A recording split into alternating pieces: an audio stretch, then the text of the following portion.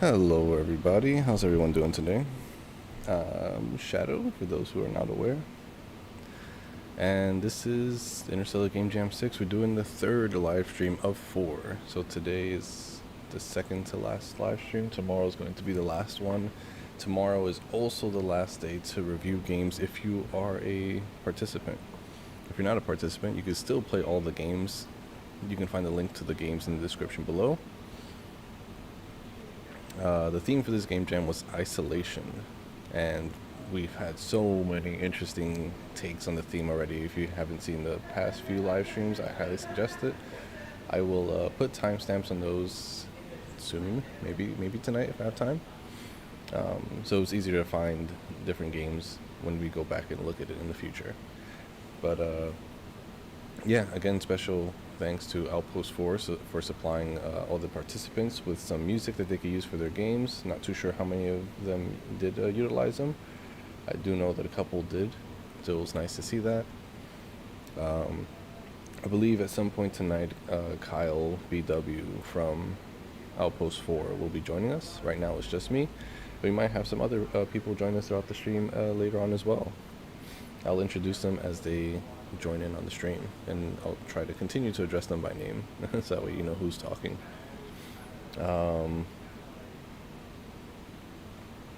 Yeah, again, I apologies for starting the stream a little bit late.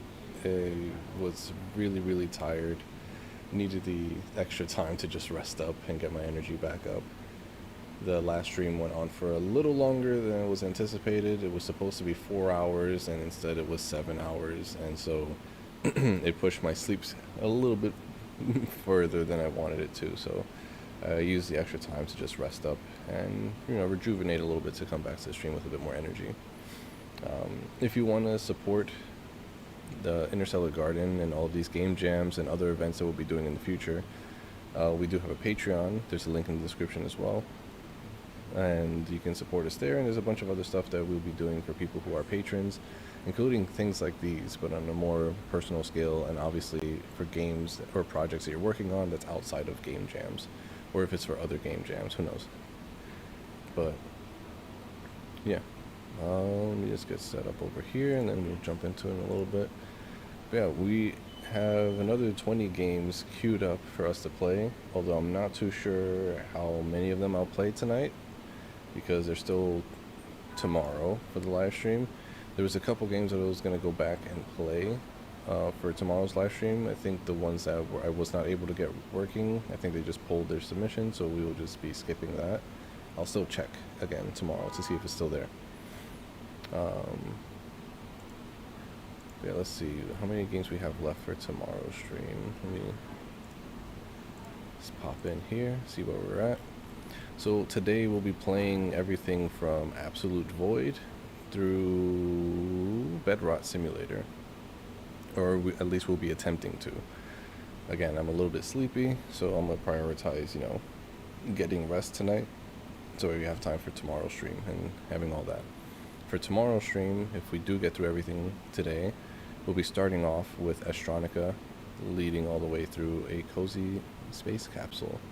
And that's what, 14, 15, 16, 17, 18 games, so we can have room for like another 2 buffer. If we want to just have another 20 for tomorrow, we can probably end a little early.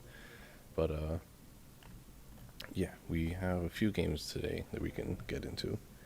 Apologies if I sound sleepy, I kinda am, but I will continue to give you all the feedback that you guys deserve for all these projects. I have everything already kind of installed and queued up.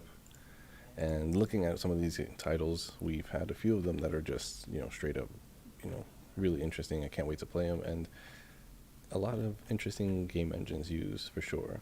Some unique ones we've spotted in the wild. Some a huge amount of Godot games that were made for this game jam, comparative to Unity. I'm not too sure what the final tally is. I will do the final tally tomorrow after we play everything. I'll probably do a tally live. And again, you guys have been crushing it with the ratings. We are like, what is it? Did it go up at all? It went up already. Look at that. We were over 1,000 ratings between all these entries and stuff, which is phenomenal. Like, you guys are doing a really good service by going out there, playing everyone's games, giving them feedback and stuff. So it's not just me, it's all the other participants, and you know, all the friends and families of the other participants as well, who are taking the time out to try out your games. You know, so shout out to everyone who's taking the time to play all these. Yeah, today should be a lot less noisier than yesterday until probably the later portion of the stream. So I apologize in advance for when things get noisy, but we might have a few interesting guests join us if that's the case. Which is one of the reasons why I might cut the stream a little bit early, just because there's an event happening later this evening at the space that I'm in right now. So things might get a little bit unwieldy, and just to kind of save everyone the not the embarrassment, but the just to allow everyone's games to have more focus and everything, so no one's distracted. We'll probably cut the stream early just to kind of allow for tomorrow be a better day to kind of focus on everyone's games. So again, we have only 18 for tomorrow, and today we're going to try to get through 20. So we'll just jump into it. Starting off with Absolute Void by Code 88. Who I think was active in some of the other live streams, so I'm curious to see if they're going to be joining us for this one right away.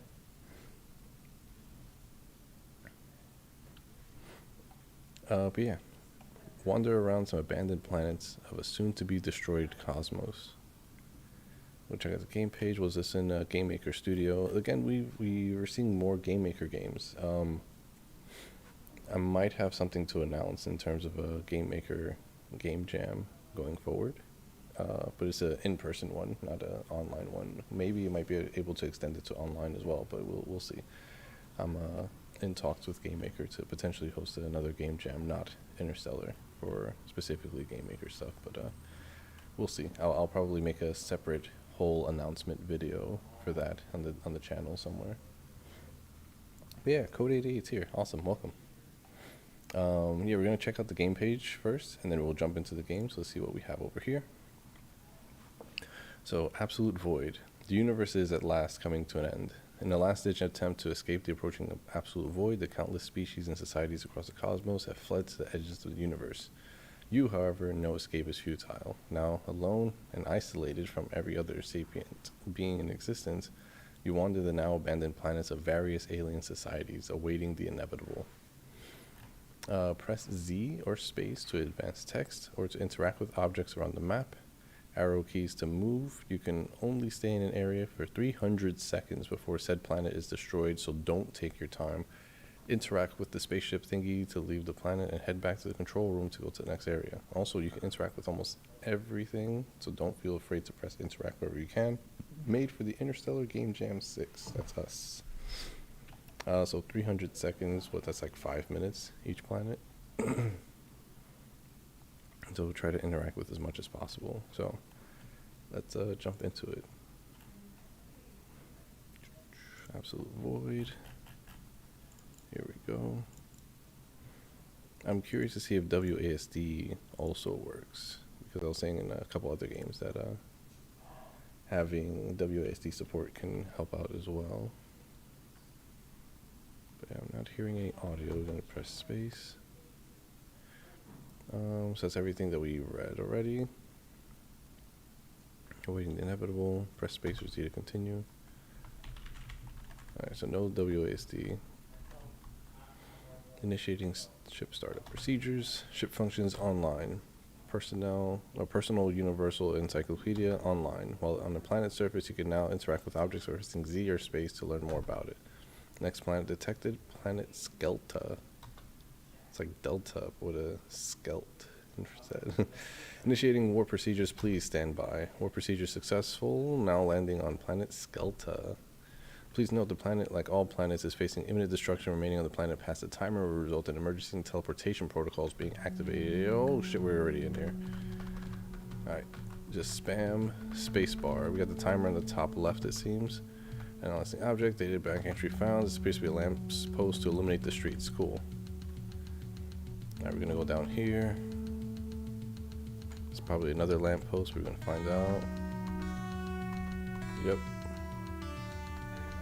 Also, this game does have music. Is there a way to adjust the volume? Not that I'm aware of. Okay, so this is just one volume fits all. Okay. Oh, we got some more stuff here. Is that a mailbox or another lamppost? Another lamppost. Okay, no, stop. Stop it.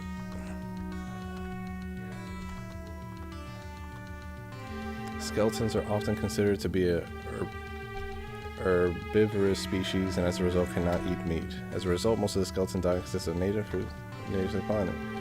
Most of the popular fruits on skeleton can grow exponentially fast, maturing in only a couple of days. This music is loud. Whoa. However, most of these fruits also rotted at a fast rate, turning purple and sour in only a few days. Interesting. So I think time stops when I'm interacting with things. That's good, at least. Alright, it appears to be a model version of one of the beams holding up the streets. In ancient times, different religion skeletons built... Oh no, the timer is still going down, never mind. Skeletons built their settlements as high as they could in order to be close as possible to the moon, which they believed to be a god. Various beliefs of the skeletons led to them focusing enlarging and advancing their fields of space and astrology. Knowledge of space eventually became widespread that other civilizations began using their terminology for astrological phenomena. For example, what is known by some as black hole is known as a confined void by the skeletons. And the term for theoretically infinitely expanding black holes is known as the absolute void. Okay, let's try to... Again, the music is very, very loud. Skeletons used for mining. Limbs are not suited for swinging motions. As a result, mining tools were designed to be thrusted horizontally to chip away at the minerals. Interesting, so it's a spear instead of a pickaxe.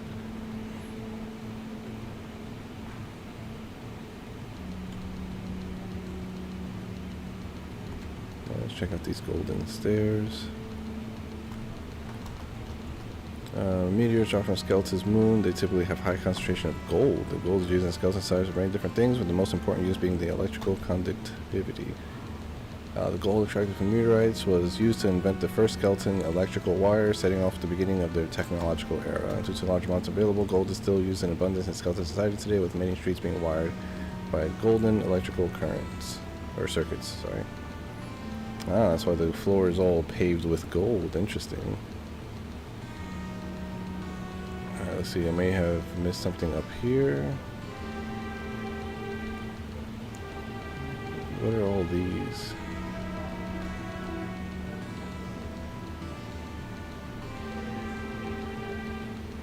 Nothing. Okay. This is where we come to collect. Statue commemorating a famous skeleton. Unlike other resources such as gold or iron, copper is relatively sparse in Skeleton. As a result, copper is extremely valuable in Skeleton. To have a statue built out of copper for oneself is considered an extremely great honor.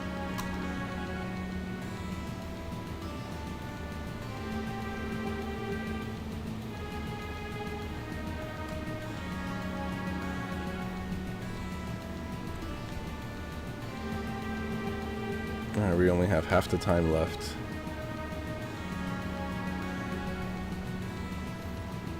We gotta go down, down, down.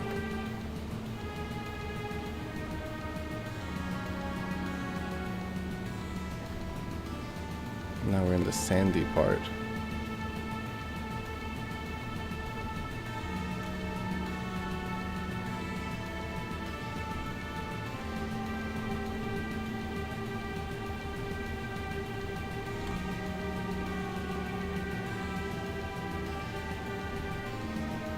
We got a little box there, and let's check out the box, and I think we're done.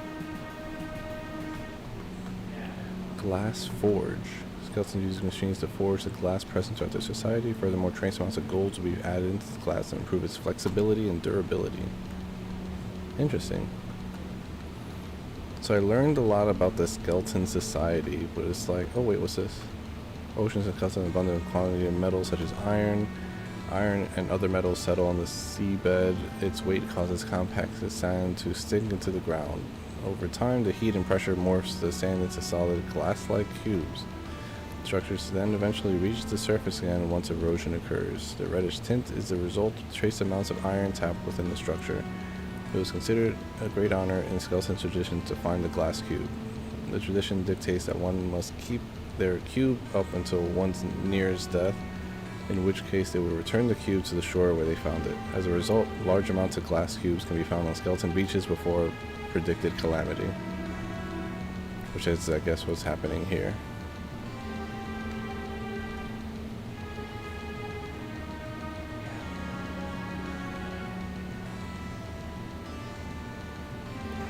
The red rectangle things? What red rectangle things?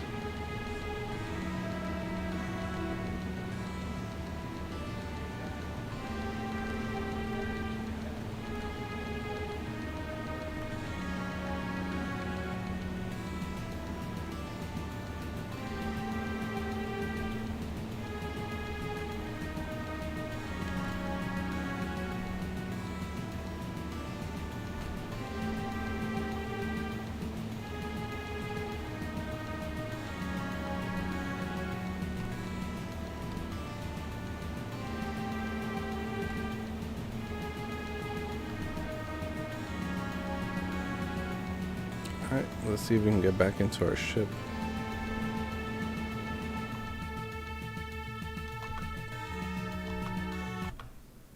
We made it back, nice. Yeah, we're gonna try out another planet. Before we go into the next planet, I will say, like I said before, the music is pretty loud. Having like some sort of pressing tab or escape, having some sort of kind of way to allow the player to adjust the volume, I think could be really nice, just to, you know, avoid other complaints with audio like that. Alright, here we go. Next one, Planet Zendam. Please stand by. I will say I do like how each planet does have its own unique soundtrack and its own unique like art style for it as well. Seems like this one's more like a top-down, whereas the other one was like more like 2.5D. Mold-like organisms that are spread across the planet's surface. These organisms are able to thrive thanks to their astounding heat-resistant properties, allowing them to withstand the harsh temperatures of the volcanic planet. Because of these properties, it is the Zendanium custom to harvest the molds from the rocky terrain, sterilize it, and use it to create heat-resistant fabrics and clothes. While themselves are able to survive in this harsh climate, said fabrics can still provide a layer of comfort during day-to-day activities. Nice.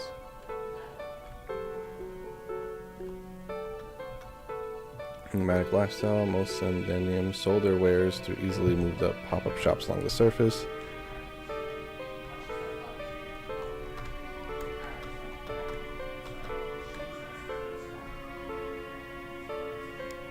I'm guessing this one's going to say the same thing.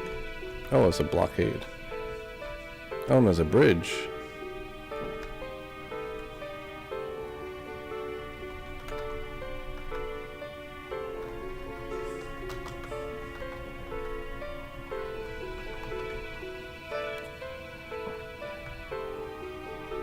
What's this? Their societies in the modern era, they eventually built giant floating machines to make their nomadic lifestyles easier. These machines could do more than just travel around, however, they also served as mechanisms for extracting large quantities of lava from the planet's surface. Well, that's what that's supposed to be, a lava river. Gotcha.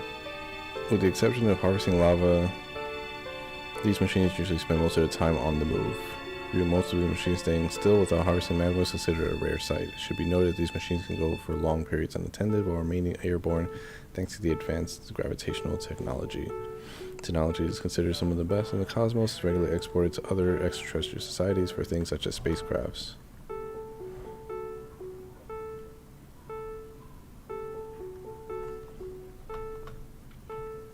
Monument. Hastily made, was constructed fairly recently. The inscription appears to read, anyone who may read this, regardless of what happens to our planet or what happens to us, let it be known that we existed, and there's absolutely nothing that can change that fact.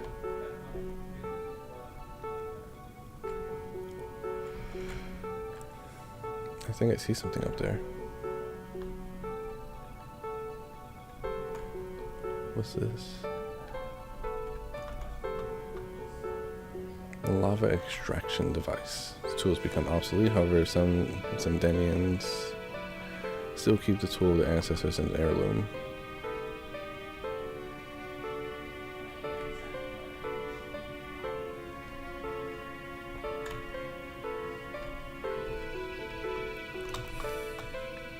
Once proper lava is collected, Zendeniums would take the collected fluid to an artificially created lava pool. Structures are one of the few stationary objects prevalent in the society. Specially trained members would then use traditional techniques to extract the various metals from the lava and solidify it.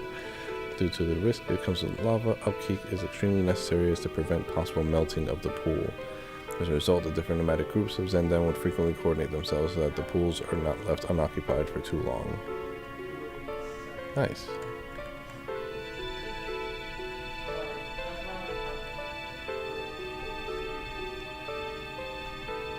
What's this? Different nomadic tribes will set up large screens that broadcast what's currently happening on the world. It's almost like a TV. Issuing an evacuation order. Maybe we should evacuate.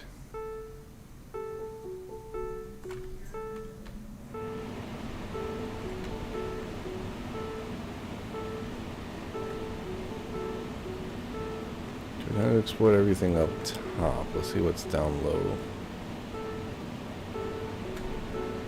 What's our ship over there?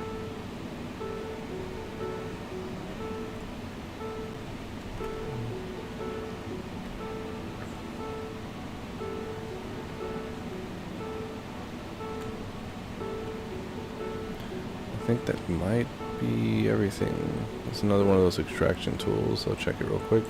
If it says the same thing, we'll just move on. Yep. Alright, cool. Let's get out of here. I think that's everything.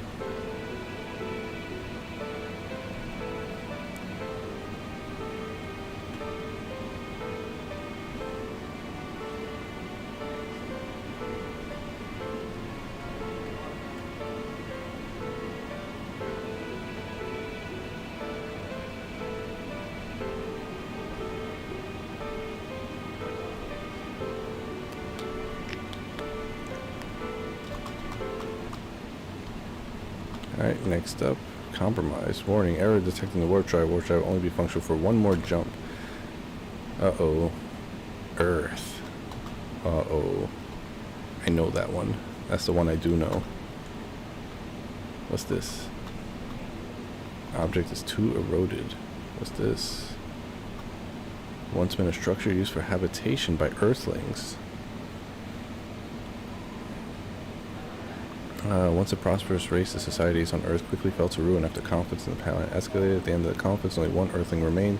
He's introduced into the various other societies of the universe and now spends his time wandering the cosmos. Is that me? Quite sad. With his unique background, one can only imagine the sheer isolation he must feel. I think that's me. Also, there's no more ship to go back to. I think I just die on Earth.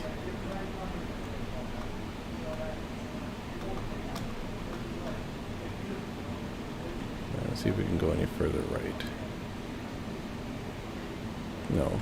Okay, let's see if I can go up. There seems like to be a little path up there.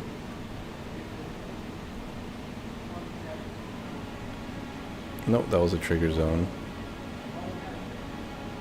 That's it. That's the inevitable heat death of the universe happening right in front of our eyes.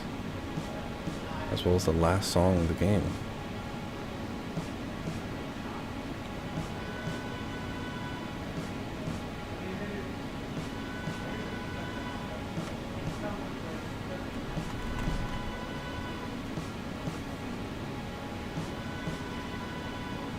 I do like this song so far.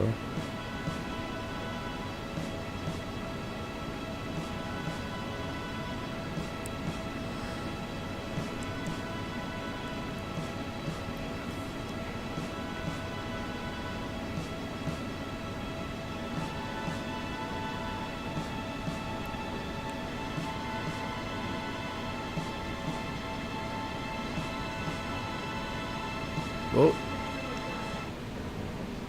Absolute Void, a game by Code 88. I was wondering why is it called Absolute Void, but now we got it. I want to just close this. Interesting. But yeah, that was let me lower my gain. Yeah, that was Absolute Void by Code 88. Interesting. You're just wandering the remains of societies. Sorry. Yeah, you're wandering the remains of all these different societies and stuff like that, just seeing what they all have to offer and stuff. Um, I was gonna say that there was a lot of reading that you were able to do with a lot of these objects, and it wasn't uniform either. Like some of them had like I feel like 10 pages of text, while other ones had just like one or two lines for people to read. So probably keeping things a bit more consistent, or at least letting them know how many pages. But it was interesting to read about these different like societies and stuff and how they evolved differently compared to like how Earth evolved. And then that twist at the end of the last planet being Earth, I think that was a nice touch because then we get some backstory as to who we are as well. The lone wanderer in a way, the last Earthling, just kind of not just wandering and exploring all these other civilizations that were once thriving, but also kind of seeing what happened to Earth, finding out who we were in the process. I wish there was more to kind of explore on Earth before we hit that trigger zone, but that's okay. I think that's part of it. It's just everything is just in ruins, and that's the point, and that makes you feel even more isolated on top of it all. But yeah, that was a nice touch there. The music was nice. I did like how each planet had different music. Although I said before, I'll say it again, having like some sort of volume control button would be really nice. Maybe even adding a track for when you're inside the spaceship, like a little hub world soundtrack or something simple, to kind of go along with it. But the music you did have was really nice. I liked the last one at the end there, especially with the drums, and also did like the variety of the music. Who knows? Maybe the music that was played in each of these different civilizations, the different planets and stuff, were reminiscent of what the civilization was like. Um, but yeah, the I would say probably adding some WASD movement because it is nice to be able to use my left hand and my right hand independently. But other than that, pretty straightforward game. It's pretty nice. But yeah, that was Absolute Void by Code 88.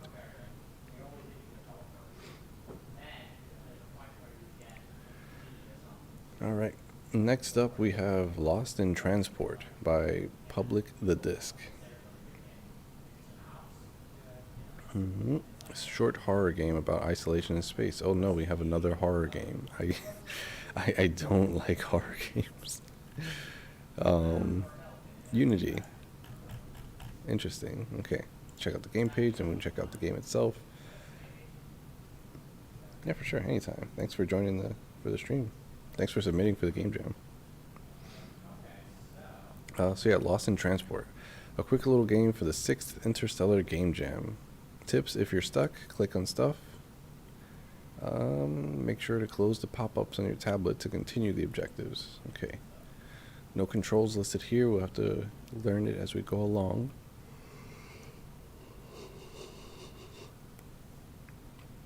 So yeah, dev notes. I made the game pretty easy because I didn't know how receptive people would be to a more difficult version, but I was able to beat it a few times. The map isn't randomly generated, excluding the items, so it should be relatively easy to navigate. I would have loved to add a few more little bits of interactivity and make the sanity stat a bit more engaging, but I kind of ran out of time. But either way, I really like this claustrophobic maze idea where the danger's unknown as you go insane. And I might develop these systems a bit further if I get some inspiration. Do not read if you want to figure out the story yourself. Okay, I won't read. Let's figure out the story. Let's figure it out ourselves. And if we can't, then we'll read that. But yeah, hopefully hello Squelpy. Welcome to the stream. But yeah, let's open up the game, jump into it. Hopefully the game explains the mechanics for us as we go along. What's that? Lost in Transport, okay. And like I said before, I'm not a fan of horror games, but that's okay. I'm not going to stop you from making horror games. the last horror game that I played on live stream yesterday. I forgot which one it was. It was one of the submarine ones. I think it was called Dot. The jump scare got me, and I everyone in the office was just like, "Whoa, are you okay, buddy? What's going on over here?" Everyone came in to check on me, just because I let out such a such a loud scream. But I do appreciate you letting me know ahead of time this is a horror game. I will try not to get scared, but no guarantees. Ooh. So we can already see an issue here with the scaling. Again, this is one of the reasons, I guess, why it's nice to have an ultra wide monitor and an ultra mega big cursor. Just for instances like this where we can kind of see things getting cut off. Different screen resolutions and stuff should be considered, not necessarily for game jams, but just in general for games. When you're making projects, you want as many people to be able to play it without having any issues. So an accessibility thing. But yeah, let's check out the settings, check out how to play, and then we'll start it up. But I mean, I hope I'm not missing too much stuff at the bottom there. It seems to be just the exit sign, so we'll just see what we got. Oh, we got volume, we got sensitivity, and then we got the back button just barely visible. Again, that's dangerous. We gotta be careful with that. I will leave the volume as it seems to be fine. How to play. WASD or arrows. Spacebar to jump. Left shift to sprint. Flashlight is F. Tablet is G. Okay. Not seeing an interaction button. It's probably E if I had to guess. Guide, walk around the ship, the dark hull of a space freighter, completing the objectives while maintaining your hunger, thirst, and sanity, monitored on your tablet. So keep an eye on the tablet. Open your tablet for new objectives. Remember to maintain your oxygen levels. Keep your eyes peeled. Fuck. Oh, fuck me. It's a first-person game.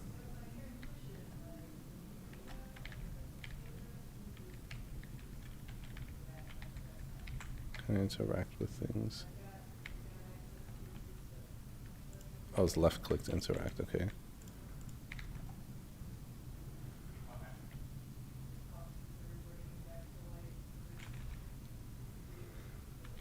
Well, we seem to be doing fine.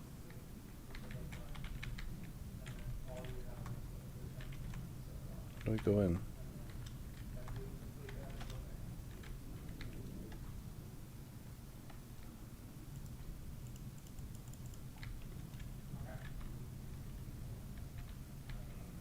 I'm thirsty.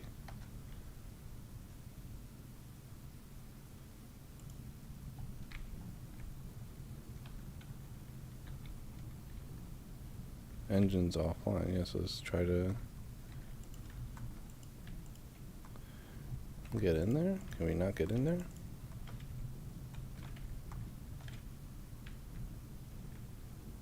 What's happening?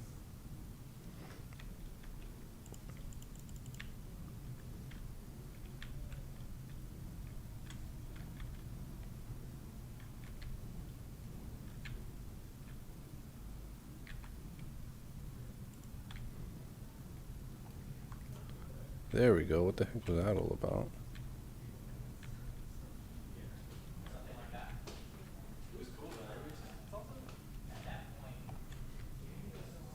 Apple, no doctors here. Okay, so we have a little sanity meter. Find the oxygen. Okay, I feel like I'm being watched. That's okay. Find the oxygen pumping room and pump oxygen.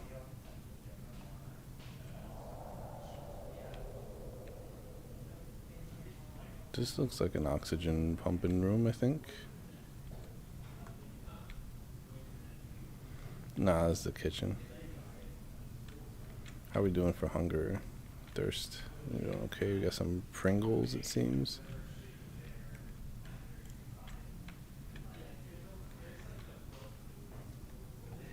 What's this? Oh, it's just clipping issues.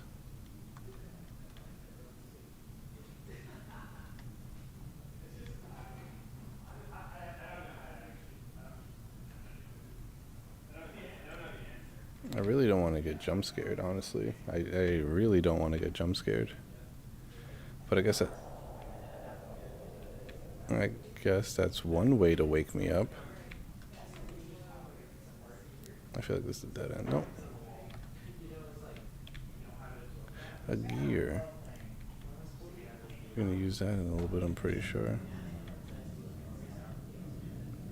Yeah, I'm pretty sure if we keep our sanity levels fine, we should be okay. But I'm not sure how to bring those sanity levels back up once it does go down. So we just gotta move fast, I think.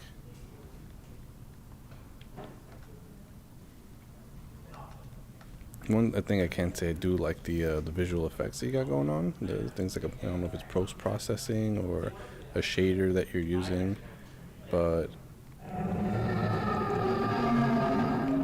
I don't like that.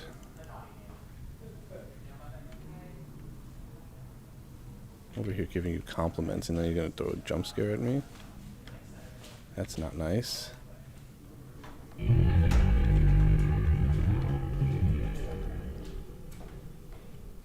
Oh, I think we died.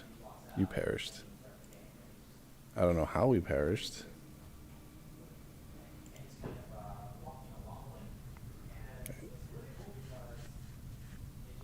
Interesting, because our sanity was fine. Was the monster just like following us or something? So objective 1, eat, drink.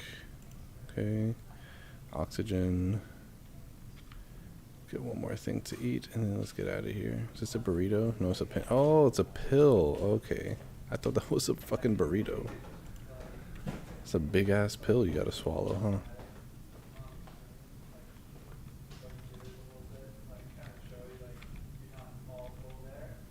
So we got the engine part right away. That's dope. The kitchen's over there.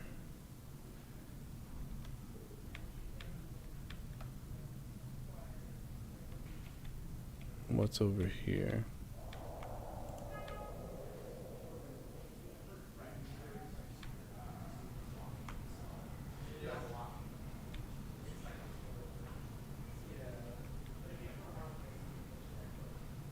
Another engine part.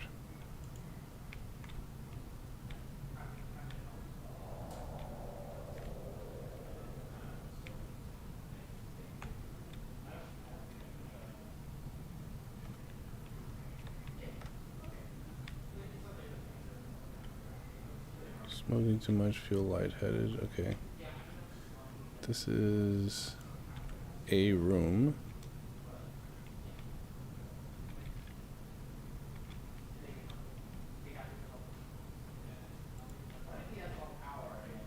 Nice. Can I sleep? Nope. Is this more fish?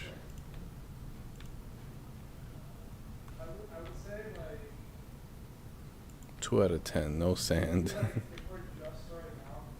And then there's another computer that I can't do nothing with. Or monitor, rather, I should say. Low oxygen, engines offline. Okay. So I think the rooms off to the side are safe rooms. So I'll keep that in mind.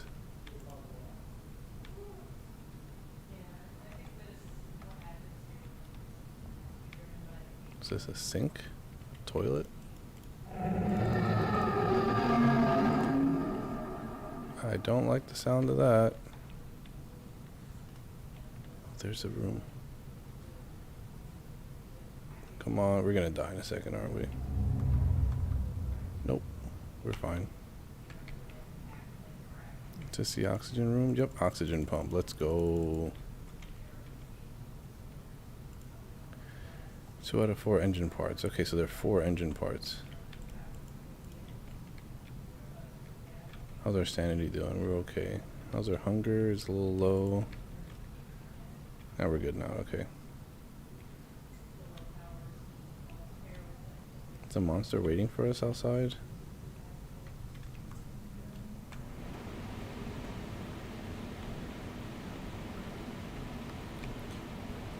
So I'm digging the sprint bar, however I feel like it's a little... It drains a little fast. Oh, there's another part.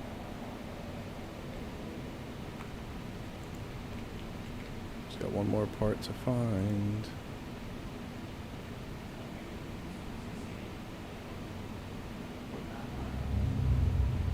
Okay, the monster's monstering again.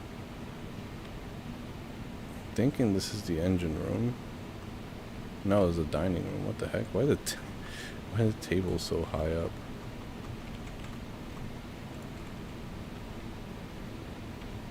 Okay, let's see. What's our status? We're a little crazy, but that's okay. There's alcohol there.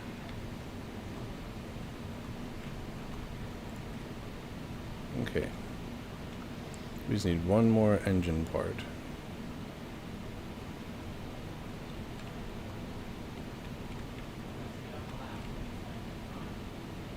What's that? Is that a burrito?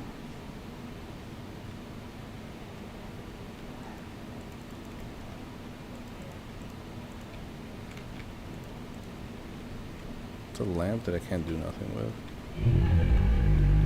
Oh, he's angry. He's angry. Go inside.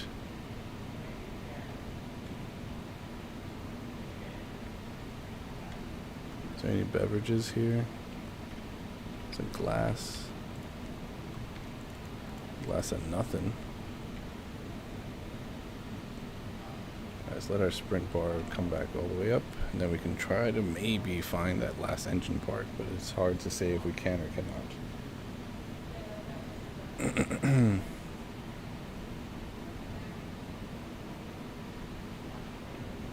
think the strategy is to kind of hug the walls.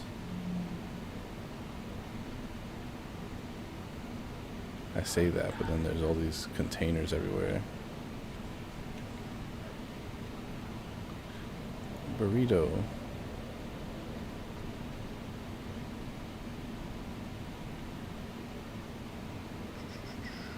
What's a toilet? I wonder what the toilets are for.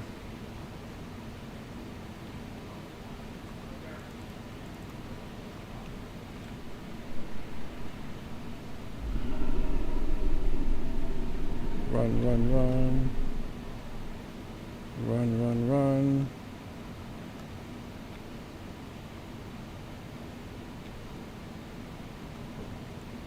Hey, this must be where the engines are powered. So this is one engine fixed. 2 engines fixed. 3 engines fixed, and now we've got to get one more part to fix the last one. Oh wait, no we don't. What?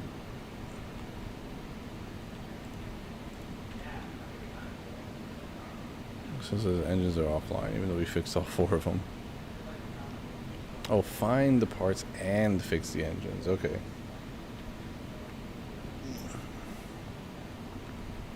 We got one more part to find, and I have no idea where to even start looking.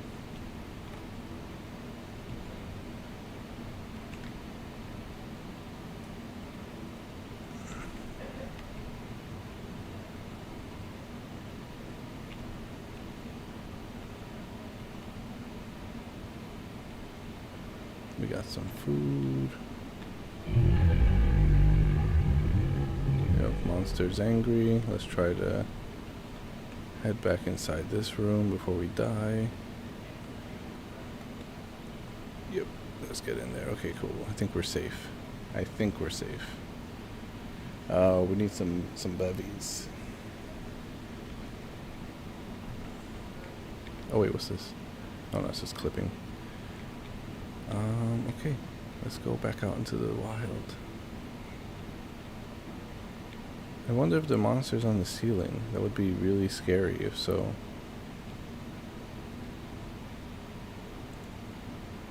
Get some Pringles.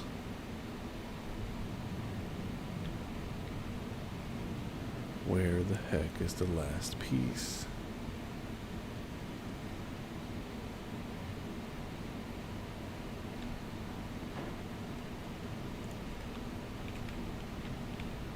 Nope.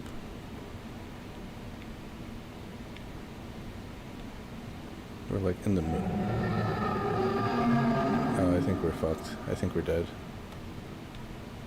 I think we're dead.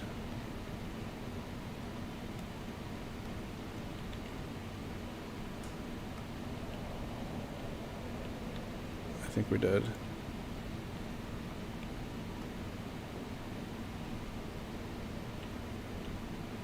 I cannot find the last piece. Yeah, I know, I'm parched too. Turn on the lamp. Oh, we're fucked. I hear him running.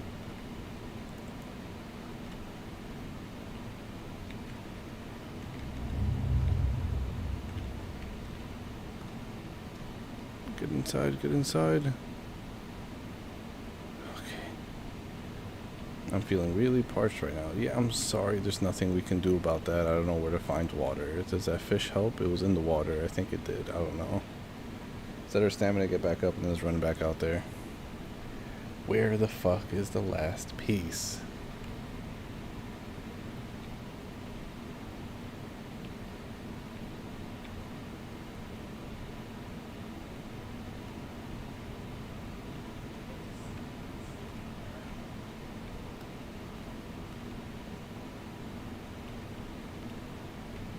See if we can make our way back to like the starter room.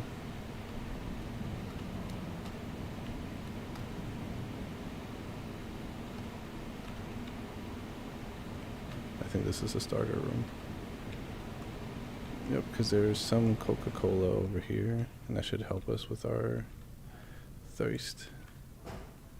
Gets it halfway, that's fine. We got some burritos here, let's take that.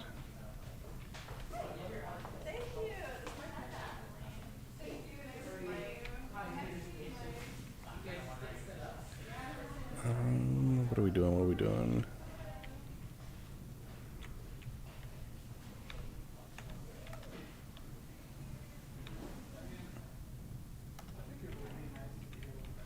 Ooh, more liquid. Liquid courage. Come on, I need it.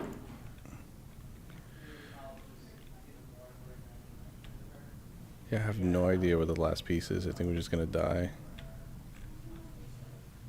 We might have to call it. Yeah, I know, buddy. I know. I wish I could find it too.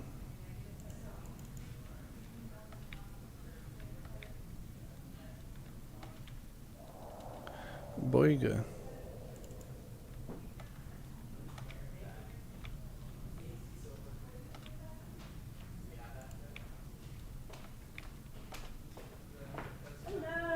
Hello. Hello.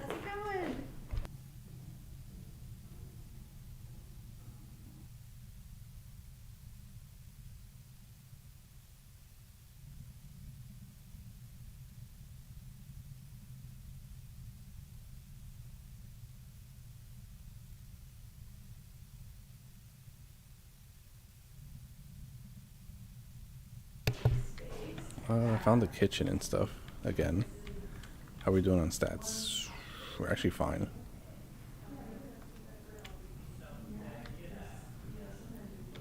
But I still can't find the last engine part, which I think is just going to get us killed in a little bit, which is unfortunate.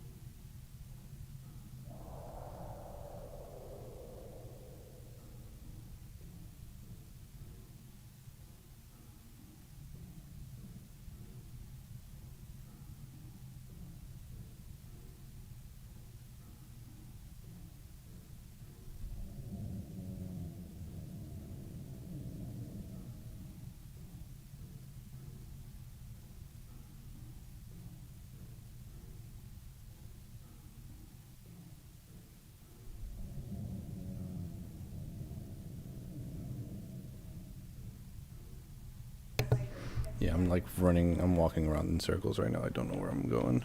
The monster's probably gonna get pissed off in a second now. I feel like I explored like every inch of it, but I just, it is a maze, like you said. I think we're fine as long as we keep our sanity up. I just don't know how we got killed last time. Seriously, where the hell is the last fucking gear?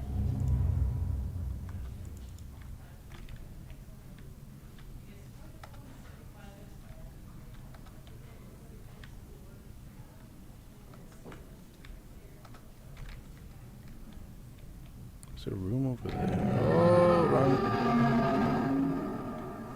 Run.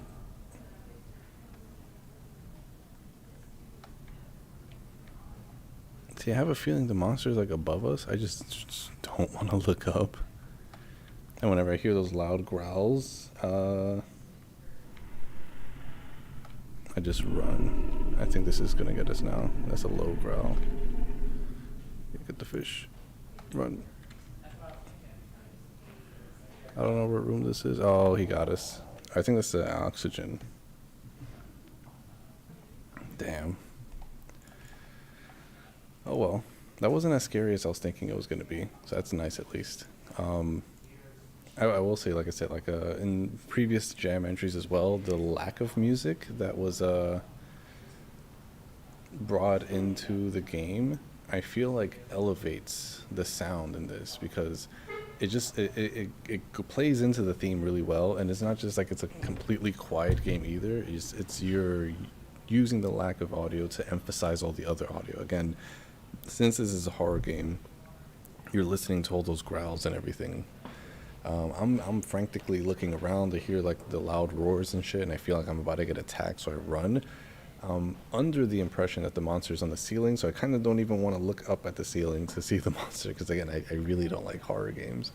But this one is less more about like jump scares and more so about just the ambient horror. Like it's like, oh, there's something in the room with you, you better hurry up and kind of do your thing. And the growls kind of emphasize that to some capacity. Really nice use of like the art aesthetic in the game, giving it that kind of like PSX kind of vibe. I really like that, and it adds a bit more into the horror aspect of it. I think some people will call it analog horror. I'm not sure if that's the right term for this, but it is nice to kind of see a game do that here. The mechanics were pretty straightforward in terms of like movement and stuff like that, interaction. Like you did have a good sprint meter. I personally would like a larger sprint bar, one that doesn't drain so quickly, or one that recovers a little bit quicker. But I guess that adds into the horror aspect of the game. You're just a little like out of weight person in this freight hangar all by yourself and everything. Yeah, psychological horror. Yeah, that's a good way to put it. Yeah, and then having those different things like hydration, food, hunger, and then what's it called, the sanity meter as well. I think that was interesting. One thing I did have in terms of gripes with the art was like how oversized certain things were, like the toilet and tables and stuff like that. It was just like really, really high up. Even the couch, you have to like fully jump on top of it. I'm not sure if that was done intentionally. I mean, constraints of the game jam for sure, but it just seems a little weird how you have like some oversized objects in some room and then everything else looks like regular sized. So one thing that I keep saying for all the other games is having the art be consistent across the board. It doesn't matter how quote unquote good or bad it looks in terms of like, oh, this is like super realistic, high definition, like, oh, this is like pixely 8-bit kind of art. It doesn't matter to me personally. What matters is if it's just uniform. Like if you're gonna do an 8-bit kind of thing, keeping it 8-bit all around. If you're gonna go hyper realistic, keeping it that way all around as well. There is a kind of charm to having certain things be uncanny. That's if you lean into it, if you're uncanny consistently throughout it all. But with this one, like the only gripe I have with the art is just how inconsistent certain sizes of the models are. Aside from that, they all look visually, really appealing and stuff. I like the freight little tagline and stuff they have going on here. But yeah, all of those elements and the mechanics and stuff play into the horror aspect. I do like that. And yeah. Oh wait, before we do move on, let me read that section I skipped. So the story was also something I liked making in world building. This idea of a mega corporation which went to space in the early 90s and gained massive power over all consumer goods and people. I wish I could expand on it a little bit more with some well-made models, but I'm horrific at using Blender. Oh, that explains that explains the variation in model sizes. That makes sense. Anyway, thanks for playing my game. Thank you for making the game. Thanks for submitting to the game jam. Seriously, I did feel isolated. That I can say for sure. But yeah, that was Lost in Transport by Public the Disc. Yeah, moving on. Like I said, I think people are starting to set up for the party now. So I'm going to try to move through these as quickly as possible so I can just get through as many games quickly. Again, if we cut the stream short, that's fine. I will continue where we left off tomorrow in tomorrow's stream. But yeah.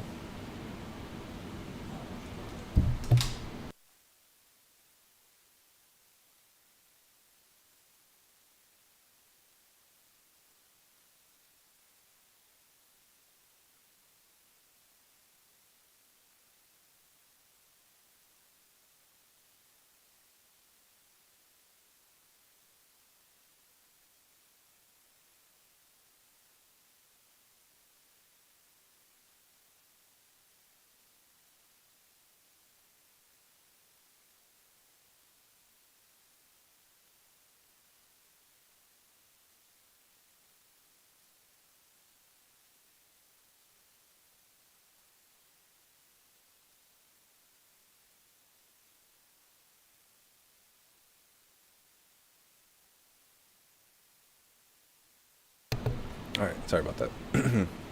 Yeah, next up we have Train of Thought by Stefan Jorgensen, which I that name looks familiar. I can't remember if they submitted to a previous jam or if I seen them in the chat or not, but I think better in isolation. Do you? And this one's in browser, so we'll check it out in here. The Train of Thought, incorporating the theme Isolation, was made in a week as an entrance to the Game Jam Interstellar Game Jam 6, and besides the music and some of the icons, I made everything myself. This is very much a self-reflective game. Over the years, especially while studying, I found I'm most productive when I don't have people around me, not even my wife. This can get difficult at times, and that's what the game is about. I can relate, for sure. Like when I'm completely isolated and stuff and just in the zone, I just kind of get into it, which is why I like prefer working late nights and stuff, because everyone's asleep and everything, and then I could just kind of roam around and jam out and do my thing without having to worry about other people, because I'm also very social and I like talking to people. So it's I am my own worst enemy in that regard. But yeah, how to play: find a quiet place to think. The quieter the better. Rattle your brain with a familiar mini game. Are people getting too close? Nudge them. Collect as many thoughts as you can before the deadline. Hint: listen. Ooh, I'm gonna put my headphones on for this. So by the way, I implemented the mouse cursor. The way I implement the mouse cursor does not work well at all with the web build. If you get sick of the flickering cursor as I do, go ahead and download the Windows build. It should be okay. We'll try it out. We'll full screen it too. WASD, E to think, M1, so mouse click to nudge. Interstellar Game Jam 6 by Stefan Jorgensen. And then these are where you got this stuff from. Okay, cool. Also, I do like the mouse cursor is not my link cursor, so that's good. And I don't see a full screen option, so we'll just have to play it like this.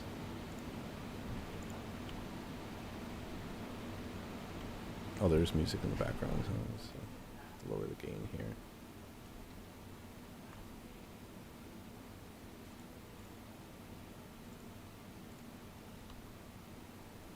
Oh, I can't get my thoughts together.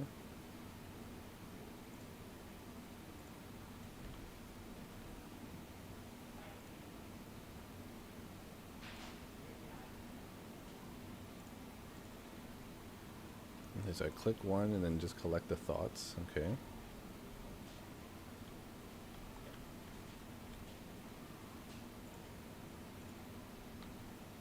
On the bigger the bubble, the bigger the thought I get. Okay, cool. Okay, so let's get out of here. Yeah, the productive hours is when everyone's asleep. That's facts. Okay. So mouse 1 to nudge. I can see the flickering you were talking about. Is it mouse 1 to nudge? Nudge. Get out of here. Let's see. It's E to think.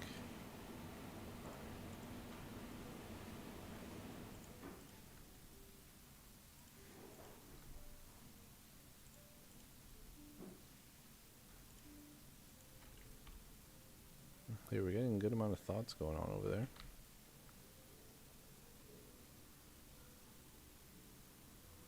Yeah, they seem to flicker when you hover over people, which is interesting.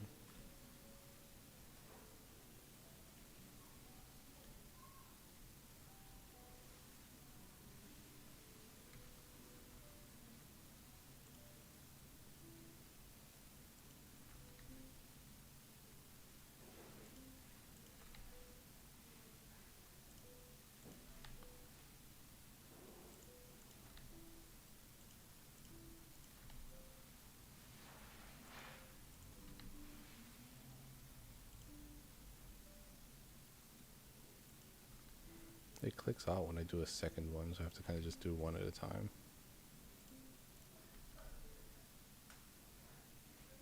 I didn't see which one it was. So we're at 283 thoughts. That's a lot of thoughts to have in this amount of time. Let's see what happens if I go all the way over here.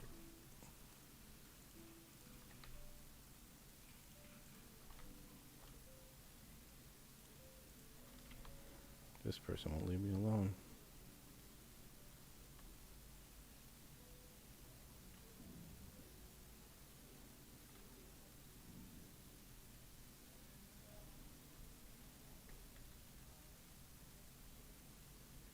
Aw, was that it? Let's try that again. Oh, that's cool. You get to play as different characters. You don't just play as the same person over and over again. That would be neat if you can kind of either choose a character manually or have a customization option so you can play as whoever you want to play as. So you can have a little bit more attachment towards the character that you're playing as. That'd be neat. But let's find a nice quiet spot. I think right here is good. Oh, right here's good. I say that and they all kind of cluster around me. The crowd gets louder the closer they get. That makes sense.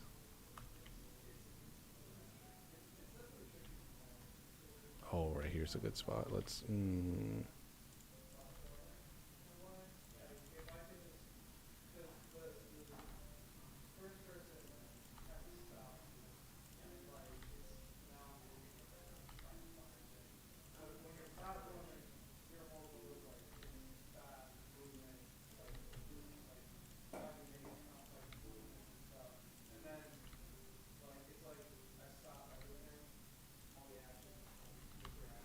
Oh, now they're coming over to me. Can we collect 1,000 thoughts is the question.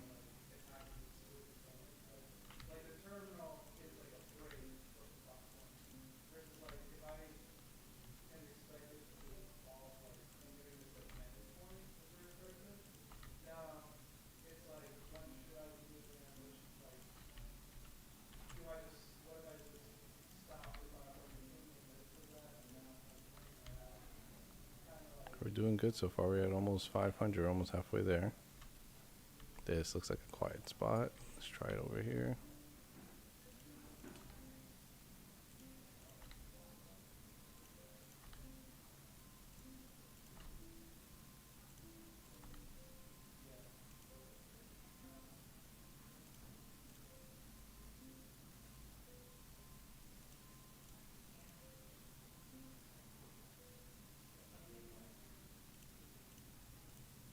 So it is like Simon says. I was playing it wrong the whole time.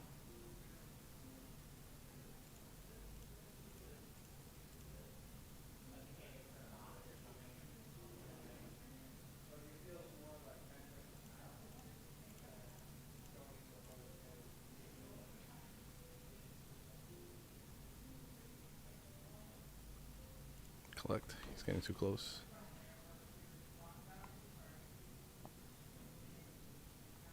How about here?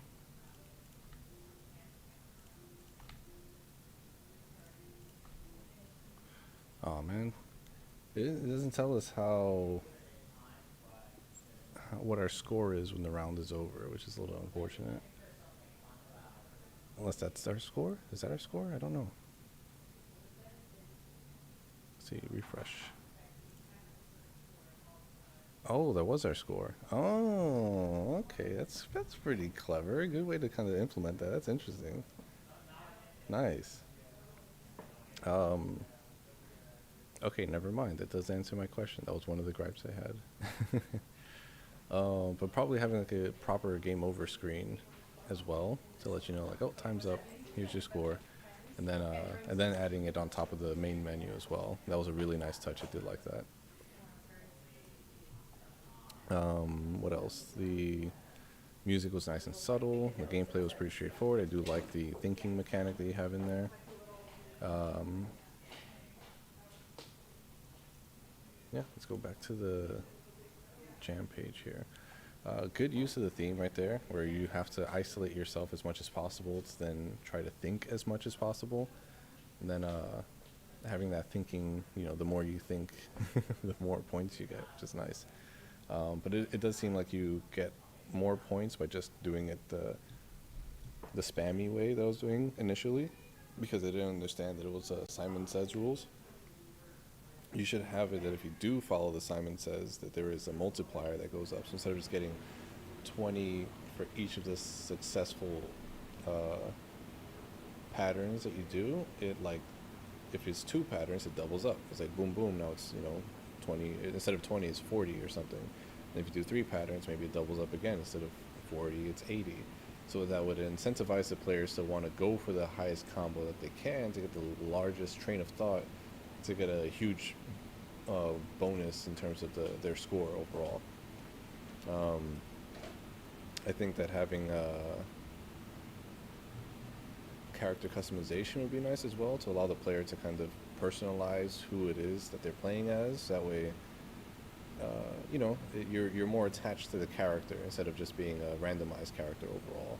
I know that's a little bit of a stretch for a game jam, but if you want to continue working on this does seem like a nice little chill game that you could play, just to kind of like pass the time to get a little high score going on.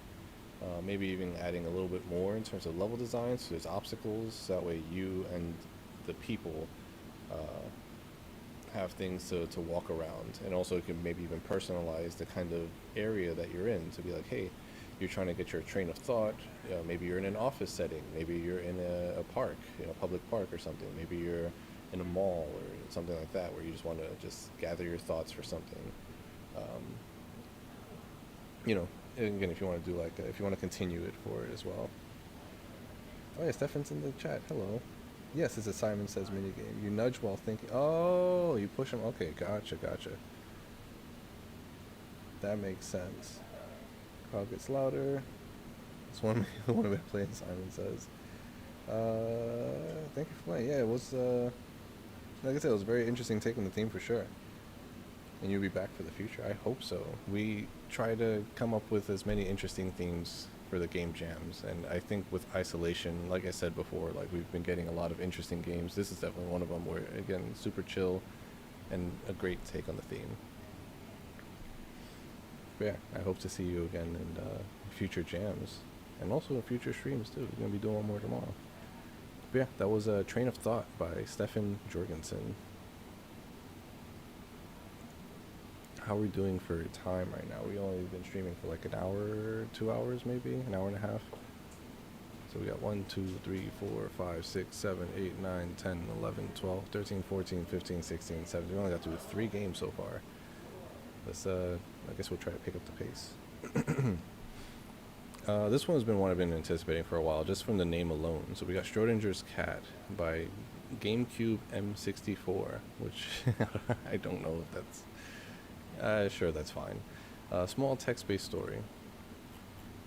I made this small game in 3 days for Interstellar Game Jam 6, for the theme being isolation, made mainly to try out Ink by Inkle, programming language made for making dialogues or stories like I did. I've heard of this programming software before. It's awesome. It's great, especially for like narrative-based games. If you want to change the volume or quit the game, you can press escape. Hell yeah. And what engine was this in? Unity, using Inkle. Awesome.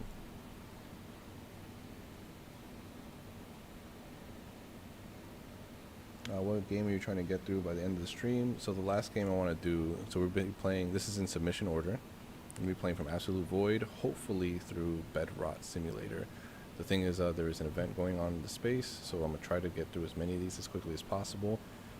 We might have to cut the stream a little bit early, so I'm going to try to just get through these as fast as I can. So yeah, Schrodinger's cat. We'll try to full screen this. Or should we do the other full screen?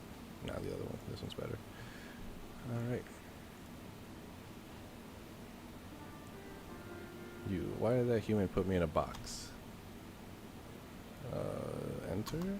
Click? Click. That guy is so weird. Well, I do like boxes, but taking them without asking is part of the fun. It's really dark, even though I'm a cat. It's like if nothing exists around me. It's so silent. True. Whoa. Ah. Sorry. Since when are you here? I don't know. Do you? Who the heck are you? And how'd you get here? I think I'm also a cat. And I can't answer to the other question. I don't know more than you. So, what's your name? Well, you can call me whatever you want. I'm gonna call you Maxwell. Don't that... I think that's a D. Oh, that's an I. Isn't that the black and white cat in the meme? Yeah. I like that. Cool. And what's your name? Catnip. Your owner is really original. Listen. They feed me, and I let them name me. Alright, Catnip. So, want to do anything? Can we do anything? We can play a game. Oh, this is part of the... Oh, let's press escape. Alright, we'll play it like this. Rock, paper, scissors, or do nothing. Let's do nothing. Honestly, I don't want to do anything right now.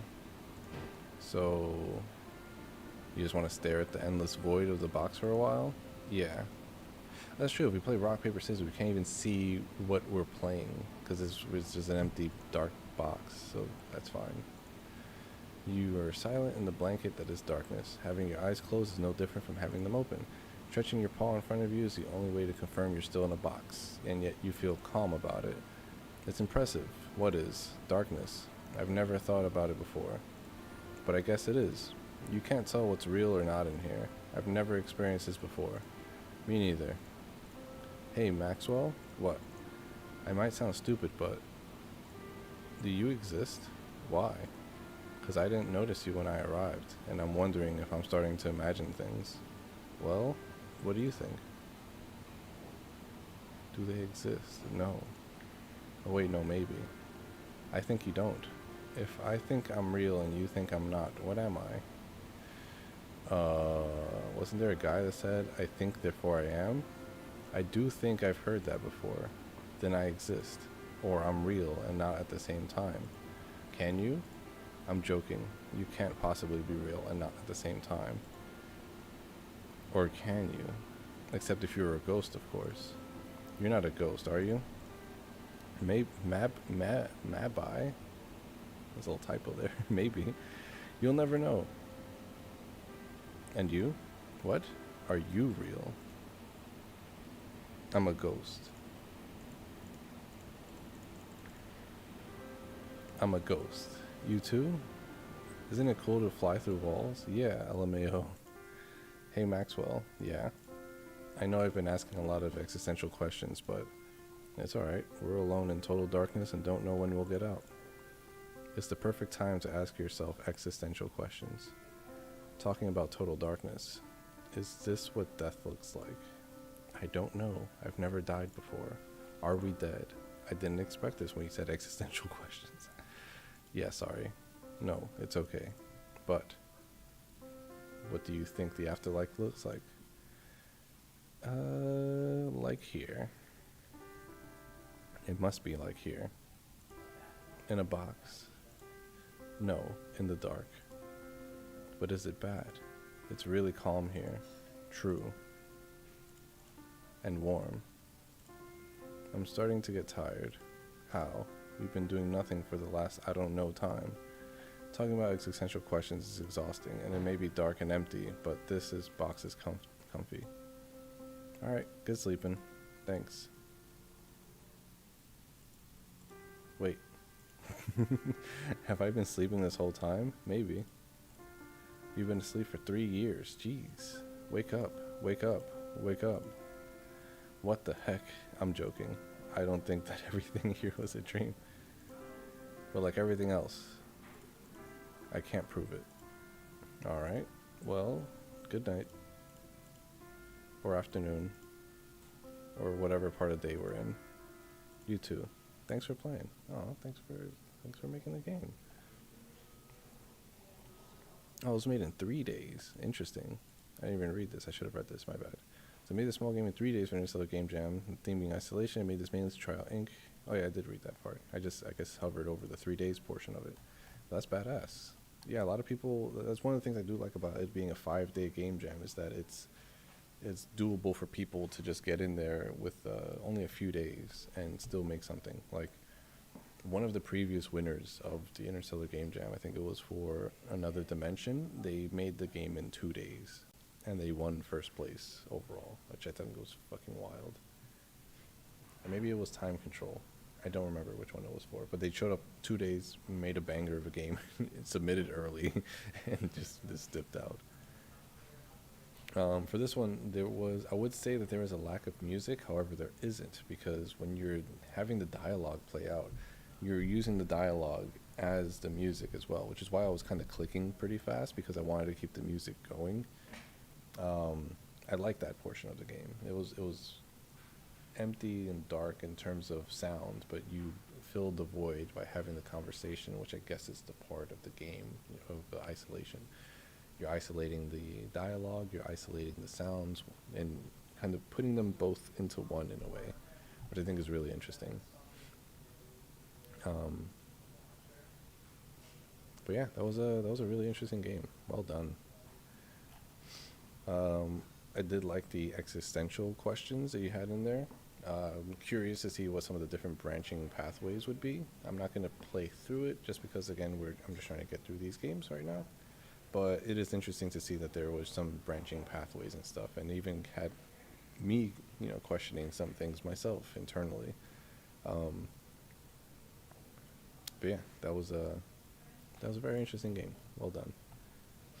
So yeah, that was Schrodinger's Cat by GameCube M64, which again I think that name sounds familiar. Maybe it's deja vu. I don't know.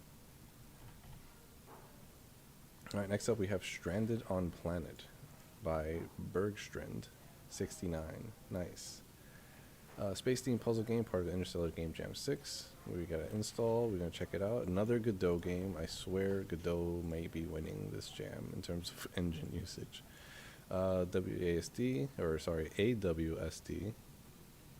to move. Mouse is to look around. Sprint is to shift. Jump is space. S is for braking in mid-air. So I guess that's pressing the backwards button. So this might be like a first-person kind of game. There's no details as to what kind of game it is in the description, so we'll try that one out. So Stranded on Planet. Game Jam. There it is.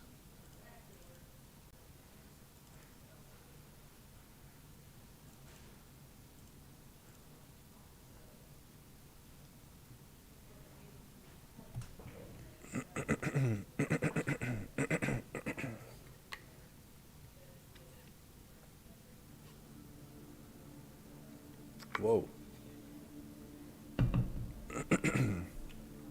No, it's a third-person game.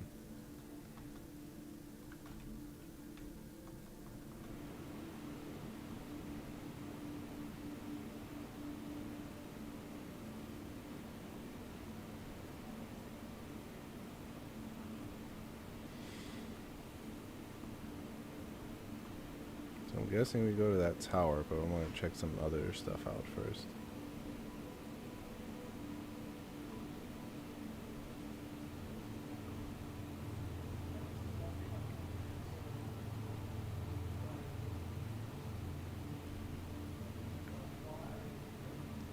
Or maybe we don't.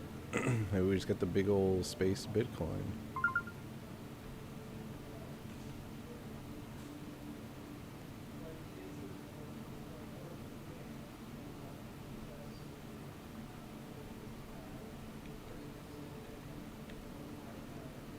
Now, should we check out the tower?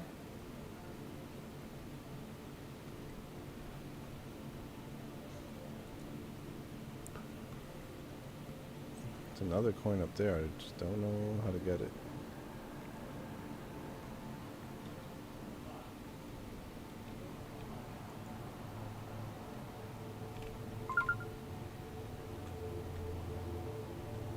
Nope.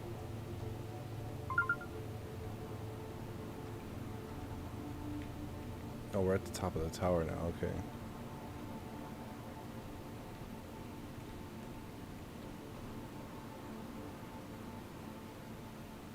No, we can't get there.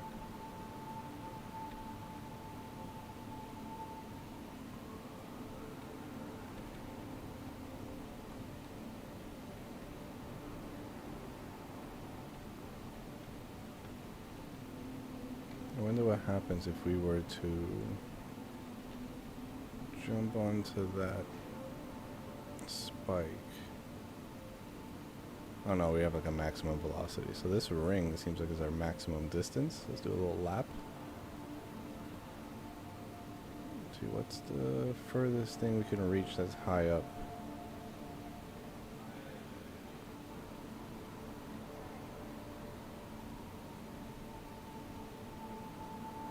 Looks like this crystal.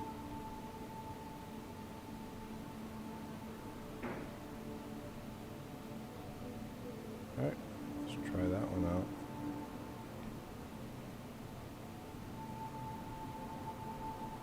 This should be the one right there. Here we go.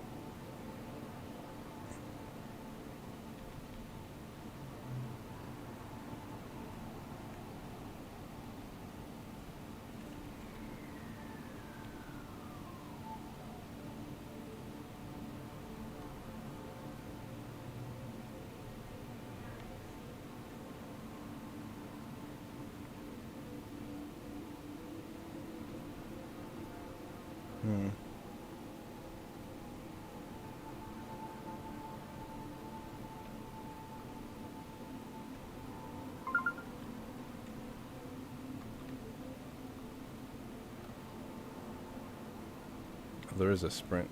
I forgot about that.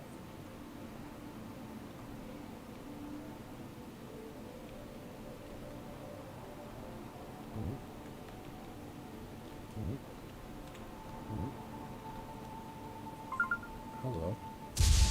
Oh shit, what the fuck?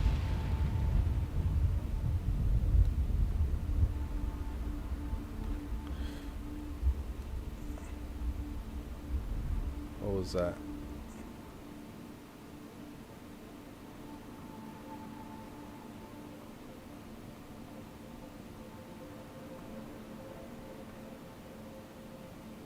Should probably go in here and find out.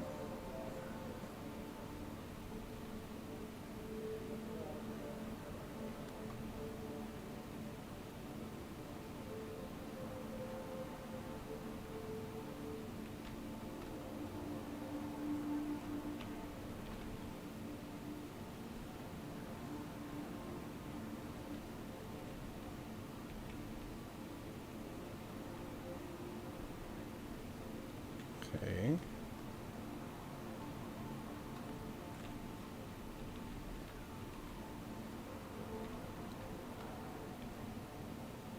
Whoa, what's that?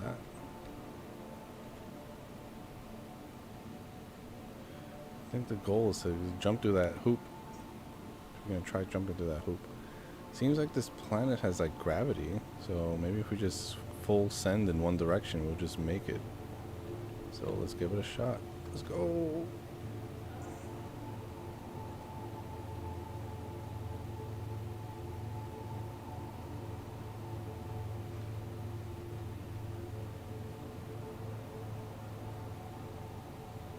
Oh, so close.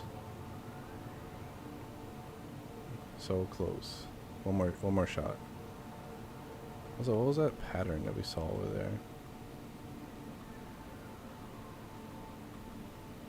This.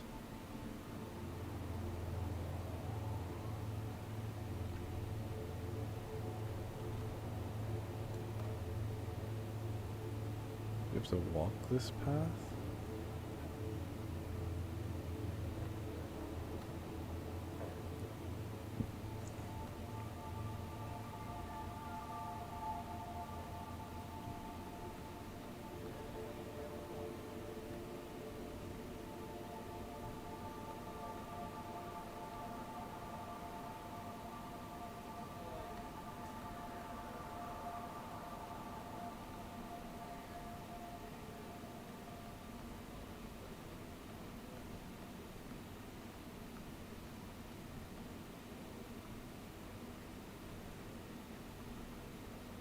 Let's try this one more time. Full send. No raggards. Come on.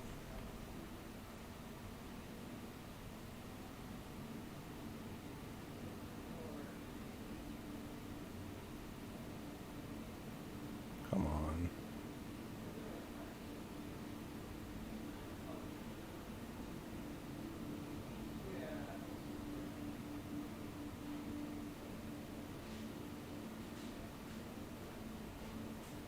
Come on.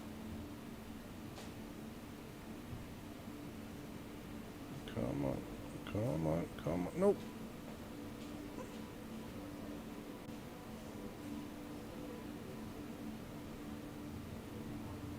I think we broke it.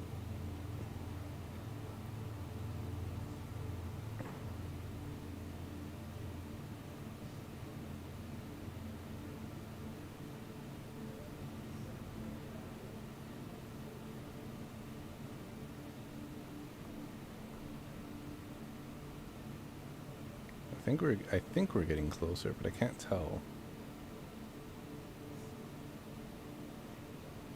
We're getting further from that, which I think we are. I think that means we're also getting closer to the other one.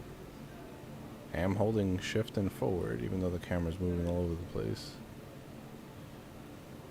I think we're getting really, really close.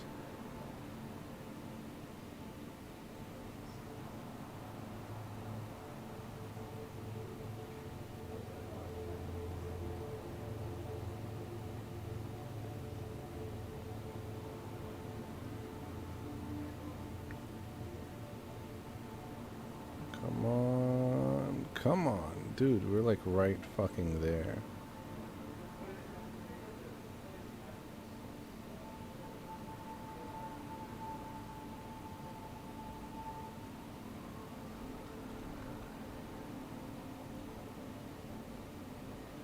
I stopped holding anything. Alright, we landed again.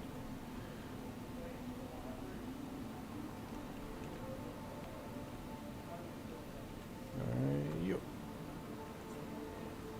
That's gotta be it. That's gotta be it.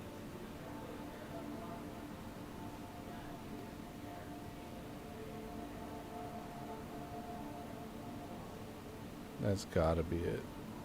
Hey, there we go. Oh, shit. There's more ice crystals popping up. What the fuck does that mean?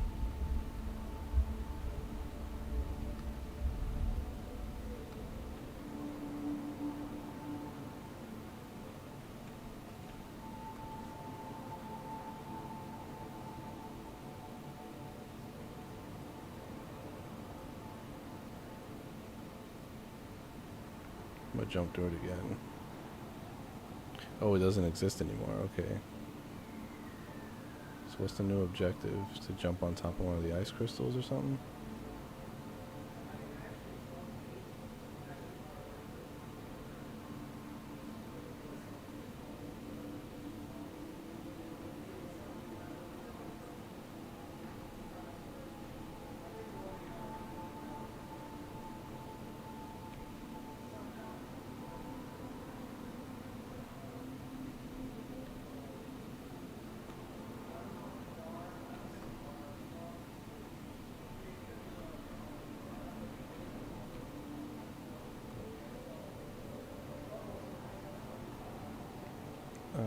don't know what to do.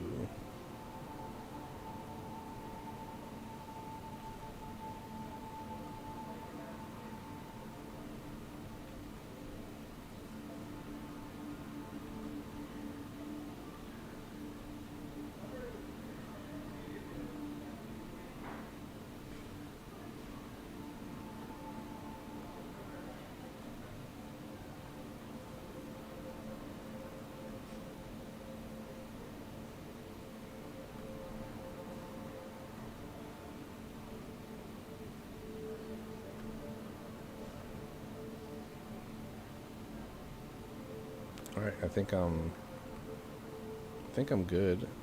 I'm pretty much stuck. I don't know what else to do. So I'm gonna call it there.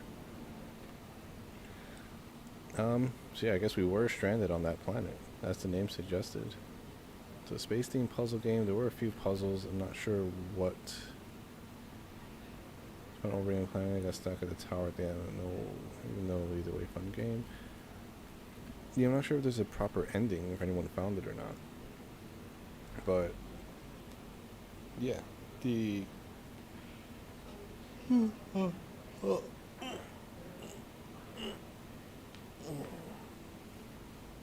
yeah, the game was very, it had like isolated vibes for sure. The atmospheric soundtrack was very nice touch as well.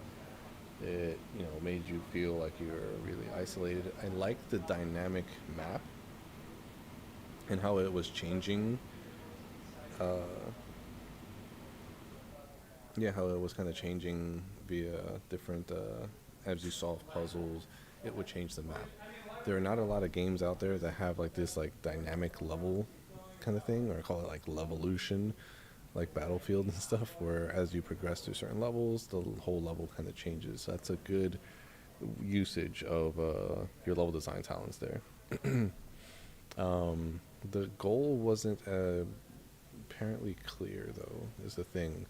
So while it was nice seeing the level change, I'm not sure why it was changing or how it was changing right away. It wasn't until the very end where I just saw the lightning and then I saw the glass coming out of it. But I'm not sure what that meant. Like, what was I supposed to do with the glass? Did that open up a new puzzle? How was I supposed to solve it? Things like that. So it's just, yeah, a lot of just guessing. Just a lot of trial and error. I collected the coins. I didn't know how many there were. So yeah, just kind of making things kind of. How good are you at blowing up?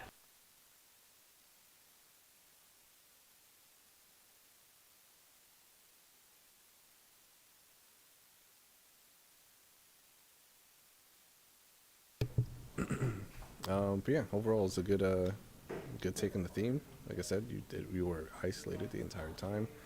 I just wish it was a bit more clear as to what the objectives were, and the sound effects were a bit jarring as well. I mean, I guess it's part of the game, but yeah, that was Stranded on Planet by Bergstrand. How many we got left? 1, 2, 3, 4, 5, 6, 7, 8, 9, 10, 11, 12, 13, 14, 15 still. We got a lot. Okay, let's start speeding through some of these.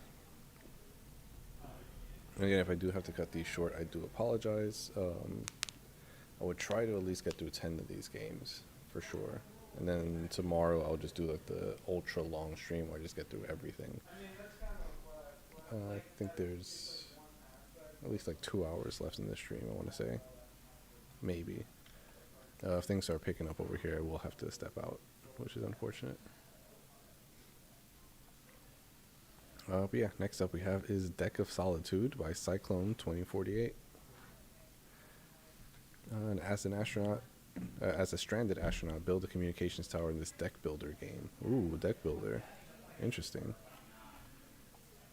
Oh, Deck of Solitude. Ah, that's clever. Clever pun right there. Hey, we got Cyclone in the chat. Welcome. So a deck builder game about a stranded astronaut. Let's read what it says here.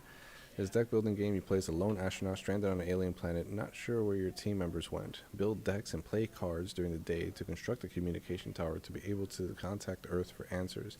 However, if you lose all your sanity, you lose. During night, you must choose between making food, having a feast, or starving to balance your anxiety levels versus food stock.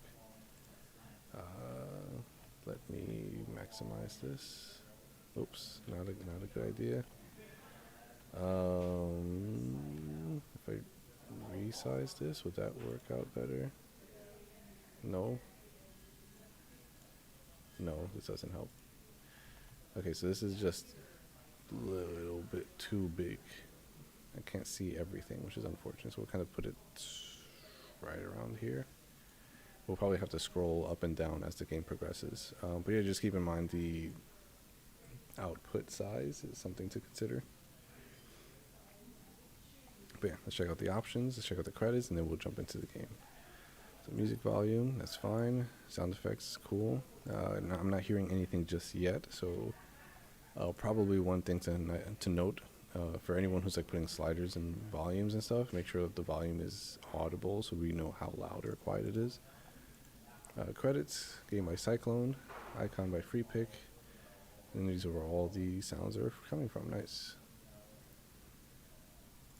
Cool. Alright, let's jump in there. Again, if it's too loud, I'll just jump back into the options and fix it.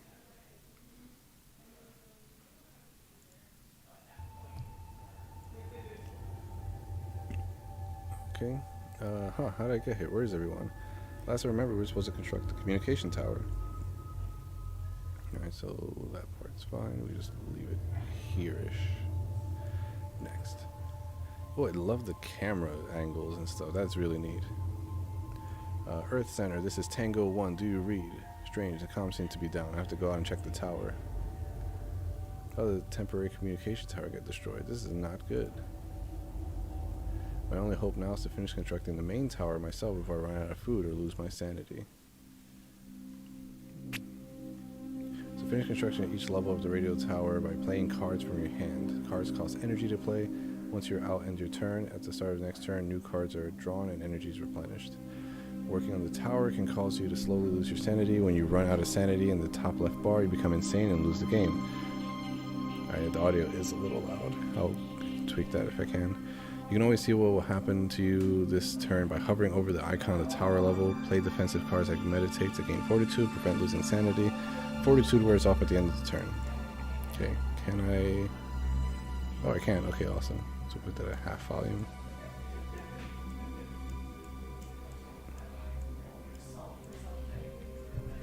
So that should be fine now. Do 6 repairs. So let's do that. Where's my sanity meter? We're still at 100. Okay, 25 food. Let's do more repairs. And then let's meditate. I guess that's what we have. What's this? What's that? I'm not sure. Oh, hands. Gotcha. Okay, that makes sense. What's this? Panicked. You will lose 2 times sanity for 1 turn. Okay, that's not good. Apply 2 smooth operations. Because we're a smooth operator. You lose 14 sanity from the tower at the end of this turn. That's not good. And I guess that's doubled because of the thing. To do 8 repairs. And then we'll do 1 meditate. Can we do more? No, we no more energy. Okay. End turn. 7. Yeah, it's fine. What's this one? Smooth operation repair effect will be ×2. Nice. For 1 more turn. Hell yeah. So do this. Nice. Pick a card to add to your deck permanently. Gain 1 energy, draw 2 cards. Gain 2 energy. Whenever a card is exhausted, gain 3 block. Let's do draw. No. Whoops! I didn't know what I was doing. Uh-oh. That was fast. I didn't know what I pressed by accident.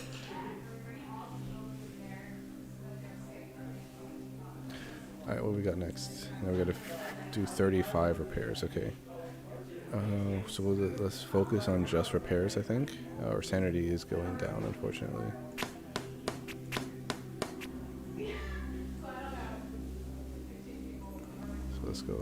turn. Some cards can get exhausted. These cards remain out of play for the current day and will be available at the start of the next day. Okay. Gain 1 energy, draw 2 cards. Let's save that one for another time. So 12 and 12. Let's get some fortitude and do the last of the repairs. Awesome. 30 fortitude is nice. 10 repair, that's handy. Draw 3 cards, can't draw additional cards, so we'll do the 10 repair one. I think we should probably eat, right? Sanity is getting low, fortitude is 5. So we'll eat some food this time.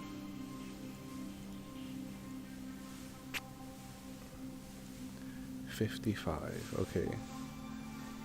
So we do 6 repairs 3 times. Let's say fuck it. What's this one?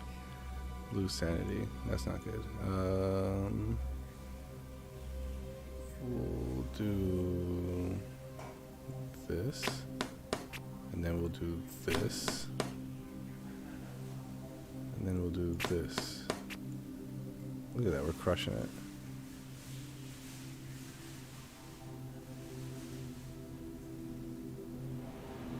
Quick fix, 8 repairs, and it costs nothing, so we'll do that one. Sanity is okay, food is not so good, so we'll make some food. Start day. 150, jeez, okay. Do some fortitude and then some repairs and some fortitude as well. Darn.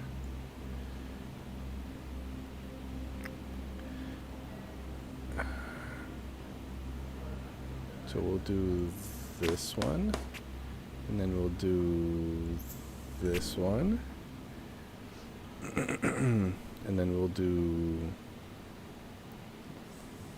this one, and then we'll do this one, and then we'll do this one, and then we'll do this one. Already halfway done, okay. Sanity is going to take a huge hit, so we probably should focus on fortitude.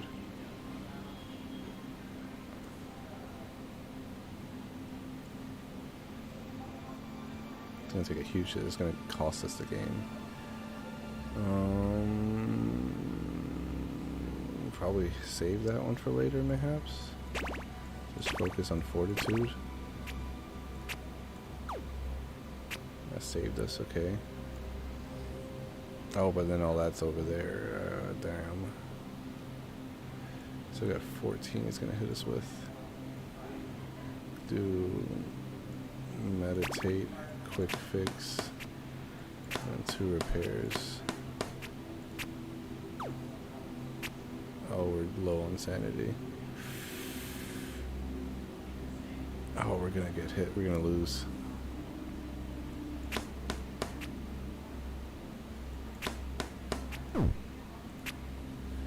We died. Interesting.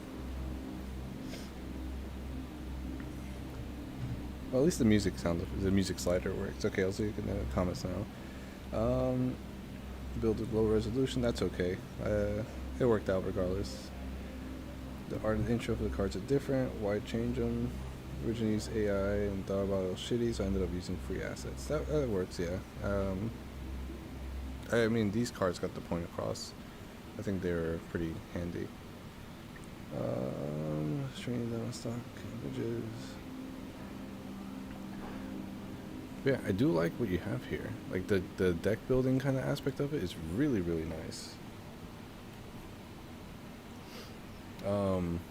I would play it again, but I am a little bit pressed on time. But overall, that was a really interesting entry to the game. Deck of Solitude, the fact that it's a fucking deck builder, that's really neat. I think this is the first deck builder in the Game Jam. And then we also had that one time last stream at the end, we had that one typing game. So it was really cool seeing how everyone was trying to come up with unique concepts for the game jam as well. Um, yeah, you guys are you're really crushing it with all these. Like, seriously. I really wanted to beat the game. Maybe if we have time in tomorrow's live stream, I'll come back to it and try to give it another playthrough. Um, but yeah, I love the deck building aspect of it. I accidentally misclicked a couple things earlier on, but I figured out the rhythm afterwards. Maybe that kind of screwed up my run by misclicking early, so that was a little bit of a shame. The tutorialization is pretty straightforward. I think like I was able to understand everything right away, so that's good. Yeah, it was just towards that tail end that got kind of screwed over. You have to really manage your resources in some capacity, so that was nice. Getting those free cards that do an action without having to spend anything, that's really handy. So if anything, if I were to go back, I'll try to build my deck out with as many of those zero energy cost things, just so I can keep on getting things repaired as quickly as possible. I'd like the fact that you're using, you have a proper use of the day-night cycle. So you have the daytime is when you do all your repairs and everything, and the nighttime is when you prepare yourself for the next day. So that's a good contrast, and you did really good job at having two different aspects of the game that play into the other really well. Yeah, if you want to keep working on this, I highly encourage you to keep working on it. Like, it's really, really neat. And I'm not too sure what happens after you construct the first tower or whatnot, but having that kind of aspect of the game and just kind of maybe like, once you finish the tower, that people tell you, hey, yeah, you got to build this thing now. And then you just keep building up your little space station with all the resources that you have. And you win the game by getting off the planet or getting rescued or what have you. But I don't know how far you developed this. So far from what I've seen, this is really well put together. I love the mechanics.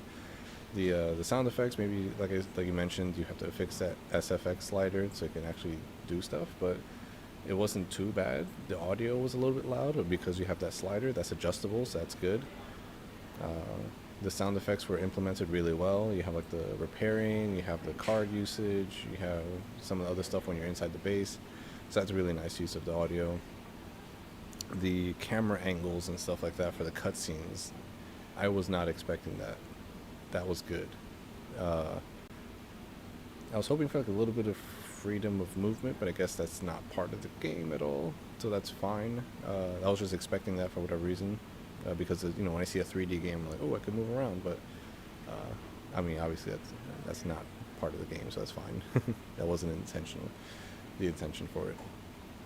But seriously, like the deck building aspect of it, it adds so much replayability for the game. Like I already want to go back into it, but I'm stopping myself just so I can, give everyone a bit of time for their games as well. Yeah, I had a good time with this one, and I think it did a good job of fitting the theme, and the name of the game is really clever as well. But yeah, I know I saw you mentioning that you're thinking of continue working on it. I think you should. I really think you should. Maybe even multiple planets. Yeah. But yeah, good work overall. And again, like, thanks for submitting this to the Game Jam. Thanks for taking part of it. This is really neat. And if you are in the Discord, we have certain channels for people to show off their progress and stuff, and I want to see more of this. I want to see more of this. But yeah, again, that was a Deck of Solitude by Cyclone 2048. We'll move on to the next title. Again, we have quite a few left over. 1, 2, 3, 4, 5. Wait. 1, 2, 3, 4, 5, 6, 7, 8, 9, 10, 11, 12, 13, 14. Alright, next up, Isolation Survivors Sands by FT ANX. Survive the harsh and desolate wasteland in this endless runner. Survive the unforgiving, desolate wasteland in Isolation Survivors Sands. In a post-apocalyptic world, you're a lone runner facing an arid and desolate And oh, it's supposed to be 2 words. In a post-apocalyptic world, you're a lone runner facing an arid and desolate landscape filled with dangers. In this game, I was just practicing my drawing skills and learning more about platformer mechanics and planning to add a puzzle mechanic later. Art, music, by the same person. Nice. Or, sorry, art and programming.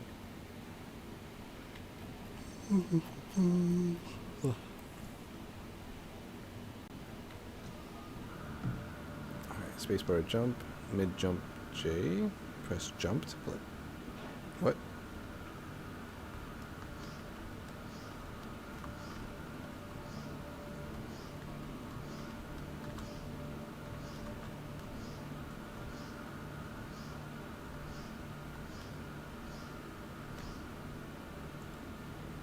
Interesting.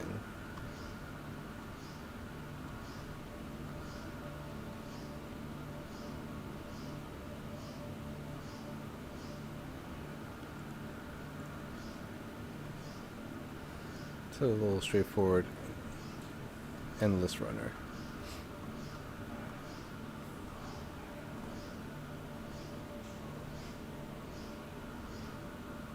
Darn.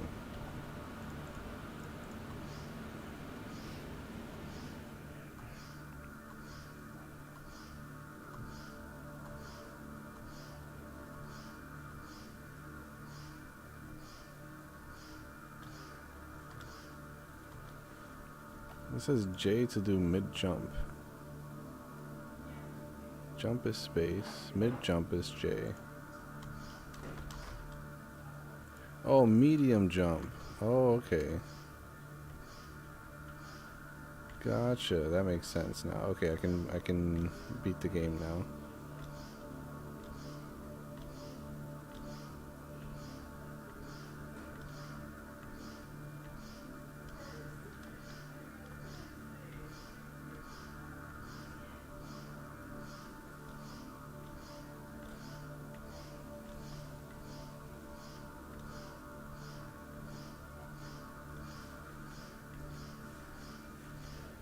Alright, things are getting a little faster, a little faster. Oh, crap.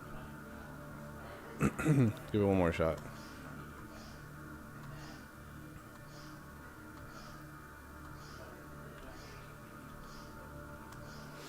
So for the most part, I don't see why you wouldn't just keep pressing the medium jump button, because you're able to kind of cross all those large obstacles with the medium jump, and you're guaranteed to not hit that cloud up top with the medium jump as well.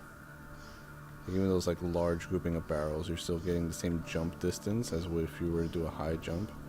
It does get faster, it does get harder, but you gotta find a way to kind of balance it so it's still possible. Because like after a while you just get hit, like right around the 4,300 mark.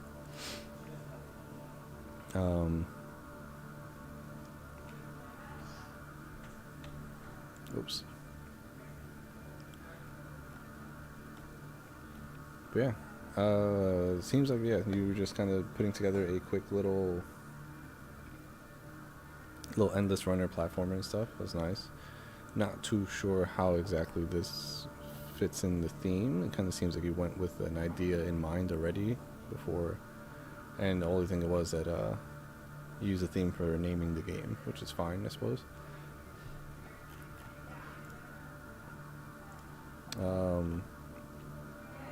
But yeah, like I was saying too, like I don't see why you wouldn't just keep using the medium jump if the large jump and everything kind of screws you over with those little radiation clouds in the sky, and plus the medium jump still gives you the exact distance you need to cover a lot of the gaps. I was just pressing medium jump the entire time and able to pretty much get the farthest I could, to the point where, you know, I couldn't press it fast enough because the level was moving too fast. So I was dying. I died twice in the same exact spot. So my high score of 4350. I'm not sure if anyone else was able to get a high score like that.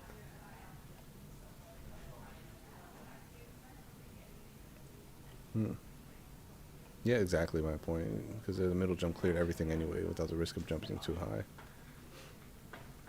Yeah, someone compared it to the dinosaur game. Nice.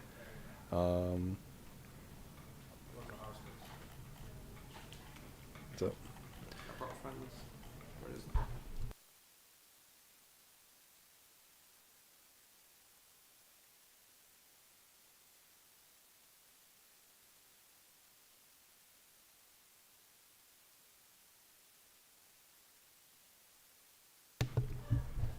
But yeah, like I was saying, like there's not too much reason to use the large jump, with the medium jump kind of gives you the distance anyway. So having a differentiation between the regular jump and the medium jump, so you have to pick and choose which one you want to use. Um, would give the player a lot more incentive to be like, okay, do I do the big jump or do I use the regular jump? You know, for like more height or more distance or something like that. So a lot of things to consider for sure. Um, but yeah, again, not too sure how this fits the theme per se. Uh, but that's okay. It's not going to get disqualified. It's just going to knacker your theme score overall. Uh, yeah, not too sure what else I can say about the game. Mm, you know, maybe having like some other obstacles that are in the middle as well. That you have to, you know, like tall walls or something that forces you to use the high jump instead of just like always just using the medium jump, because you're clearing off all the obstacles. So like, if you've ever heard of or played a game called Fusion Frenzy, in that game there's a mini game called Twisted System, and in that mini game there's only two buttons you press. One of them makes you jump, and the other one lets you crouch. And it gets progressively faster and faster and faster as the game goes on, making it to the point where you have to really like time it. But doing one or the other, like if you duck in an obstacle that you have to jump for, you're gonna get hit. And if you jump in an obstacle you're supposed to duck for, you're gonna get hit as well.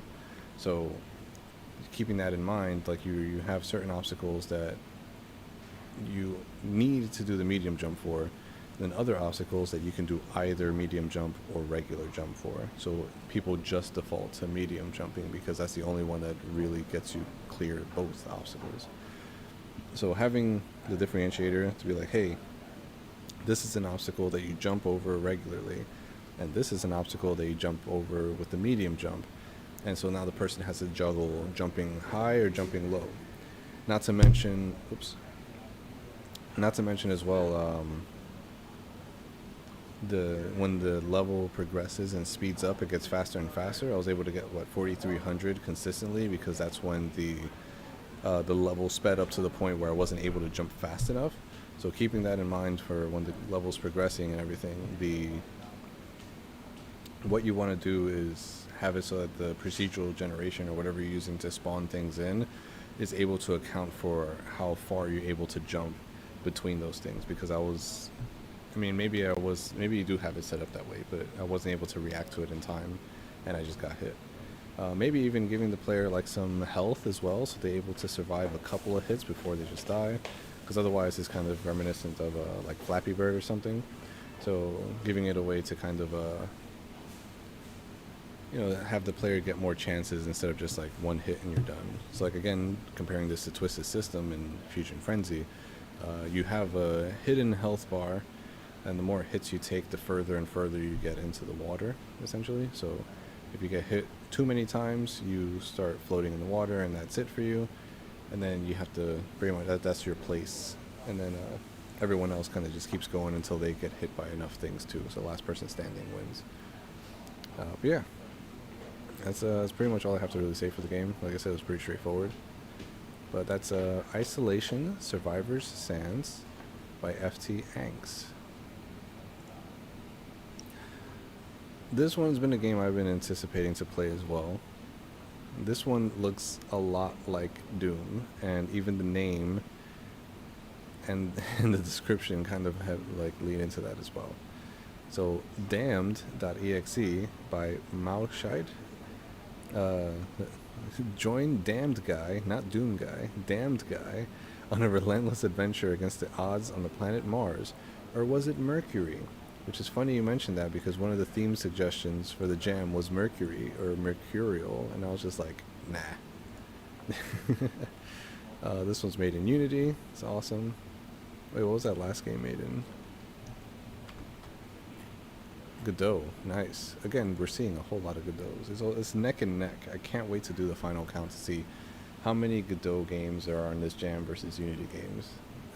There's like a weird little Godot cult or following in the Discord server. I never used Godot, so I don't even know where all of the Godot users came from, but that's really interesting. But yeah, check out the game page, and then we'll jump into the game. So join Damn Guy on a relentless adventure against the odds on the planet Mars, or was it Mercury? Charge ahead and slay countless evildoers with a powerful arsenal at your disposal, well, at least from what I can recall. WASD to move, or arrows, you got options. Left mouse click is to shoot. Switches and doors is the E key, interact, so, and then sources for the different assets that were used. Loading screen is AI generated, and made for Interstellar Game Jam 6 with the theme Isolation. Oh, it's a two-person team. Okay, cool. Malshite and Chirp.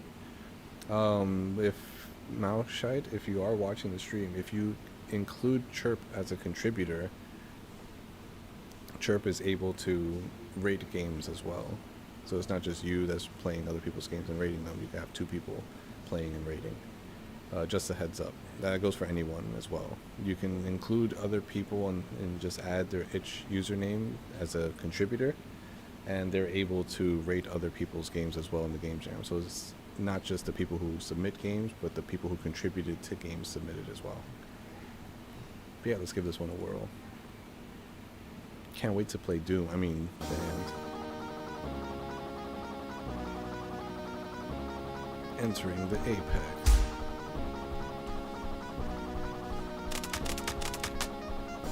This is just fucking Doom.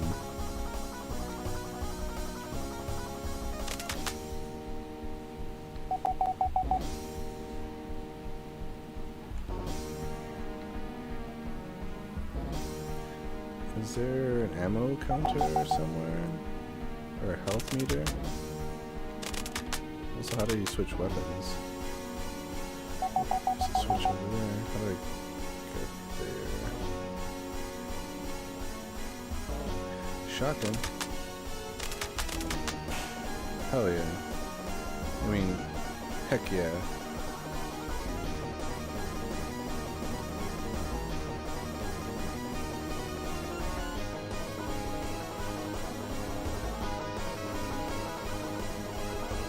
Get up here and there.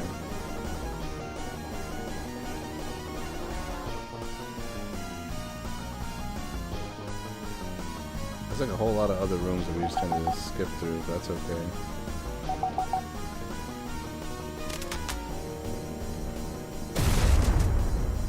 So there are things to shoot. Hey, how do we switch weapons?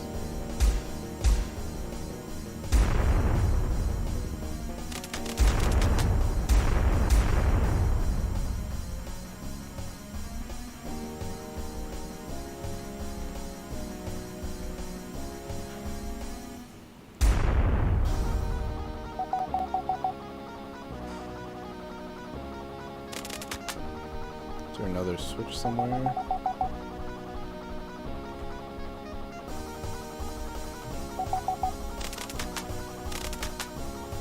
Where are the bad guys at? So we got the blue key card, okay.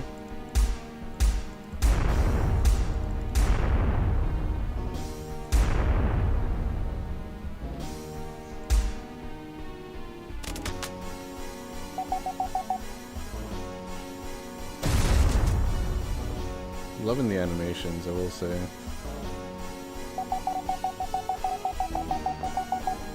The sound effects are a little bit loud. It's down there. It's a red key card.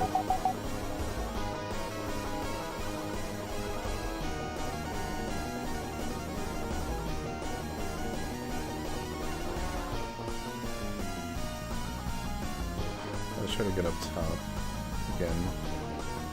I want that red armor.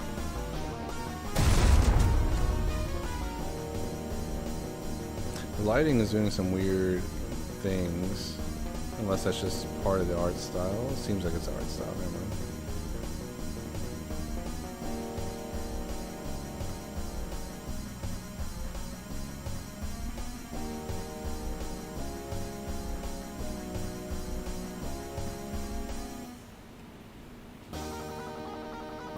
Where'd red armor go?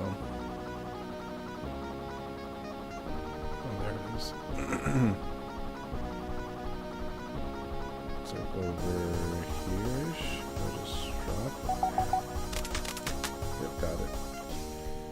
Yep. I'm just gonna collect everything for no reason.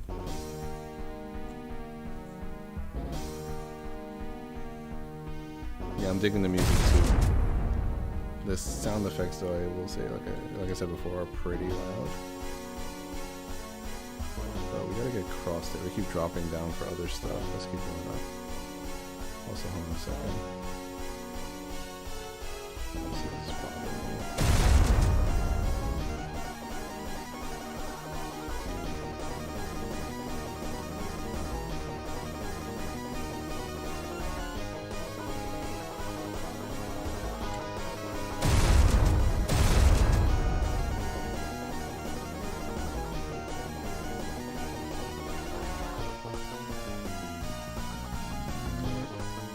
Hey, we've been in here before already, okay.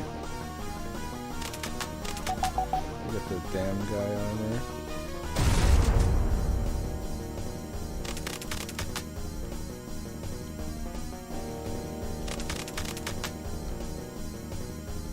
Okay, where the hell do we go now? I mean, where the heck do we go now?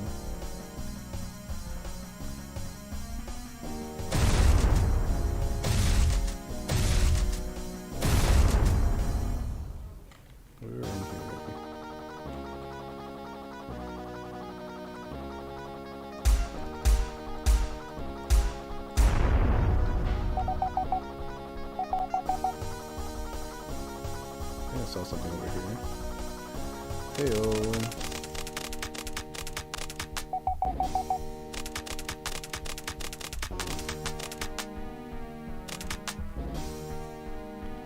I think this is right before the boss fight, huh?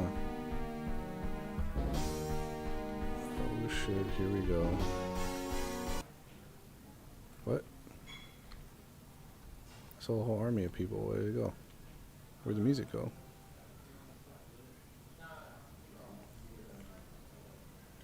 Where is everything? Was I all alone this whole time?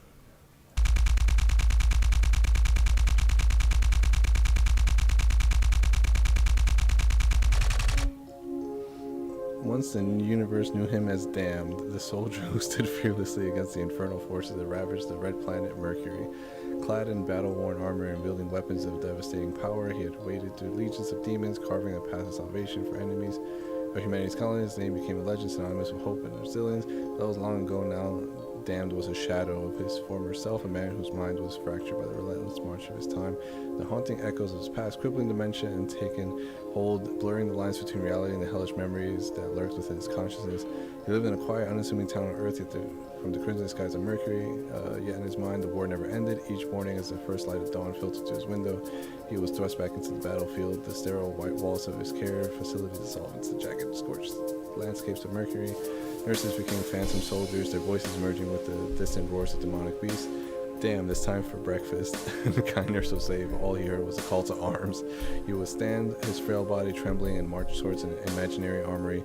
His shaking hands would reach for a non-existent rifle, his eyes staring blankly ahead as he relived the fucking horrors of his past. The clattering of the trays in the cafeteria became the cacophony of battle, and the harmless chatter of other residents transformed into the guttural growls of demons. In his mind, he was once again the unstoppable force, charging the fray in unyielding determination, but to those around him, he was a lost soul, wandering aimlessly with eyes clouded by forgotten glories and unspeakable terrors. "Stay with me," he would shout, his voice echoing through the halls as he imagined comrades falling into relentless onslaught. "Hold the line." The nurses would gently guide him back to the room, their touch bringing fleeting moments of clarity. Even in those rare moments, the pain of memory lingered. One day, as the setting sun cast long shadows across his room, Dan found himself in a moment of unusual calm. He sat by the window, staring at the horizon.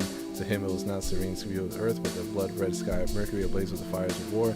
A young nurse new to the facility approached him cautiously. "Mr. Dam," she said softly, "can you tell me about Mercury?" His eyes, momentarily lucid, met hers.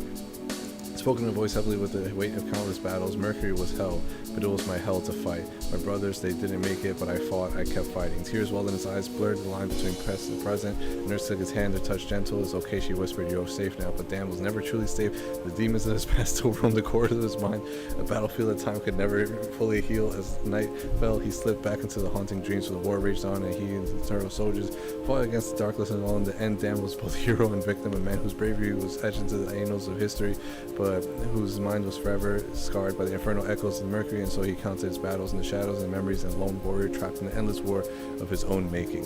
Enemies killed, 0 out of question mark. Secrets found, 0 out of question mark. Rank you suck, game over. I didn't find the secrets, what the fuck? Oh my god, that was a lot to read.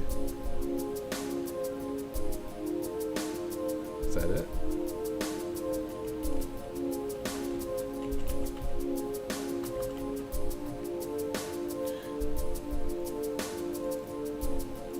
I think that's it.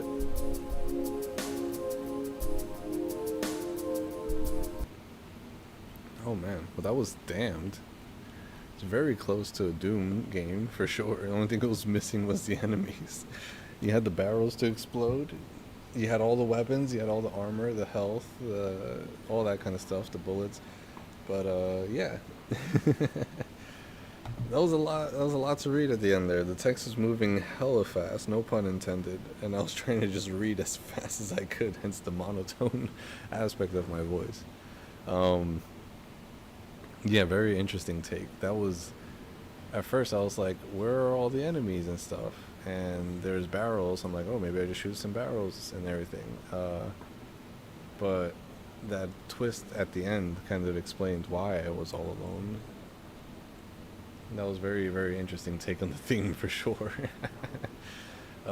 If you were to continue working on this game, we'll probably take it into a different direction and probably lean more into the Doom aspect of it, and still keep that twist for sure, but have enemies you can shoot so that way you actually feel like you're fighting in a war and stuff. Obviously too, like having extra levels as well would be neat. Fixing that audio issue with the SFX being really loud.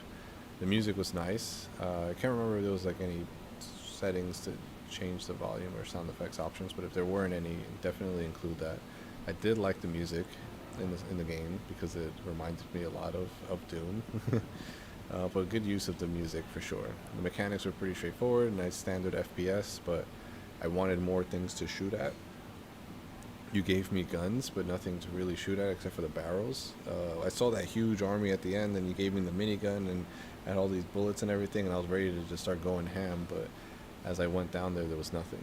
And I guess that's part of the twist as well, but I was really hoping I had stuff to shoot at and stuff. But that's okay.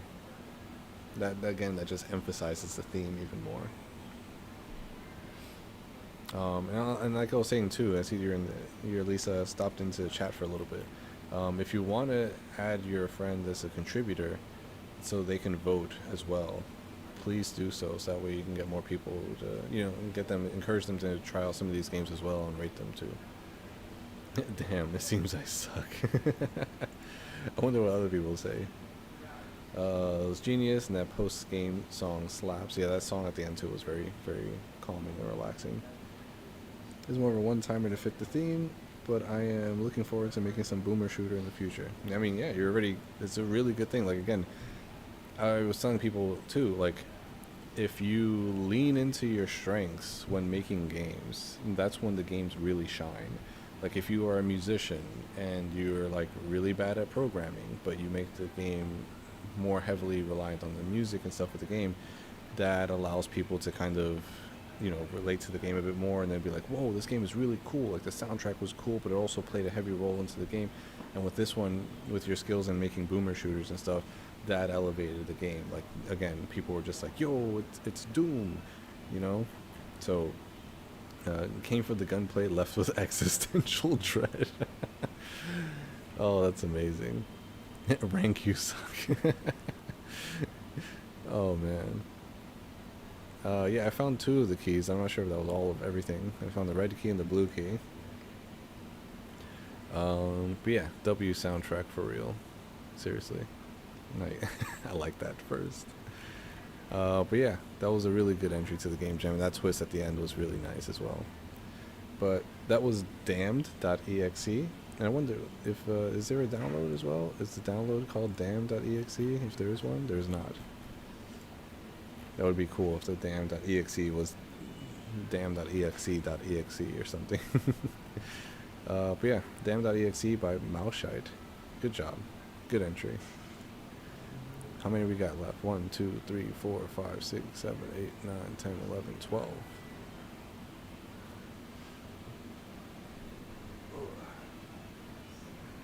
I'm gonna do 2 games, take a little break, get some water, wander around, stretch, come back and try to do as many more as I can before people start piling in. But it seems like we got like an hour and a half before people start showing up at the space. So I'll try to get as much done as I can. Alright. And how far have we gotten? We've gotten 7 games done? 8? 8 games done.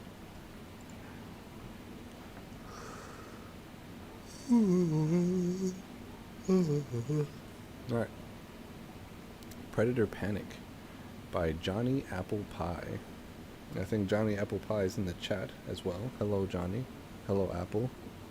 Mr. Pie. A frantic solo or 2-player, 1-button survival game for the Interstellar Game Jam 6. Playable in the browser as well. Awesome. I'll read this real quick. You are a frog that was isolated from the rest of your colony during a brutal, violent storm. You managed to find shelter in an old, hollow log, but night will soon be upon you. Enduring attacks from various predators, you must survive alone or with one other person in Predator Panic. R is to restart. W or up arrow. I'll try to play this in 2-player mode, even though it's just me. I wonder what happens.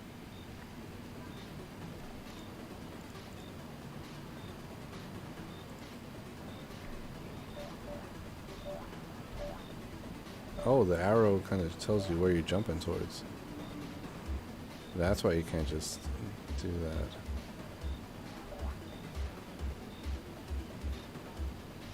Is that Groot? Oh! That was not Groot.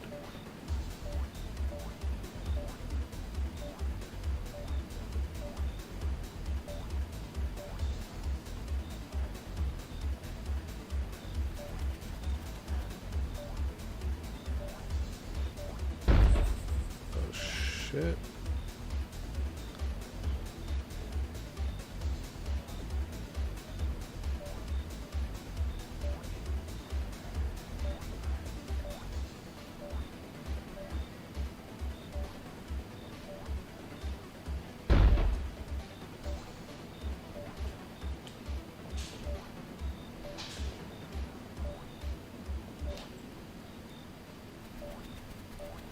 Ooh, close. Oh, not. Damn it. Got a little carried away there. Let's try it in 1 player.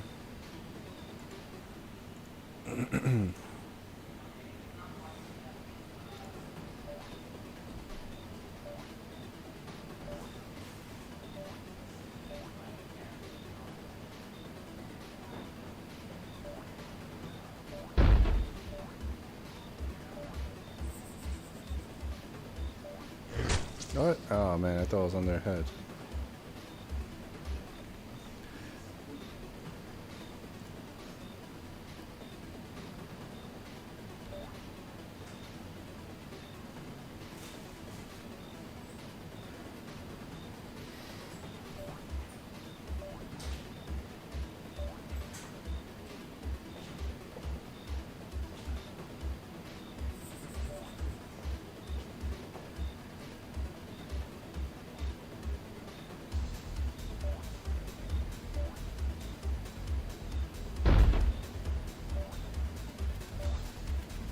Ooh, nice.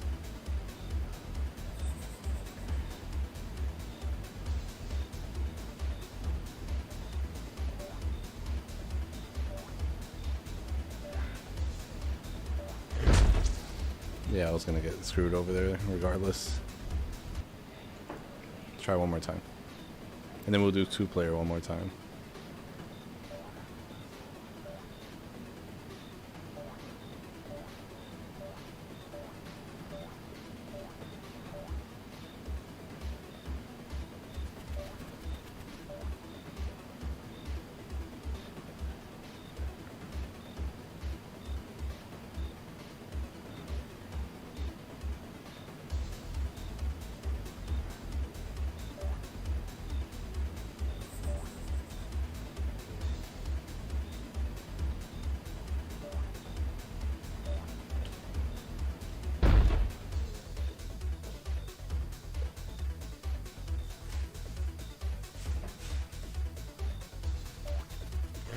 jumped way too soon. God damn it. I will do 2 players again, and then we'll do some feedback discussions.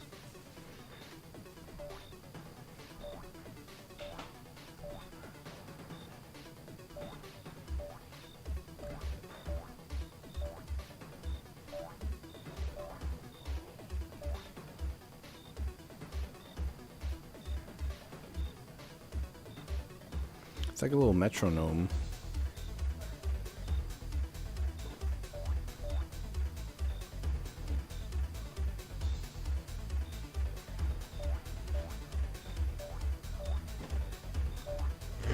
Yep.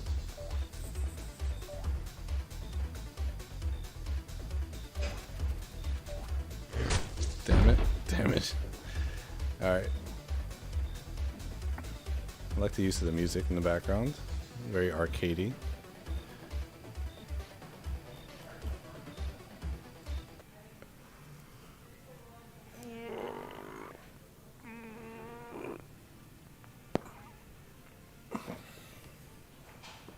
Yeah, that's a fun little arcadey type game. If I had someone else to play, that'd be dope.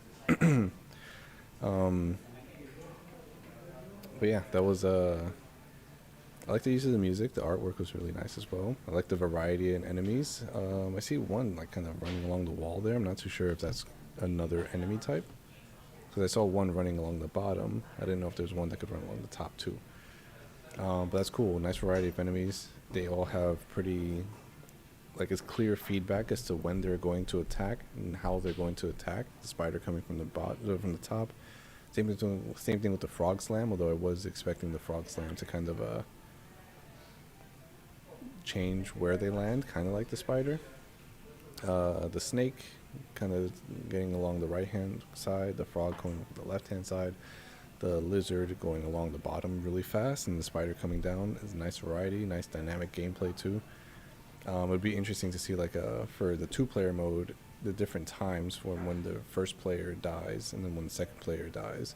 They're going to be like, oh, I survived this much longer than you.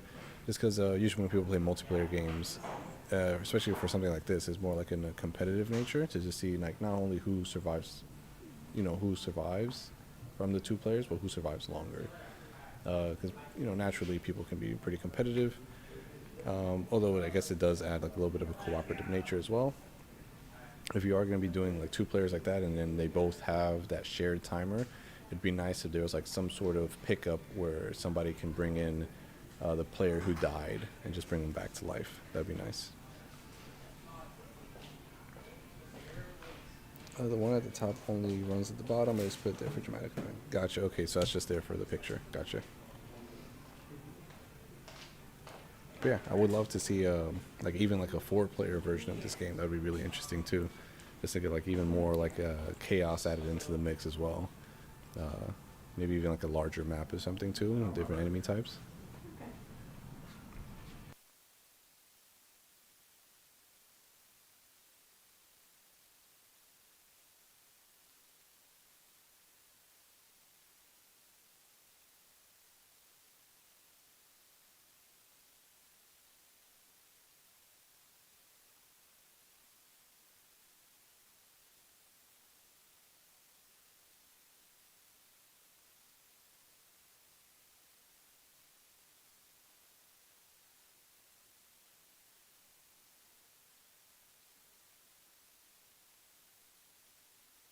Give me 1 second. I'll be right back.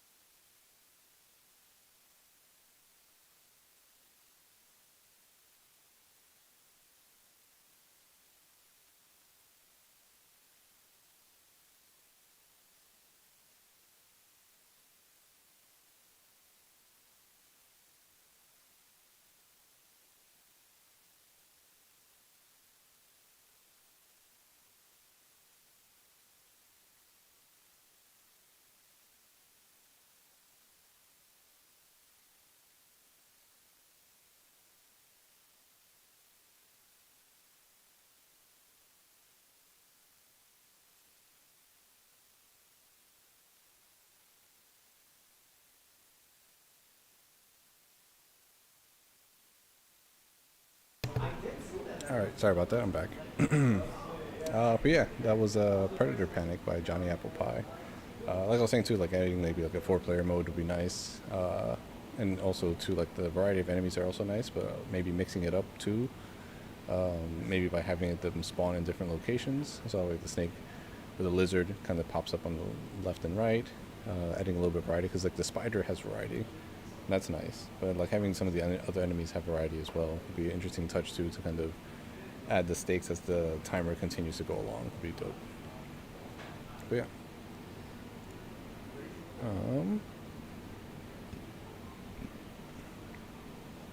Yeah, next up we have A Lonely Mind by Torn Gems Tamo. Oh wait, Tamo. I've seen them in the chat a few times.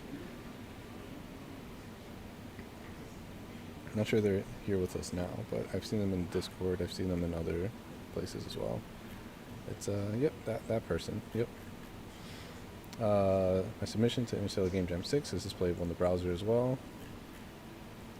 Welcome to A Lonely Mind. In this game, you play as a child who has been bullied, left out, neglected, and he is alone with his own thoughts. For the full experience, please try getting all 3 endings. Knowing the fastest route in the starting area, waiting for the 20-second trigger warning, and getting the 3 endings took 10 minutes and 30 seconds. So we might be able to get that as well. There's a trigger warning. This game touches on neglect, bullying, isolation from the eyes of a child. If you're sensitive to this or similar topics, please skip this game. Thank you. Note there's a bug at the end where if you press space, the dialogue disappears. Press Y to restart the sequence. From what I saw, this is only at the end. Also, please don't mind the janky collisions. It's totally a feature. Sure it is. Hey, Tamo's in here. Awesome. Welcome.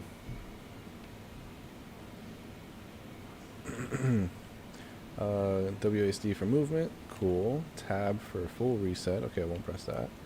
R is to reset the starting after the starting area, and Y is to restart final level available after completion. Audio is made by me for OST jams. They're available on the SoundCloud. Nice, nice. And in the comments, it says, please read the comment. Hint, in the starting area, don't take unnecessary turns. That makes the difference between 2 minutes and 10 minutes. Also, I don't recommend playing in full screen. So we're going to play in full screen. No, I'm kidding. We'll leave it as is. Hey, that's you. That's your logo. There's warning for up to 20 seconds. Please wait or press space.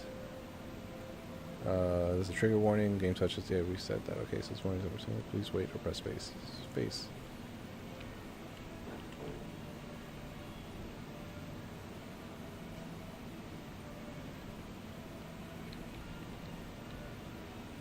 It's dark.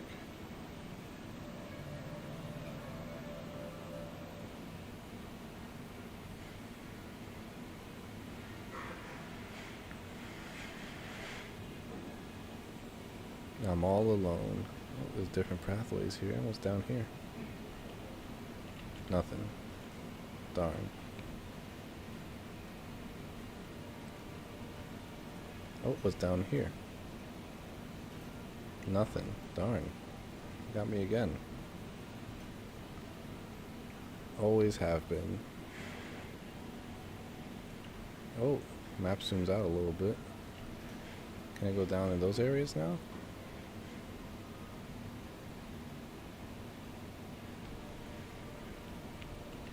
Interesting.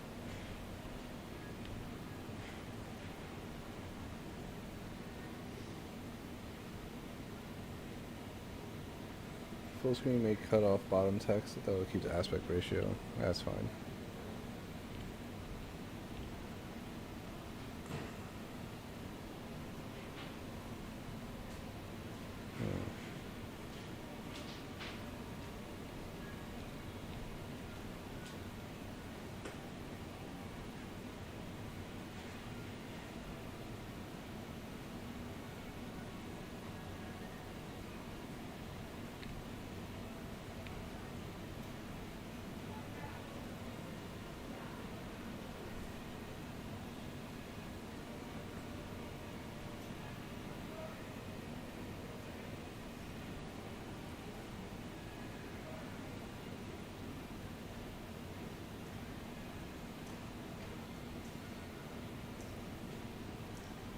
I can't tell if I'm in a dead end or not. So I think maybe having like some moving, like the floor tiles or something, like floor tile or something, to kind of let me know whether or not I'm moving in a certain direction. Because it just looks, I see the walking animation. Yeah, it seems like I was blocked. Yeah. So we'll go up. It's like once it's just there, I can't tell if I'm actually moving or staying still until I see something pop up ahead. We'll try going left this time. Let's see what's over here.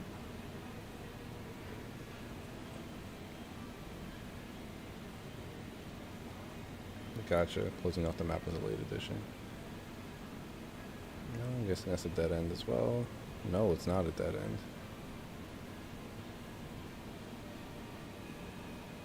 Interesting. Every day is on repeat. I'm walking in the dark.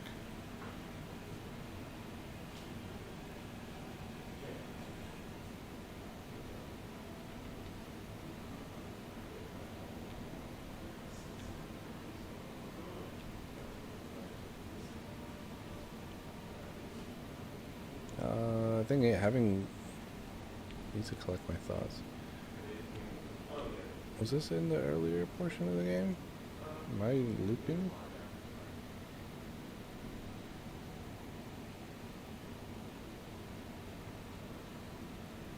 The lonely one.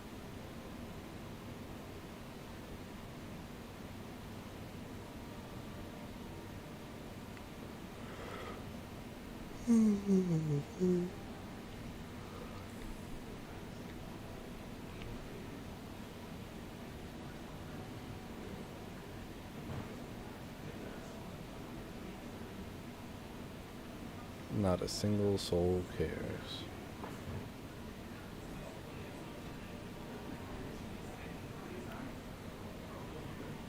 Literally collecting your thoughts. Oh, did it zoom out some more? Not about me. Whoa. Next level. Let's go. We don't want to play with you. That's mean. I want to play with me. You're so lame.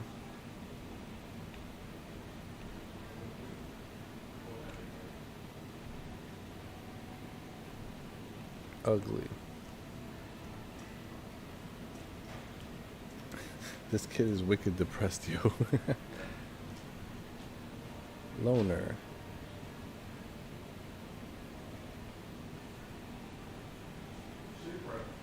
You are not welcome. Let's get these last few thoughts and then let's go to that weird wibbly wobbly thing on the left there.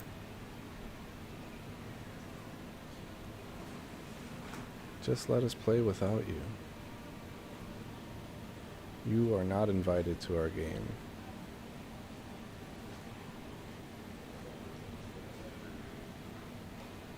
Loser. Oh, level 3. This is our playground. You can't have swing time.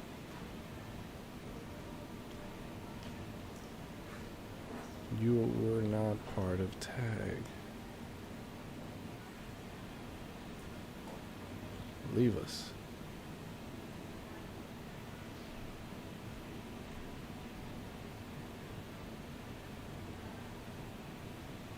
I think there's one more thought somewhere. Nope. There it is. Oh, I didn't see what that said. Something about soccer. Hey, loser.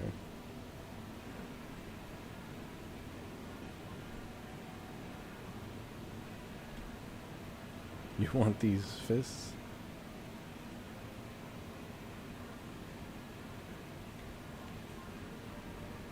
You love being beat.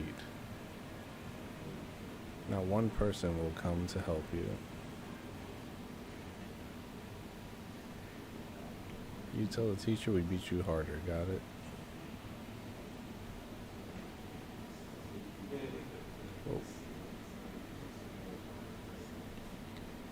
4 strings is pretty dope. You have no friends. You're useless. Yeah, we're like, what, level 4 or 5 now? Come again for a dose of fist. You're a freak. Oh, and there's the next level. It's level 6 now? How many levels are there? Jeez, it's a lot of levels. Did you get beaten again?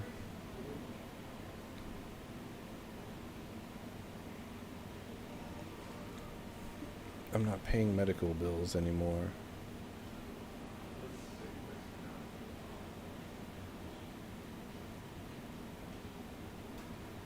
I think the last wibbly wobbly thing's up top.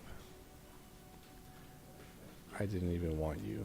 I still don't. That's messed up. I will disown you.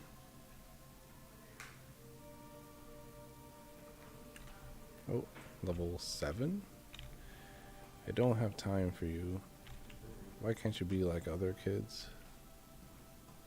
You're a burden. I wish you were never born. Mr. Flopper, is that you? What are we doing here? What is this? Yeah, I'm gonna just like save it. Oh, I pressed spacebar. Wait, what was that about pressing space at the end?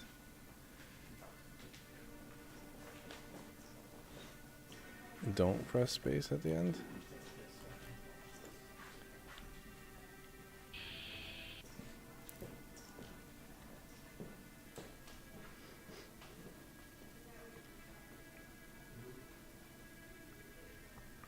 Where have you been? I wanted to talk to you, but you were nowhere.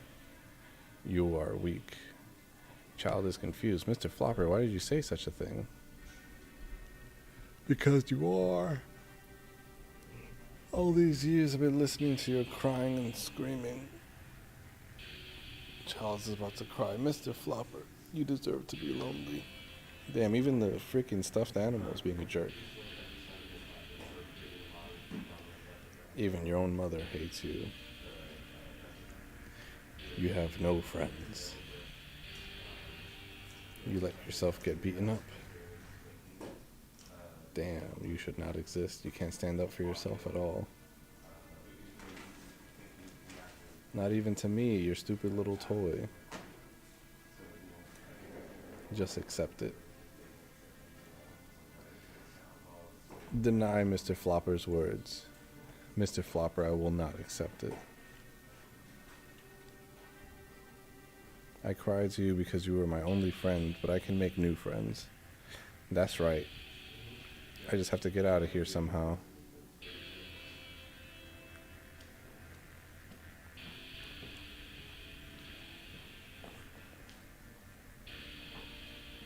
Is this what a coma feels like? Jesus. And so the child wakes up.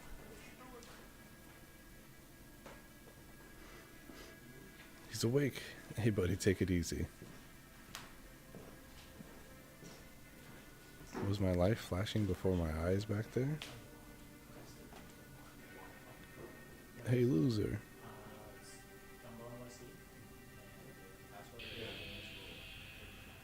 I knew you can't have enough of my fists. What? No, not you. I'll make sure you don't leave the hospital alive next time. Jesus Christ. Leave me alone.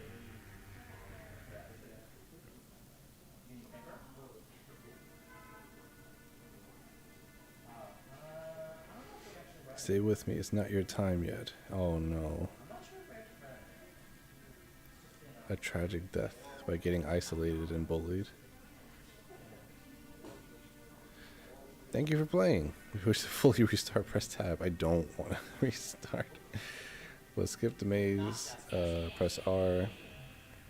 If you wish to redo the end button, see the other choices and endings, press Y. Music is used from All of Me and made for the previous OST jams. Yeah, thanks for submitting. That game was really dark. I'm guessing one of the other endings is you just staying in a coma or something, but yeah, that was really, really dark. A lot of levels, I will say. One of the gripes I had with the early level, the first maze, was not knowing where I was. So yeah, like having like you did fix a problem later on with some of the other levels, had like the wood panels on the floor, so it did let me know like, hey, you're moving in this direction or whatever. But having that in that first level, I think would have been huge. So that way we all could have been able to figure out whether we were bumping into a wall or kind of progressing in some manner in that regard. But overall, that was a very, very dark, twisted story. It really leaned into the theme. So bad, worse, and good ending. This was the worst ending. Oh shit. Whoops. I mean, I'll maybe try to get the good ending, but I think I'm good. That was a lot of it's a very dark subject for sure. Not saying it as a bad thing, but just pointing it out. The mechanics are pretty straightforward. Just moving, interacting. I don't think there was much to interact with. There was no like E button. You just walked into stuff. Yeah, you just walked into things. You just collected your thoughts, literally.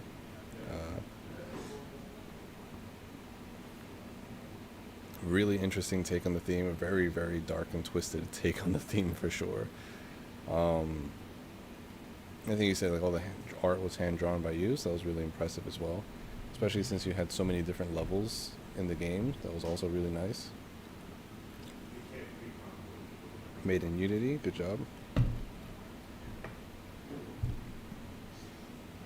And bringing that Unity count up again. Again, I'm really, really interested to see which engine was used the most for this jam. It's neck and neck between Unity and Godot. A lot of levels, good use of different scenery and stuff. I think the audio did change.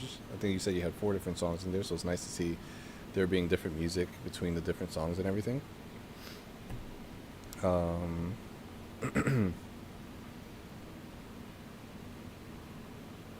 Oh, gotcha. So why just lets you just jump in there? Okay, let's see. Can we just jump in there? Just to see if we can get a different ending. Yep, there we go. But yeah, different songs right there as well.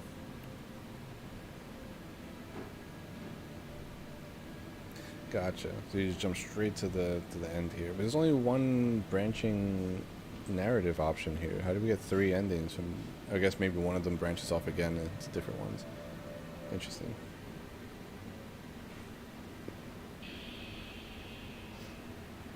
Yeah, we'll try to get the other ending by agreeing with Mr. Flopper.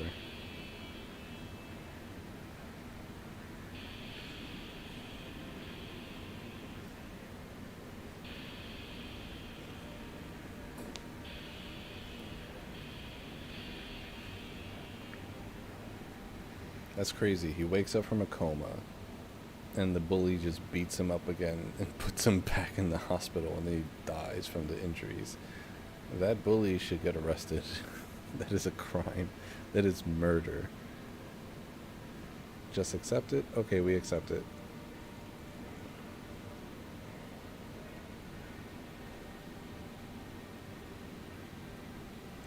See, that's also dark.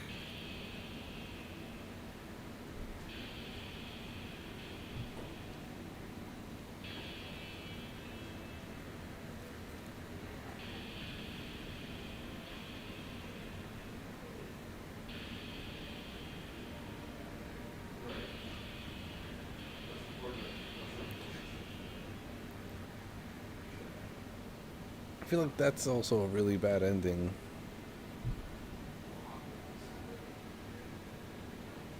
This is why I need to play 3 times with 2 choices. Alright, well, we got the bad ending and not the worst ending. I don't think we'd be able to play through it all to get the good ending. Because like I said, I do need to kind of move on to other games as well. I hope the good ending is he like makes friends with everybody, everyone loves him, he gets hugs and kisses, and you know, like the bully is now his best friend or something, and then protects him from other bullies. Like that's how I think the good ending goes. I wonder what the comment section has to say. Yeah, we can feel this game. Yeah, it's a good way to put it. Yeah, that was another thing too. The movement was pretty slow. I was hoping to get like maybe like a little sprint button or something, or just speed up the movement. I know for sure that there's a what's it called? There's a you don't want to pick everything up because you want to read everything. I think that was one of the issues too, where I picked up a thought and wasn't able to read the thought because it just teleported me to the next level. From now on, the worst ending will now be the good ending. Yeah, that'd be nice, because like the person is like denying being a loner, and even though they're getting told all these negative things, they're spiting that and still becoming like no, I won't give in to the negative thoughts. I will be happy. And that's what life is about. It's about being happy in the end. I guess. I don't know. Oh man.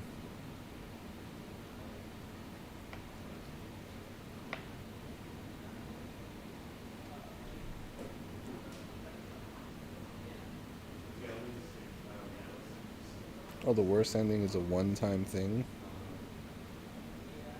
Also, if I go back in again and do the worst ending again, it gives me the good ending?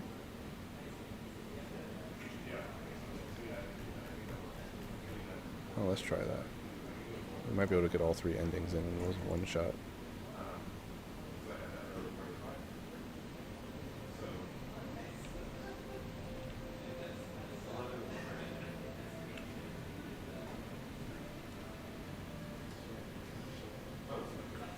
But yeah, overall, that was a really, really dark game. I'm hoping that we can get the good ending now. Now it's the good ending. So how come it's the worst ending and then the good ending? That's an interesting idea. To kind of like the player doesn't want to do the same option again because it got him such a bad ending. So you have to do worst ending, bad ending, good ending? Is that the order of endings you're supposed to go through?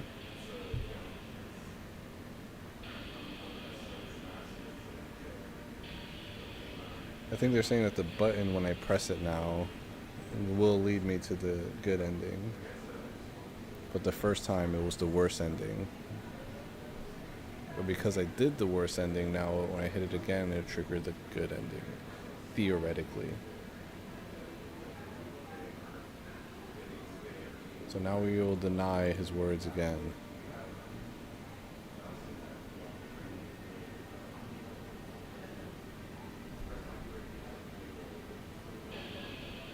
Oh, you realize there should be a happy ending instead of just bad and worse. That's fair. Alright, let's see if we can get the ultimate greatest ending ever. Or if it's just going to give us the worst ending again.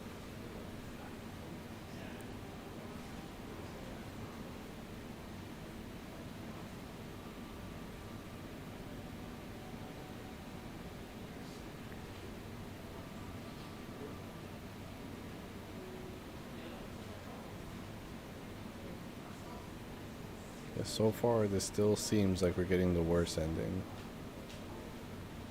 No, never mind.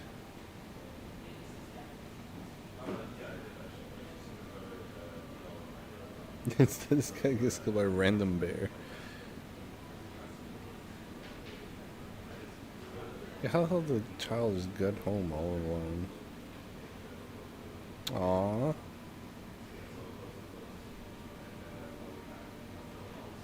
You got a friendly kid too? Let me guess, they want to be my friend? Aww.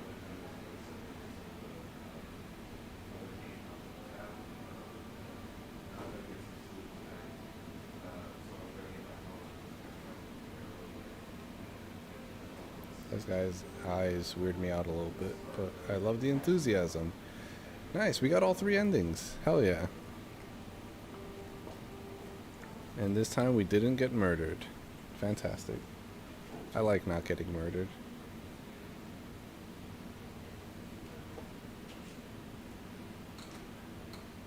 Russia simulator. We did it. We actually did it. We got through it all.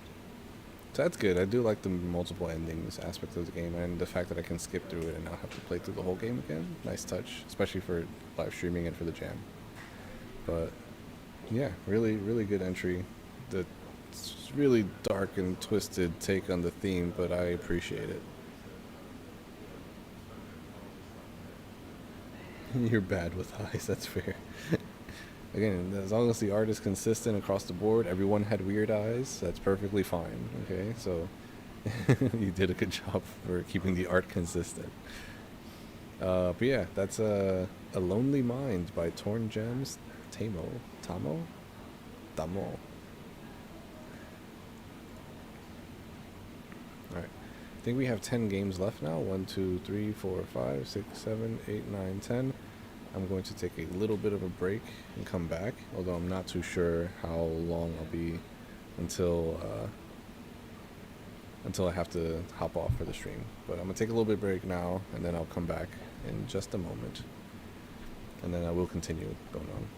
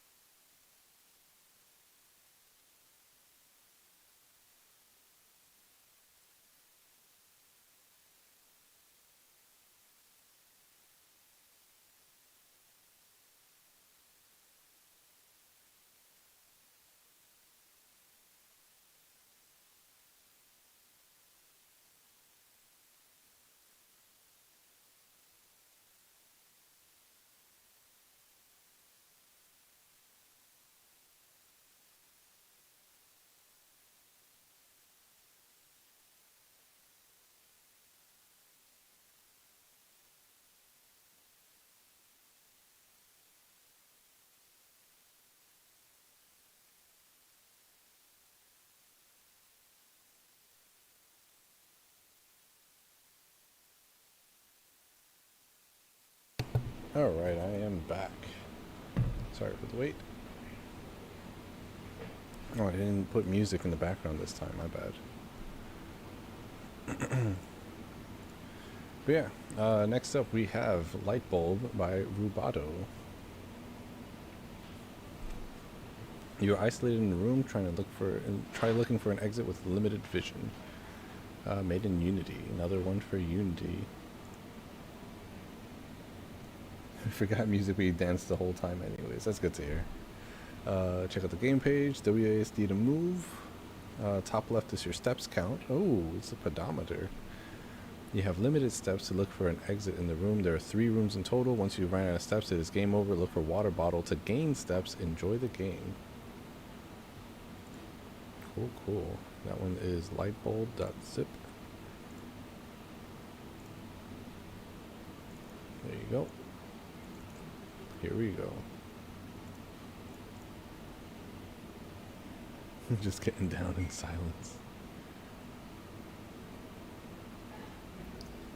Oh, there we got 15 steps. So 1, 2, 3, 4, 5, 6, 7, 8, 9. That's what level 1 complete. 1, 2, 3, 4, 5, 6, 7, 8, 9.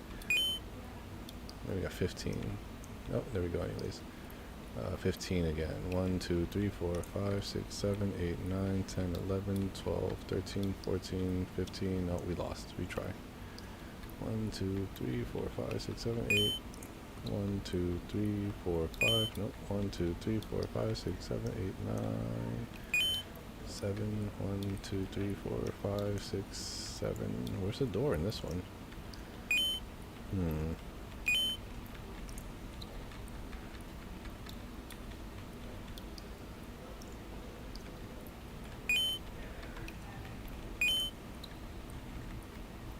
There it is. Oh wait, was that the first level again? I think that was the first level again.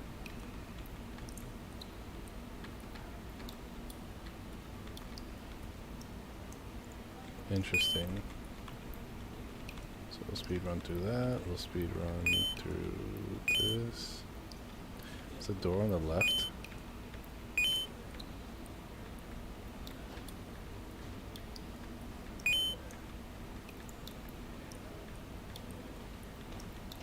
Darn. Okay. Okay, now is this one up or something? There's a whole lot of up going on. I'm not seeing anything up here.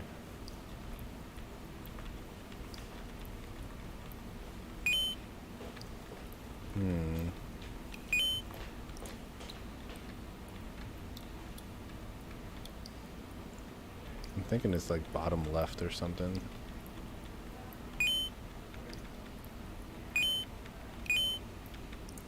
Nah.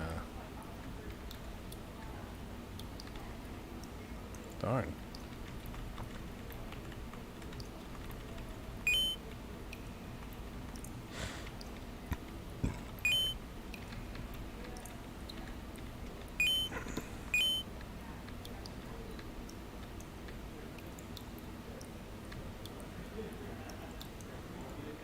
Okay, last attempt.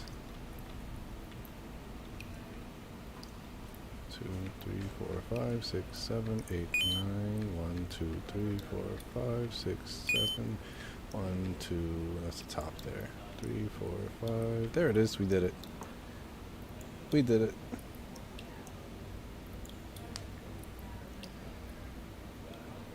Nicely done. On our part. we did it after a few tries. That was fast. I like that it was fast. Yeah, I'm digging the mechanic where the light surrounds us and stuff. That's always nice to be like, oh, we're isolated in the dark. Oh, see that right there? Not knowing where to go. I don't like that once we fail one level, we start all the way at the beginning. I would like there to be like a better checkpoint system where if we're on level 3 and we fail level 3, we restart on level 3 instead of having to go all the way back to level 1. Because at the beginning when I first failed, I thought that I was in the same level, so I just checked around thinking that I completed the game, but turns out I was still early on. Um, yeah, I like the added touch of the water bottles adding steps for you. That's a good touch. That allows me to kind of, you know, if I can't find the door, hopefully I find the water bottle and then kind of keep that trend going and going and going. Um, there was no music in this. It was just the sounds of ambience in the background and then like some drippy, droppy noise from the drips that were dropping. Uh, yeah, the art was a little 8-bit, pretty straightforward. The little additions on the floor allowed me to know, that I was heading somewhere, the boundaries on the edge of the map. Once I got too close to it, obviously you bumped into it, so that's good too. Obviously that also being the edge of your screen as well. What else? Hmm.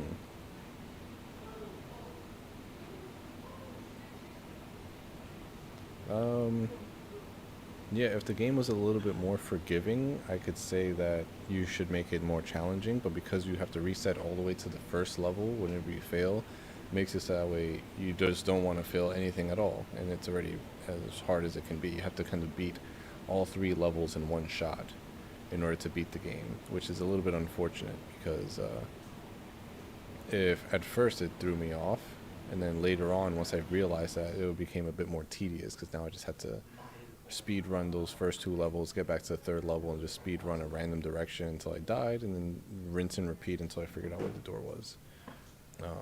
Not sure if there's any randomization elements in terms of like the water bottles or rocks were being placed. I can't tell if there was. I was just running through the level so fast that I think I was just creating new routes every single time as well. But yeah, there's definitely good room for improvement here for sure in terms of gameplay mechanics and also audio as well. But I'm not sure if this was your first Game Jam entry or first game made. It still was pretty good that you were able to have like an end screen as well. That was nice. There are a lot of games that don't even have a, you win kind of screen or stuff like that. So that's nice that you're able to kind of do so. But yeah, that was Lightbulb by Rubato. Rubato. I'm butchering that. I'm sorry. I apologize. But yeah, there are a bunch of people that are showing up already, but I don't think the party's starting for another 45 minutes, so we'll try to speed run some more games until then. We probably won't get through all of them, which is unfortunate, but that's okay because tomorrow we still have, for sure, guaranteed, 17 games we have to play through? I think 17 or 18, so we can at least be okay if we have 3 extra, 1, 2, 3. That will still have us for 20 games for the next stream, which is fine. So as long as we get through this one, we'll be still on par for another 20 games for the next stream. If it goes over, that's okay too. 1, 2, 3, 4, 5, 6. Yeah, we still got 6 games to kind of put us on par for tomorrow, but we'll see if we were able to kind of get through to that point. At the very least, I will try to get through these 3 titles and then save the rest of them for tomorrow. We'll see. So yeah, I might cut the stream short, not just because stuff is happening here, but also yesterday's stream went on for a lot longer than it should have, and I kind of want to recuperate and get my bearings again for the next stream because I still am pretty tired, and I won't be going home anytime soon tonight. So, anyways. Next up, we have Astroeria by Cherry Start. Survive and keep sane. This is another download made in Godot. Again, so many Godot games. Yeah, thanks. Yeah, it was really late. I think I ended the stream like at 4 something in the morning. It was, or maybe even 5. It was such a long stream. Tomorrow's stream will be a longer one as well. Probably be as long as a 7-hour one too. So again, if I just reserve my energy today for the stream tomorrow, hell, that one could even be an 8-hour live stream. That's fine too. But yeah, a parasite entered the ship, and as a last resort, you isolated yourself from your companions. Try to stay sane for 5 days. Everything will end soon. So I guess 5 days because the game jam was 5 days, huh?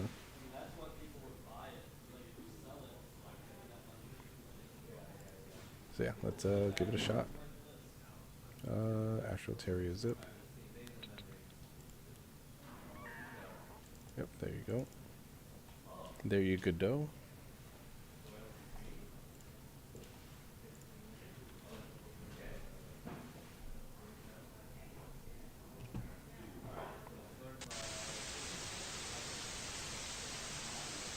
Cherry start. He's got a little astronaut helmet, nice. A parasite enters the ship and it's your last resort. Isolate yourself from your companions. Try to stay safe for 5 days. Everything will end soon. Press escape to exit at any time. So what's this, poison? Can I eat that?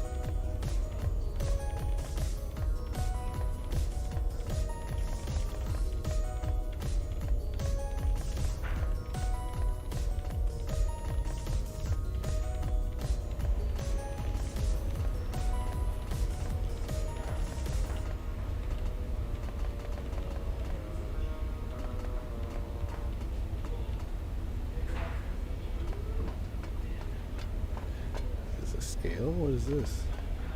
Charge zone. Interesting. It's not 5 yet.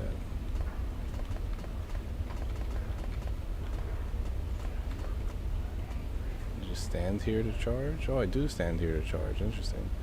I'm thinking that's my health on the bottom left. I'm not too sure. I did pick up some poison I probably shouldn't have picked up.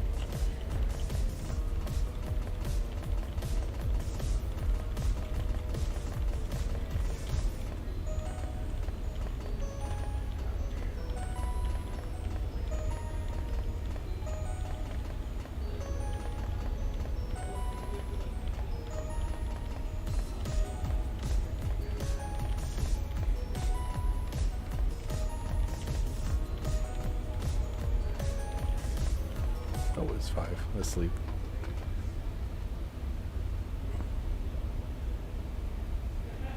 Press E to turn on the lantern and defend yourself. E. Oh, I died. Or did I? I don't know. We should charge up. But our sanity's going down too, so that's...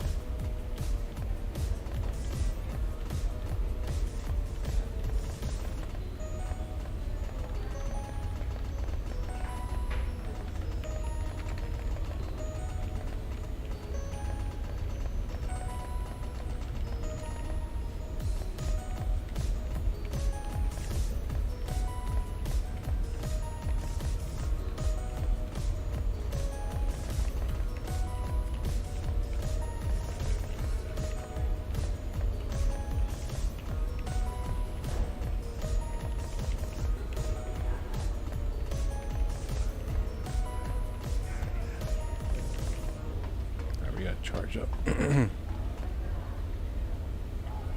What is that meter on the bottom left? Is that my sanity meter? Are we becoming more and more insane right now? Back to the music, hurry up.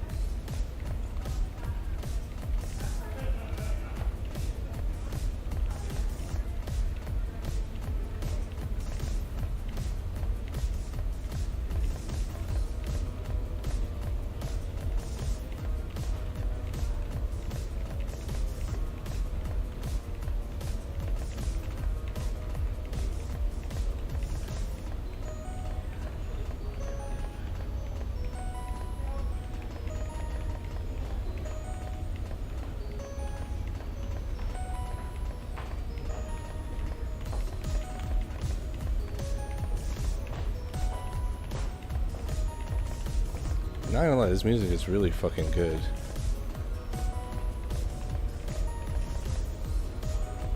Alright, we need some charge because we just keep dying. Nope, never mind, we're dead. I'm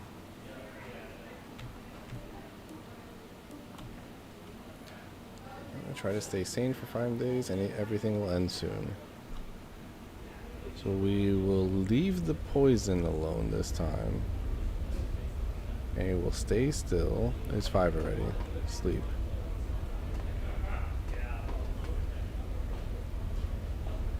Let's eat these lanterns to defend ourselves, which we will do right here. There we go. Gotcha. Gotcha. Gotcha. Gotcha.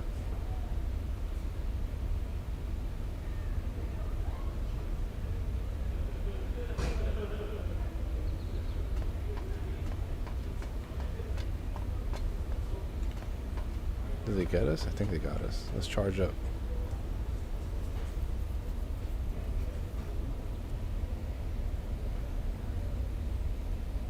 Oh, we need charge for the music to work for our sanity as well. Gotcha.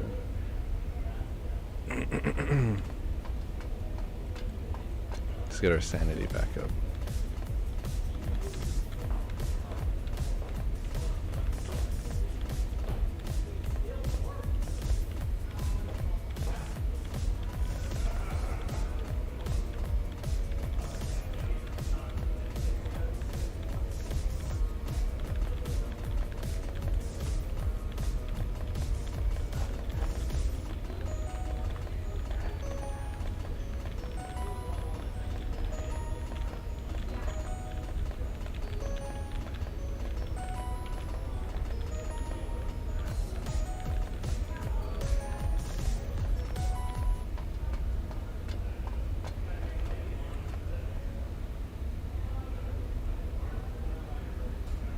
Wait, where's the poison?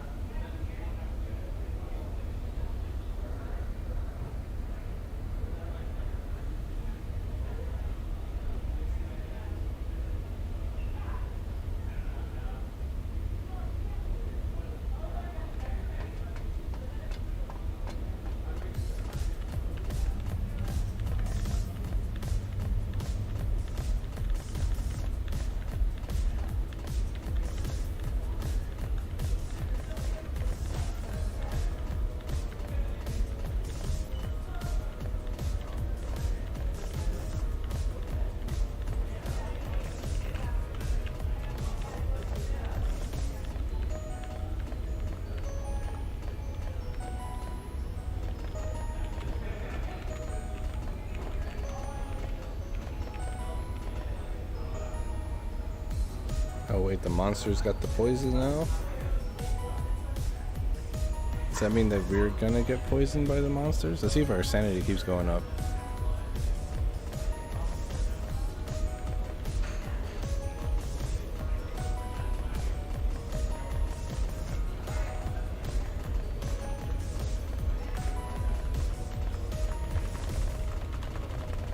Does looking out the window do anything for our sanity?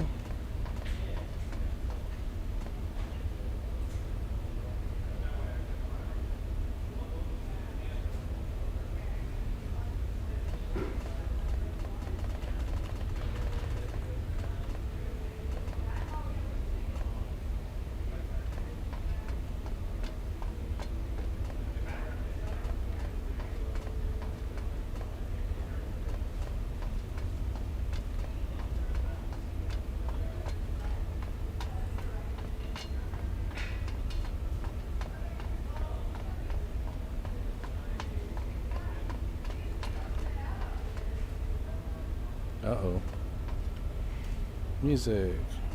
Nothing. There's also a lot of scrape marks happening on the walls there.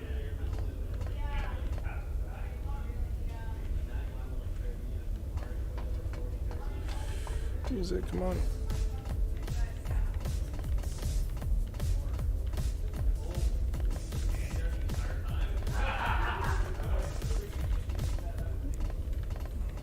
Oh no.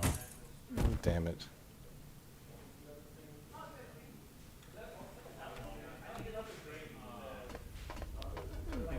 Let's pick up the poison.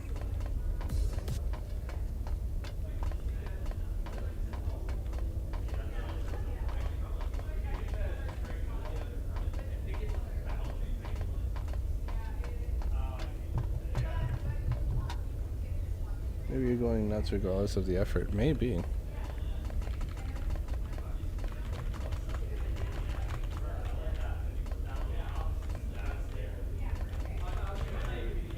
Oh, glitch.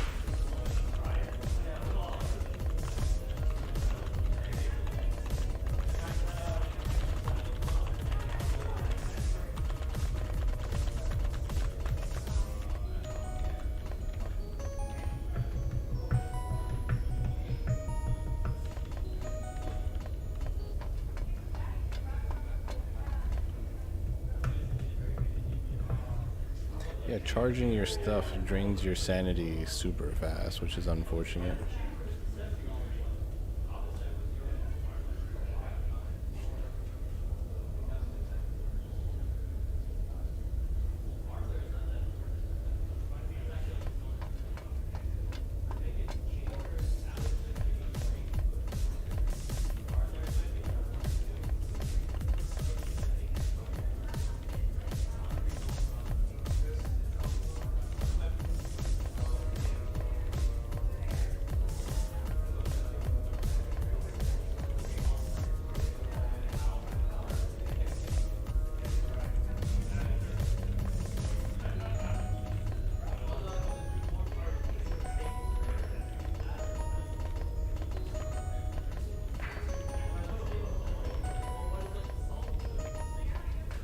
Charge up, go to bed.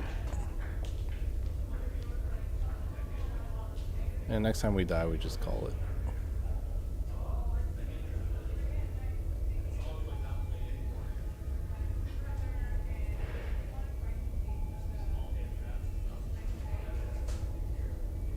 Come on, we gotta like step or something? How do we charge faster? Oh, whatever.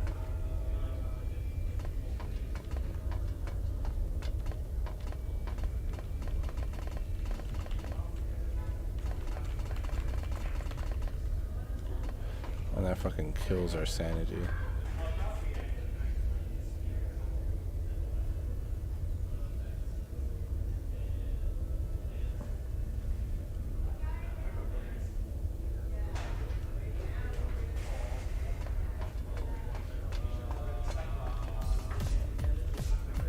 I will say the thing that keeps me playing the game is that music.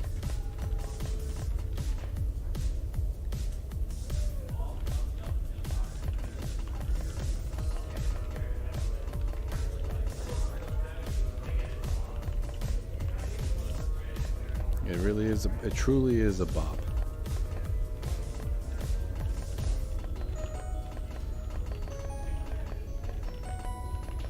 Okay, the battery's drained. Does that mean my sanity is no longer going to go up?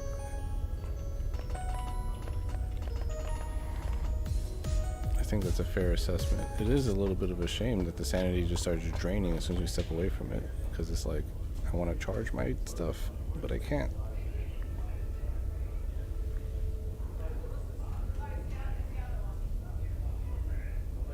Yeah, that's it, and then we die. Yep.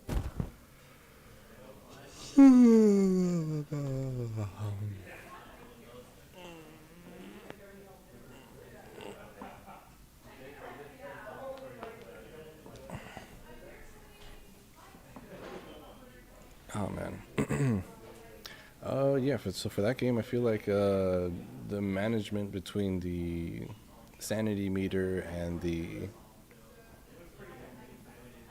battery life and stuff like that is really hard to juggle, because as soon as you step away from the speaker, your sanity just starts going down.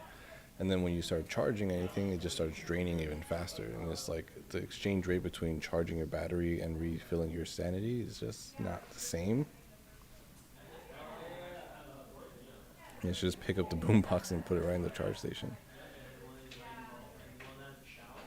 Yeah, sometimes the music box just doesn't work.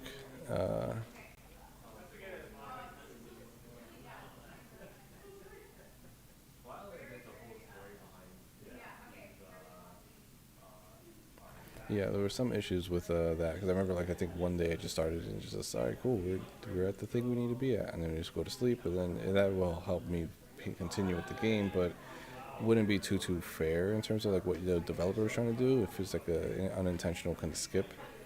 But yeah, just like overall, just like having that balance between the battery recharging and then the sanity going down, so that way it's a bit more manageable. Being able to pick things up and place them down, like the poison on the floor, I'm not sure what the point of that one was.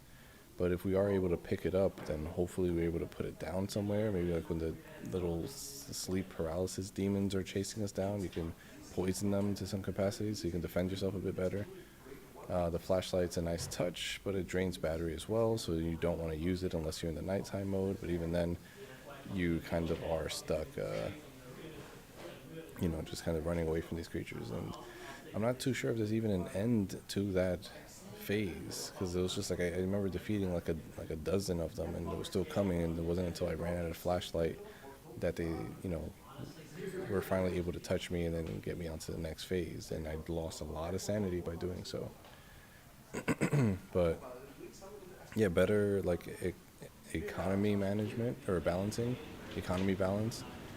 The music was really good. I do like how the level was evolving over time too. Like every single day that you're staying in there, they had more and more things for me to kind of see on the walls. At first I thought they were like the monsters doing all that kind of stuff, and then I realized like, oh, that's the player character just slowly going more and more insane over time.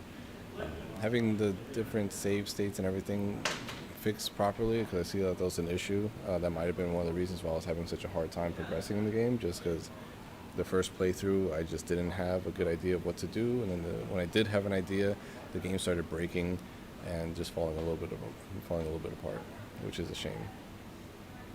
But yeah, fixing those issues, having that little bit of the music was a really nice touch. Overall, it's like a nice little game jam entry for sure. I did like the music a lot. But yeah, that was Astroeria by Cherry Start. How many games you got left? 1, 2, 3, 4, 5, 6, 7, 8.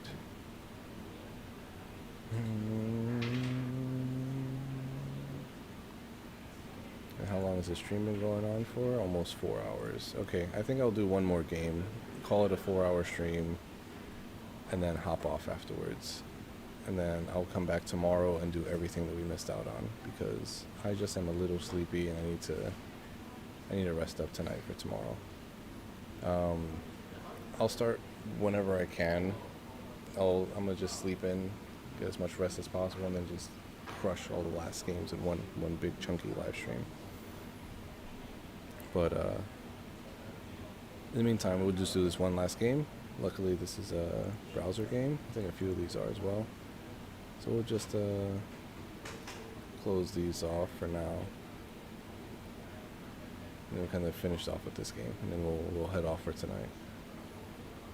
Unfortunately, it was just me during this live stream, but I guess that's part of the theme, I was isolated from everything, from everyone else.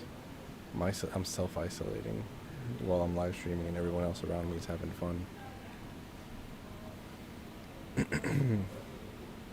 Anyways, next up, or last up for this stream, we have The Gap. Submitted by Sci-Fi, but Sci spelled C-Y.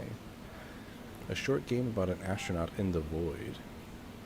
Made in Godot again. We have another one. It's so neck and neck.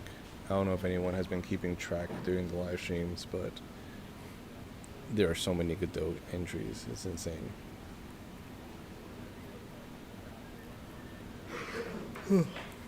In this short 2D side view game, you play as an astronaut in the void trying to get to the crystal. Gravity is not your friend and can be very confusing to travel through. Use WASD to move around, and if you ever get trapped in the voids of space, press R to restart the level. Have fun. Bet. So yeah, there's another entry of Godot. I've seen this issue happen. It's like the third or fourth time where everything's just a little offset, but I will let this music play for a bit.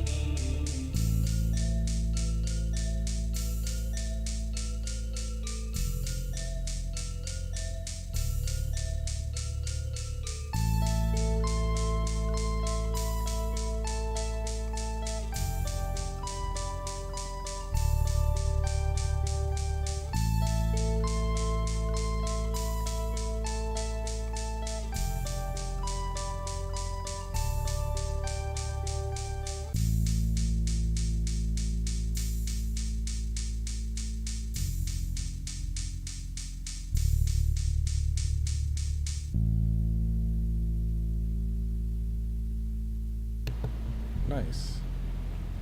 Seems like this is about the part where it starts to loop again. It doesn't even loop. Uh-oh. Anyways, let's start it up. Go this way.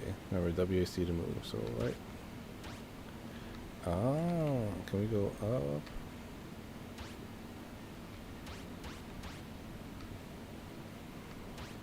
Get to the crystal. What crystal?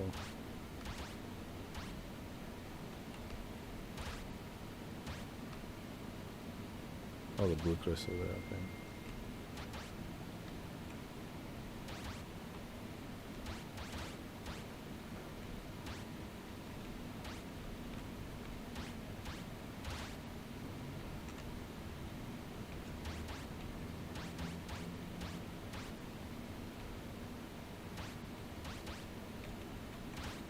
Nice.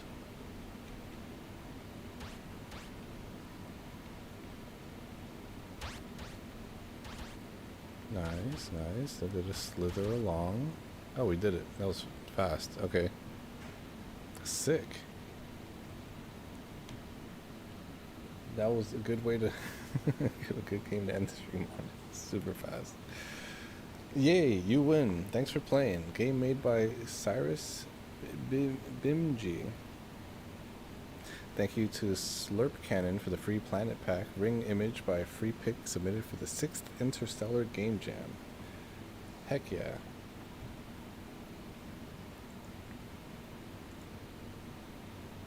But yeah, that game was really straightforward. I did like the mechanic of the little gravity zones between the planets and stuff. That was interesting.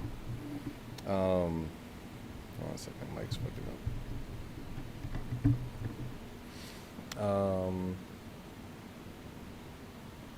Yeah, that was a WSD movement. I feel like having like a thruster would be pretty interesting as well, to kind of like let the player propel themselves from their feet into a certain direction.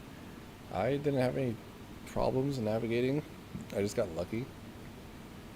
But I'm guessing that some people didn't get as lucky. Let's see. Yeah, using gravity advantage. Yeah, it's pretty easy to get to the crystal, so it seems like other people are just having an easy time with it. No, this person said it was hard to grasp.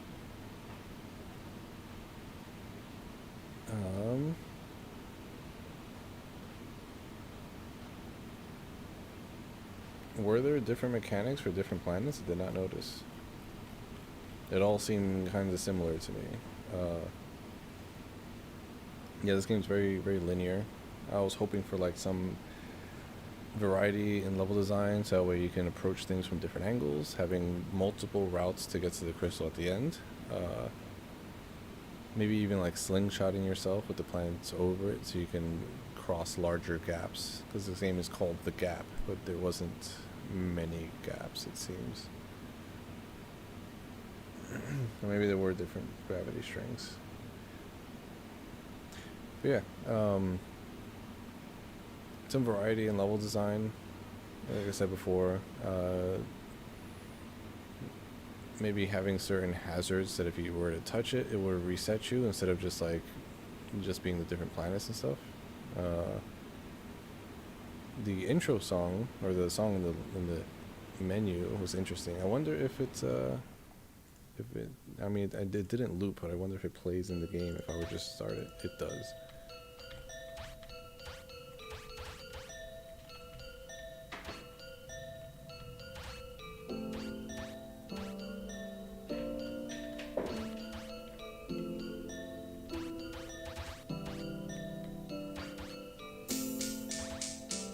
So yeah, having the ability to have the song loop would be nice as well. The song is a little bit loud now that I'm playing the game, so maybe having a way to have like a volume slider or just adjust the volume of the songs so it's not too loud.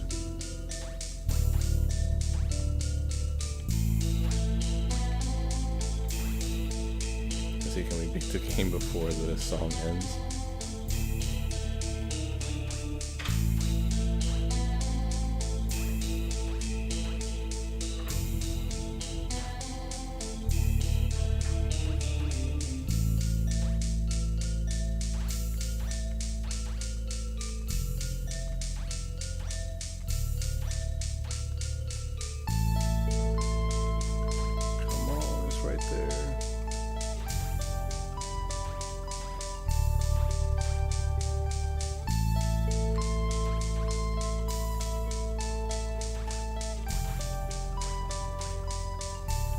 There we go, we did it. Wait, we beat the game before the song even finished. That's crazy.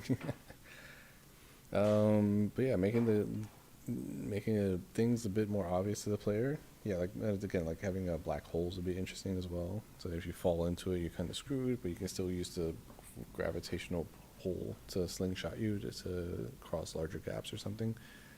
There's a lot you can do with the mechanic for sure, but you kind of just have it just like one solution for the most part. Just like follow this path, get to the end. So yeah, it is a little bit linear. But yeah, that's The Gap by Sci-Fi.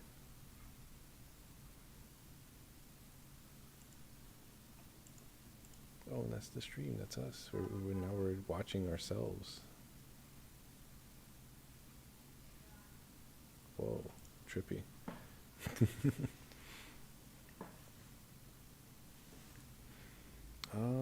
Do we have time for one more game is the question.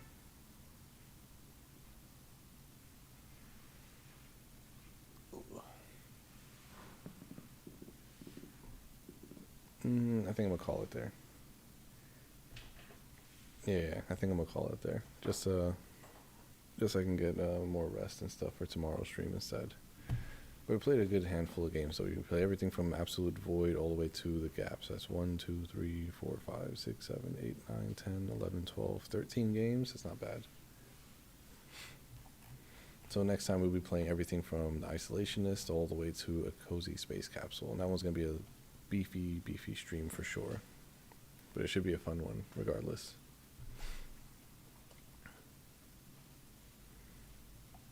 But yeah, again, thank you everyone for joining the stream. Thanks for submitting games to the Game Jam and rating all the games as well. We have how many fucking ratings? I'm pretty sure it went up. Yep, it went up again. 1,049 ratings between everyone who submitted games, which is wild. And again, I haven't even done any ratings. We can check again. First title still has nothing rated. But yeah, I encourage everyone, if you haven't rated any of these games yet, go, the link's in the description, play the games, rate the games, leave a comment, give them some feedback. if you even want to stream it yourselves, feel free. The link to the Discord's in the description as well. So you can go over there and, you know, talk to people if you see their game, and you can chat with them in more real time kind of thing. Yeah, it's about 12 ratings per game submitted, which is wild. What's up? Nothing much. Chilling? Chilling like a villain. Hell yeah. You want to play a game? Hell yeah. Okay, so we'll do one more game then. We left off on The Gap, so next up we have is Isolationist, if you want to try this one out. So, That's my political philosophy. submitted by Bleskar. Blesscar. It's like Beskar Steel, except blessed. Yeah, so with me right now is it's Matthew from Hummer Digital. Yep. Working on some pretty interesting projects for sure. Yeah. But we're going to be trying out Isolationist. If you want to grab a chair, feel free. Let me just read this out. How you doing, Blair? Good. Chat says, hi, Matthew. Put me in, coach. So this one should be a browser game as well. I don't know how to play it yet because I haven't read anything, but the tagline is Escape from Society. Okay.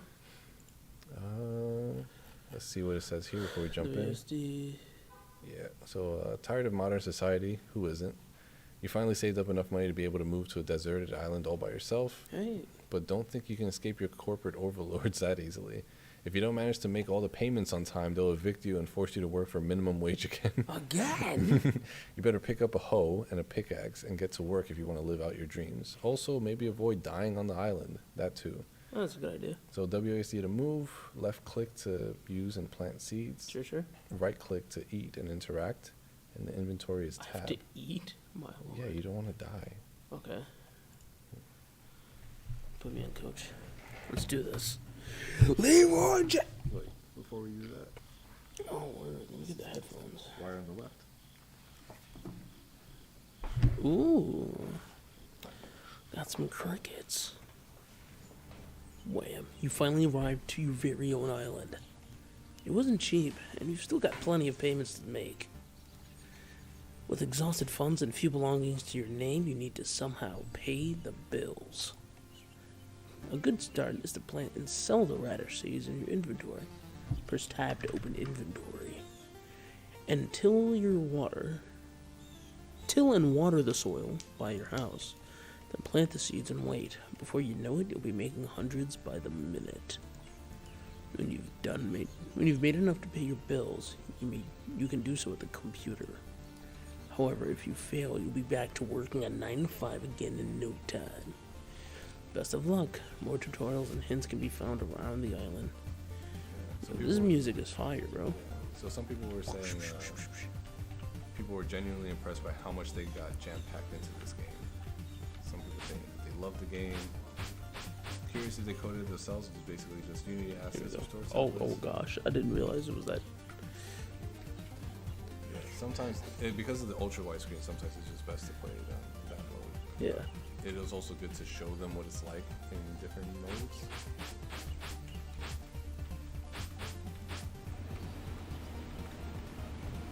Because if they did code it themselves during the jam, holy shit. This is impressive. I need to use the hoe. Right? I think so. There we go. An action farming adventure. The soundtrack definitely doesn't fit. Oh wait, there we go. But it's pretty good anyways. Alright. We got Minecraft scrolling mechanics? Oh wait, how do I...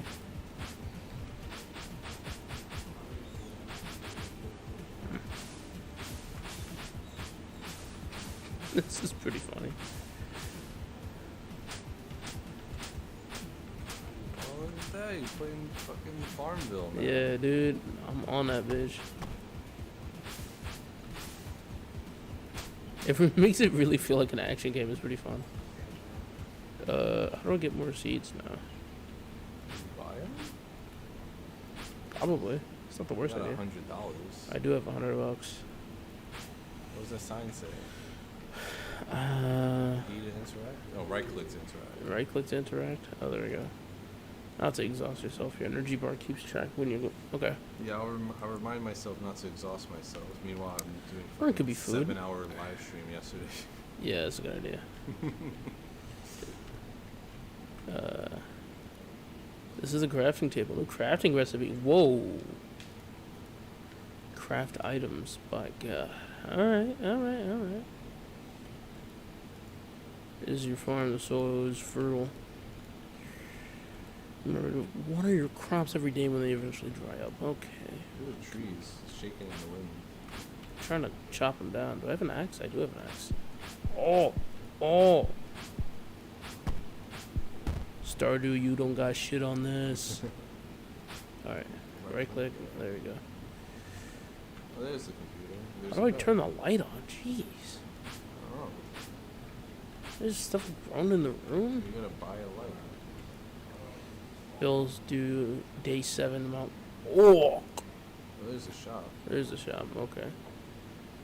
$500. Alright. Sleep until rested. Good morning. I'm here to Hey, lumber some jacks, baby. Here to lumber some jacks. You gonna jack some lumber? Yeah, dude.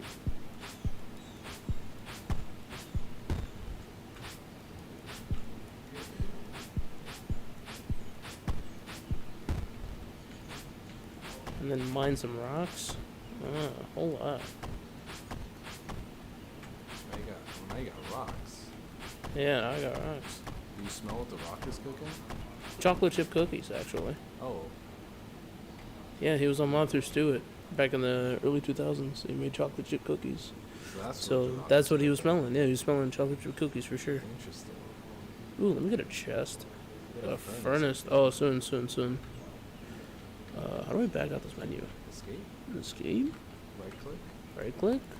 Left click. Left click. Move. Space. Oh. Click the chest. I already clicked the Click some chest. shit. Escape? No. 1, 2, 3, 4? No. Someone says that they had a roommate that was always jacking lumber. Hey, yo. Sorry. Interact is right click. Inventory is tab.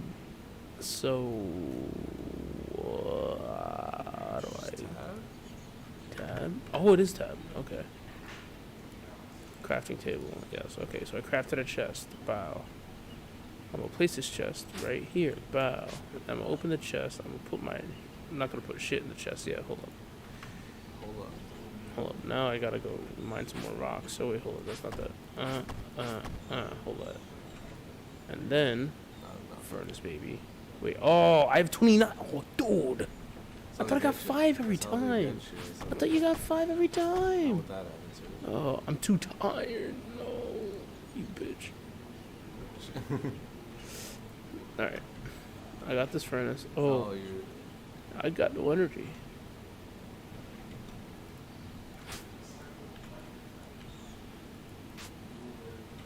Huh. Alright, let me go sleep, I guess. Go night-night? It's not even night-night yet. It's about to be. Can I buy food? Oh, yeah. Buy a potato. Potato. Is that a data potato? Insufficient funds. How do I purchase? I think you did. No. Yeah, it's still like 2. Where do I go to get my potato?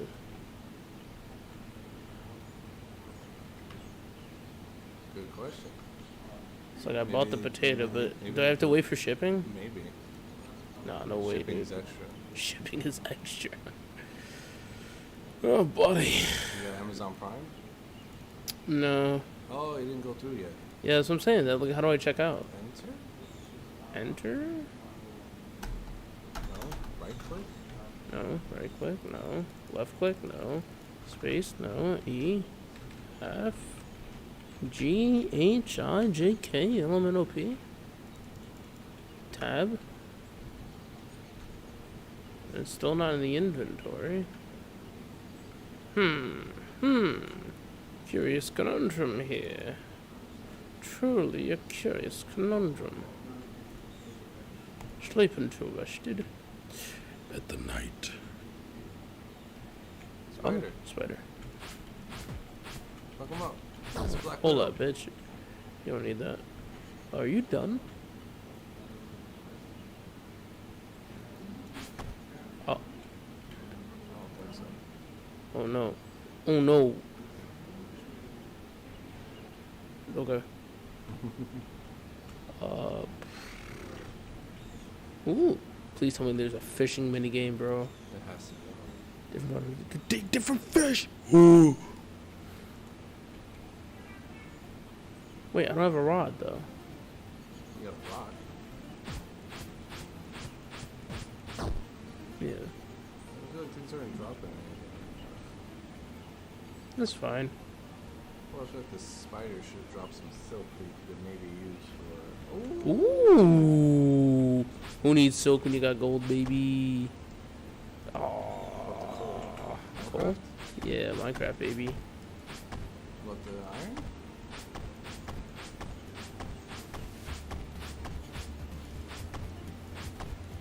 You didn't get any coal. Unless that's one coal. Yeah. That is one coal. That is incredibly hard to see. If that had like a white outline, I feel like that would be a lot, like stand out a lot more. I actually really like the idea of this game. I also have never played Stardew Valley.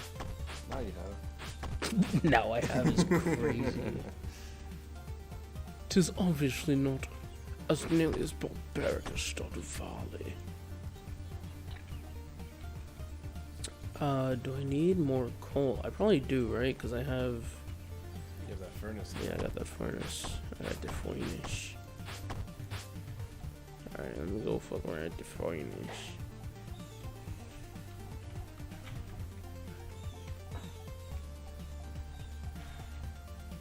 Maybe you equip the coal? I'm too... well, at least... Oh, wait, hold up. Do y'all need to get watered again? No. Oh? Okay, I got it. I harvested.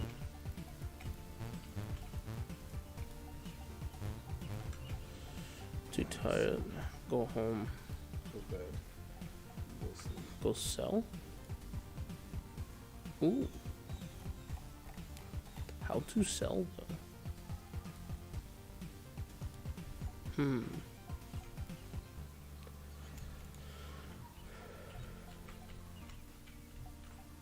Whoa. Hey.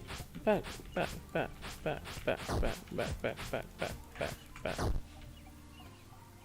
Punk.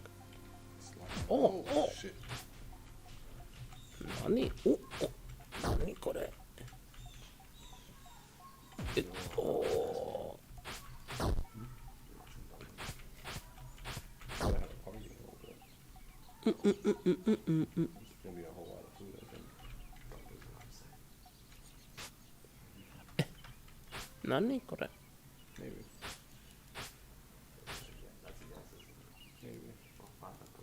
Oh, put the items here and they'll be sold for profit when the boat arrives. Got it. Okay. Oh, and I could just sell the copper. That makes sense. Sell the radish. Get him out of here. Get 'em out of here. Who needs you? You punk.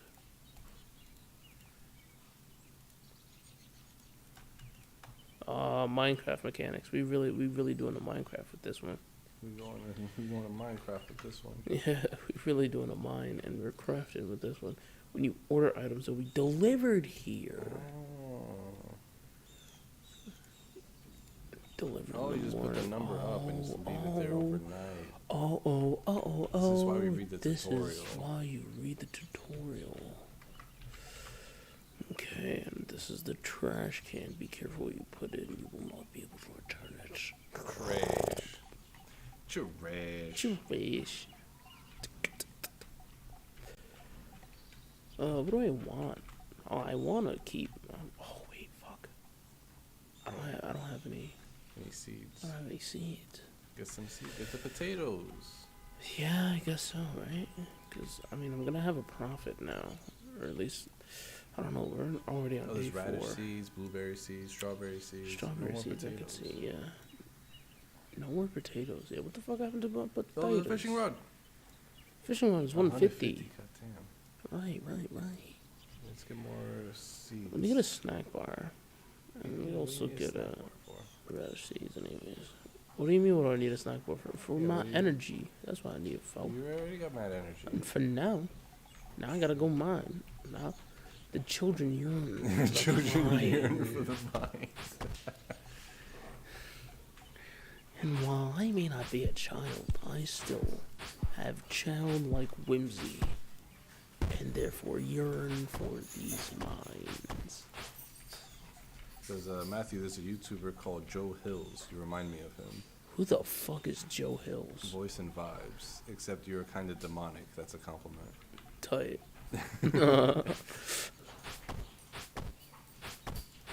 Some people like confuse me for Donkey whenever I'm playing video games and shit. It's actually pretty funny. No, that's because you are a donkey. Yeah, I wish. Big mode.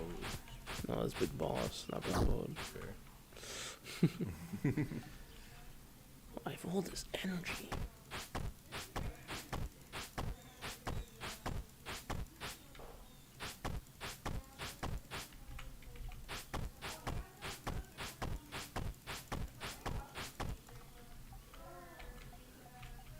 I'm out of energy. Get the sword out. It's a Minecraft YouTuber. That's who that is. Disgusting. Oh no. Oh no. Oh no. Oh no. Get out of there. Oh no. Oh no. Shit. Oh no. Oh yeah. Oh no. Oh no. I'm gonna die. I'm gonna die. Oh man. Now you gotta go back to your 9 to 5. No, I think I just died. You gotta pay minimum wage now. Alright, I'm doing this one more time. Alright. Shut up. I got it now. I'm too good. Speedrun, baby. I'm too nice. Fuck! Sorry. It's mic is sensitive. Alright, speedrun, baby. The mic picks up everything. Yeah, I heard that shit too, and I was like, wait a minute. Sorry, I interrupted your thing. I called you on Discord. Oh, I didn't hear it. I think because it's streaming, I didn't hear it. I wonder if it came up on the screen. Nah, I think it mutes all the Discord streamer mode? notifications. Yeah. Yeah, welcome. We got Michael with us, who just released Oros. Ooh, ooh, Hello. ooh, Can you hear me? ooh. Can you hear me? Yeah. Yep. Very sensitive mic. Okay. Hi. How's everyone doing? Doing good. Happy Jam Day. You know? Yeah. Day 3 is Day streaming. 3. Oh, nice. Day 3 or 4. Very cool. Tomorrow's the last day. How long? Oh, okay. 4 days of reviewing. Yeah. Streaming, Fantastic. feedback, live reactions, some reviews. Very cool. Yeah. This looks fun. Yeah, actually is pretty nice. Nice. Cool. Well, I'm gonna get to it. Well, you Reset better. Screen. Just Yeah. con as quick as he came.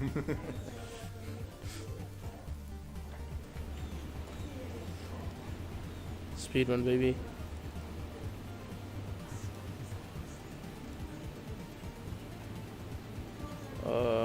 Anti-venom, no. That's it.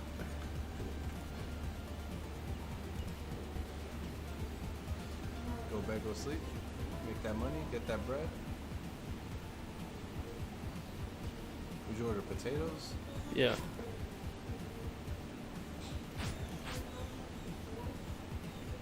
Everyone knows when you die, you have to get a 9 to 5. I ordered it. Oh, there it is. Hey. Skip with slime balls. Bastards. Get out of here. Package delivered. Give me my shit. Just one potato. That's fucked. That's fine. That's all you need.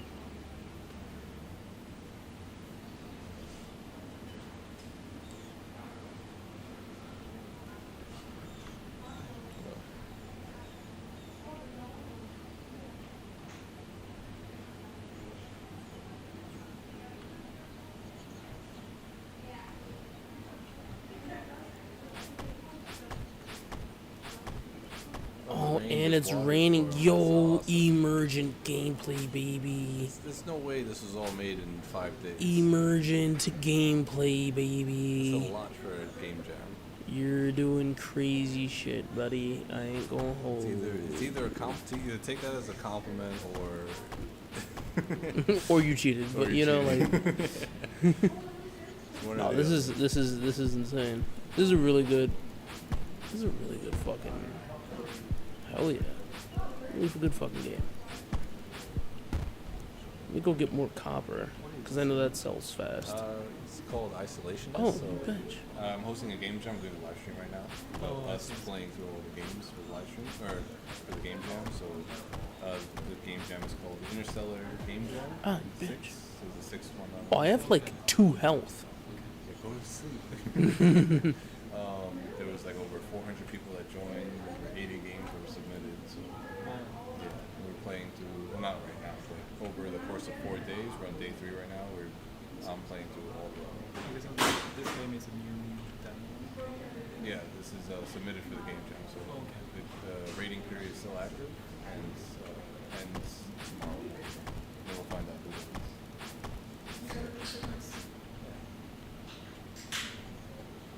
I did not participate. I'm just hosting it. Yeah. I wonder if I can. Oh yeah. Oh yeah. Hold that. Excellent. Love that. Love that.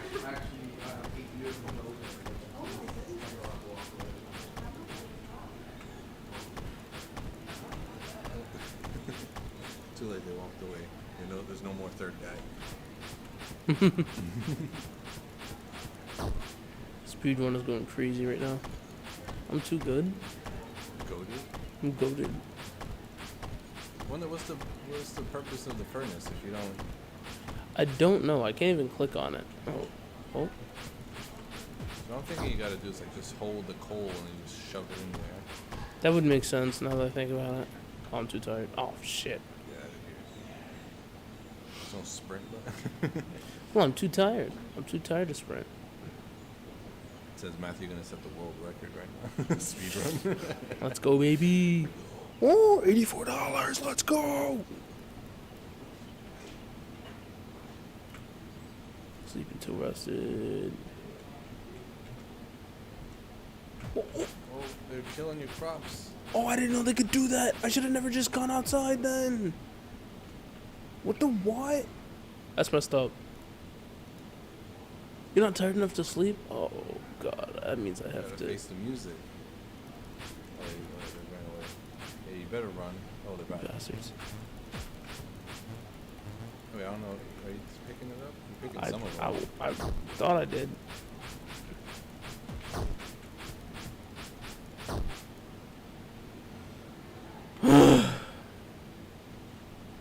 Take that.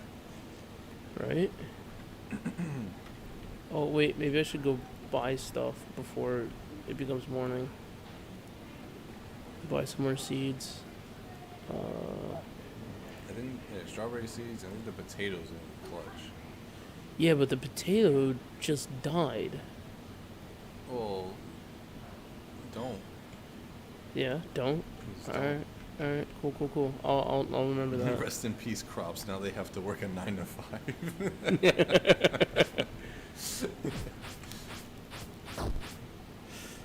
The crops have to work a 9 to 5. That's There is good. no heaven. There's just a 9 to 5 waiting for you out in the afterlife. Oh, that's good. Whoa, $300. Hey, by all means. Give her all that wood and stone. No. What do you need it for? What do I not need it for? You just chop more wood down later. No. I can chop more wood down right now. Exactly. It is. I will say one thing is that it is kind of shitty that when you run out of energy, you can't swing your sword anymore. Yeah, that is annoying. Because when you have energy, swinging your sword doesn't seem to cost anything. Right. I wish I was like more like a positive feedback loop instead of a negative feedback loop. Right. Exactly. My order. Alrighty. Now put the potato back in the chest. and then I don't want $500. this anymore. Hey, that's enough to pay your. I rent can pay or rent. whatever. Mm. Yeah, pay that shit first. Maybe, I don't know. Or don't, because you got 3 extra days. Yeah, that's what I'm thinking. You can buy mad potatoes. Right?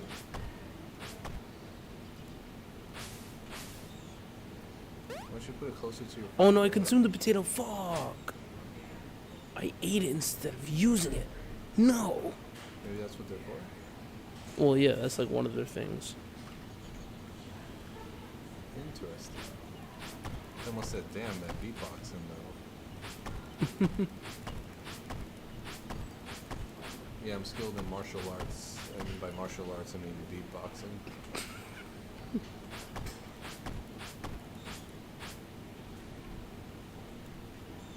got energy already. Yeah, that's fine. Just put that shit in front of your house. Save your trip. Yeah, now it doubles as defense.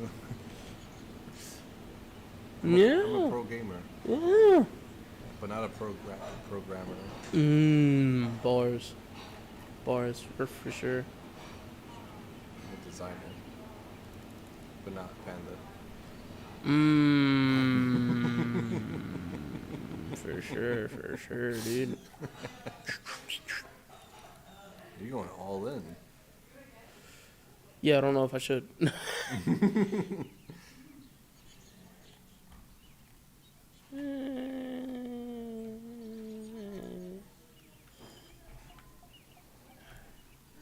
Sleep until morning. What's more dangerous, taekwondo or beatboxing? You know. Oh, these slimes. I'll tell you what now. You bastards. Oh, you bastards. Get away. Get away. You bastards. Does the potato heal you or do anything? Yes. Okay. There's 2 of them here. I see them. Those rats. Oh. There you go. What's more dangerous, taekwondo or beatboxing? Jacking lumber.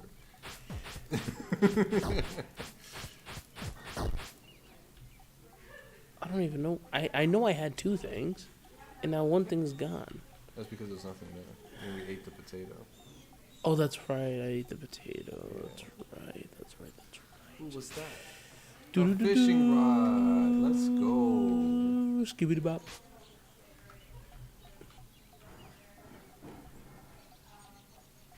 Hey, miss, I played a Doom clone earlier. It was called Damned. Damned and distressed. Water.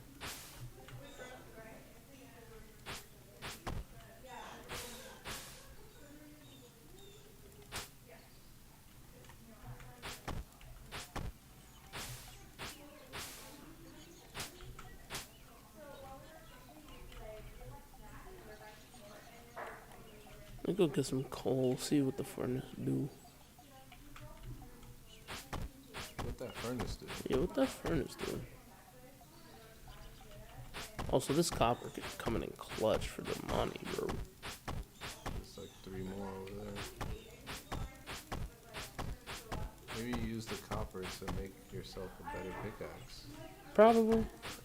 That'd be smart. But am I a smart man? No. You are a man. I would like to think myself as one. What was the thing? Was that gold? Copper? That's. Or, sorry, iron and gold?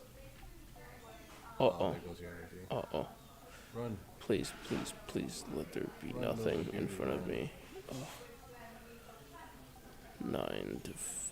9 to 5. Scooby doo ba ba ba. Skitty doo doo. 8 a.m. Day 6. We need to make $300. $200. Catch some fish. Eat the coal. Yeah, eat the coal. Whoa, back up. Don't you know Biggie Smalls makes it quick? Oh. Fish. You didn't do it. Did I? I didn't.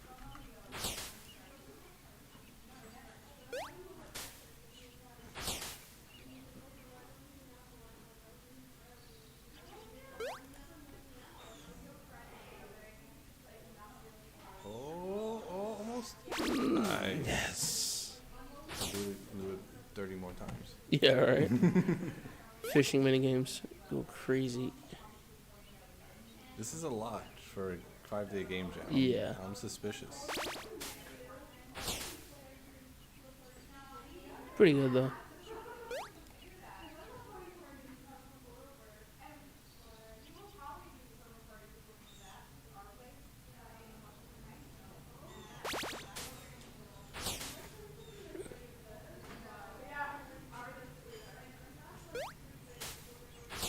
What? I did it too late.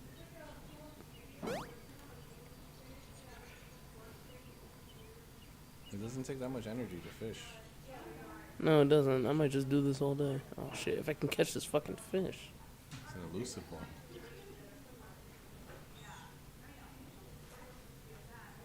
It's like real life fishing. No, it is not. No, it is not. No, the fuck it is not.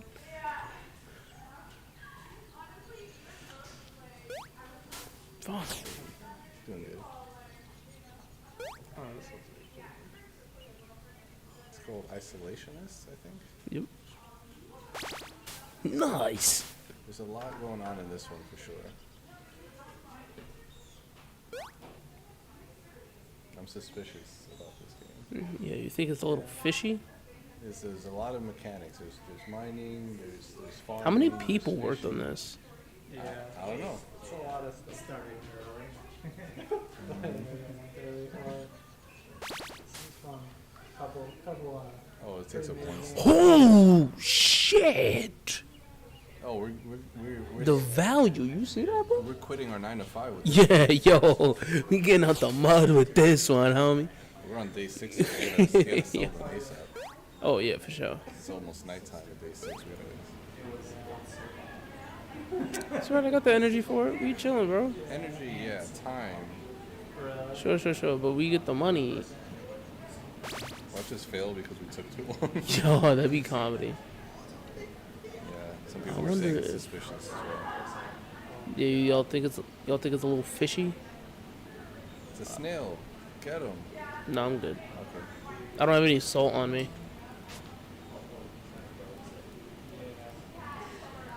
Yeah, so fishing is broken. Yeah, fishing is broken. Sell the fishing rod and buy it back again. No, you can't even do that. Sell the fishing rod and bring it back later. In fact, I might even not even have to sell the copper. Why wouldn't you? Oh, so you can craft. So I can grab, yeah, so I can see what's up. Oh yeah, there's even crafting in this game. There's a lot of stuff in this game. Yeah, there's a lot, I mean, it is there's a all, like, lot, kinda there's a lot, surface there's a level for lot. sure. There's not much you can craft. I can't even, yo, what the, It's a whole what, scrolling bro? thing. There's nothing to scroll to. I need a better pickaxe, bro.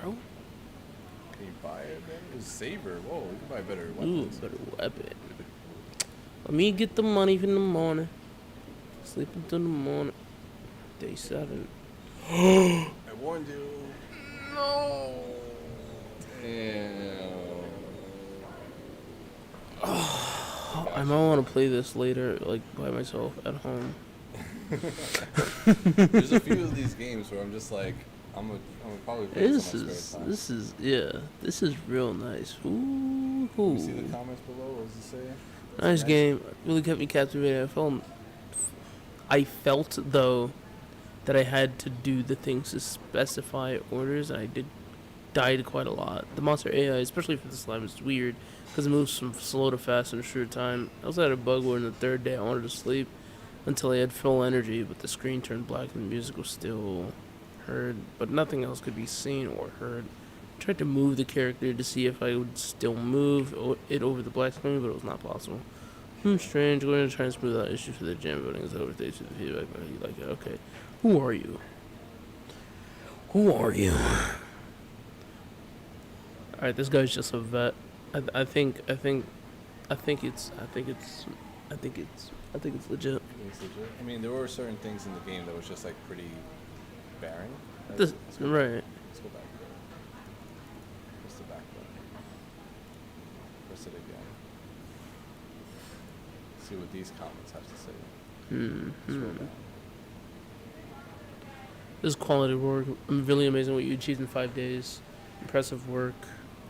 Really cute art and an impressive amount of concept for such a short time. I love the story too, pretty funny. My physics feedback was that the combat is a bit too frequent / difficult for a chill, relaxing game. On the third day, my farm was flooded with several snails, probably more than 6 slimes, and I couldn't go anywhere without getting murdered by them in a short time. Otherwise, I think you've got a really solid foundation for this game. Yeah, seriously. Yeah, how'd you Just feel about incredible. that? It's unbelievable that you've done it in such a short time. Great work. A lot of people are I feel like suspicious. no, but I feel like 5 days. Like if when I think about a game jam, I think 3 days, and like if I'm going to apply that to this, then no, then this is like obviously. But like I don't know, 5 days you could like this fishing mini game you can make in a day. You could just Right, like that's what I'm saying, yeah. input it. And Like I also, feel too, like if you're reusing mechanics from the past, which is allowed, that's perfectly fine. Yeah. And it makes sense that you're bringing a lot of these back to make it yeah. one game. So I think it's fine. Like Yeah. there's what 3 screens that you can go on at most. Right? You have the tutorial screen, then you have like the hallway. You have the tutorial screen, you have the hallway, then you have the house, and then you have the mines. Right. The mines being like not even a real mine, but like yeah, like no, Yeah, I if he felt was like this using was if fine. he was using the entire 5 days, then Yeah. it makes sense to them be able to kind That's what I'm saying. Yeah. Yeah, because the thing is, like, it is a 5-day game jam, and not everyone utilizes all 5 days. Some people just do like 2 days, or just take it like a few hours this day, a few hours that day, and Right. it hears me. All right. I just want to more like in between both of us. Gotcha, fair. But yeah, it's It's a valid game. it's a lot of stuff going on for it, which is good. Yep. But Yep. also because there's a lot going on for it, each element of it does not have the opportunity to be polished in the way you want it to be. So they're just like that double-edged sword where it has a lot of content, but all the content is not fully fleshed out. So if you like, if you kind of focus on one thing or the other, you can do more with it. The farming aspect of it seems like there was more thought and effort put into that part. And you have like a shop, and you have crafting. There's only 2 things you can craft, and you can't do anything with the furnace.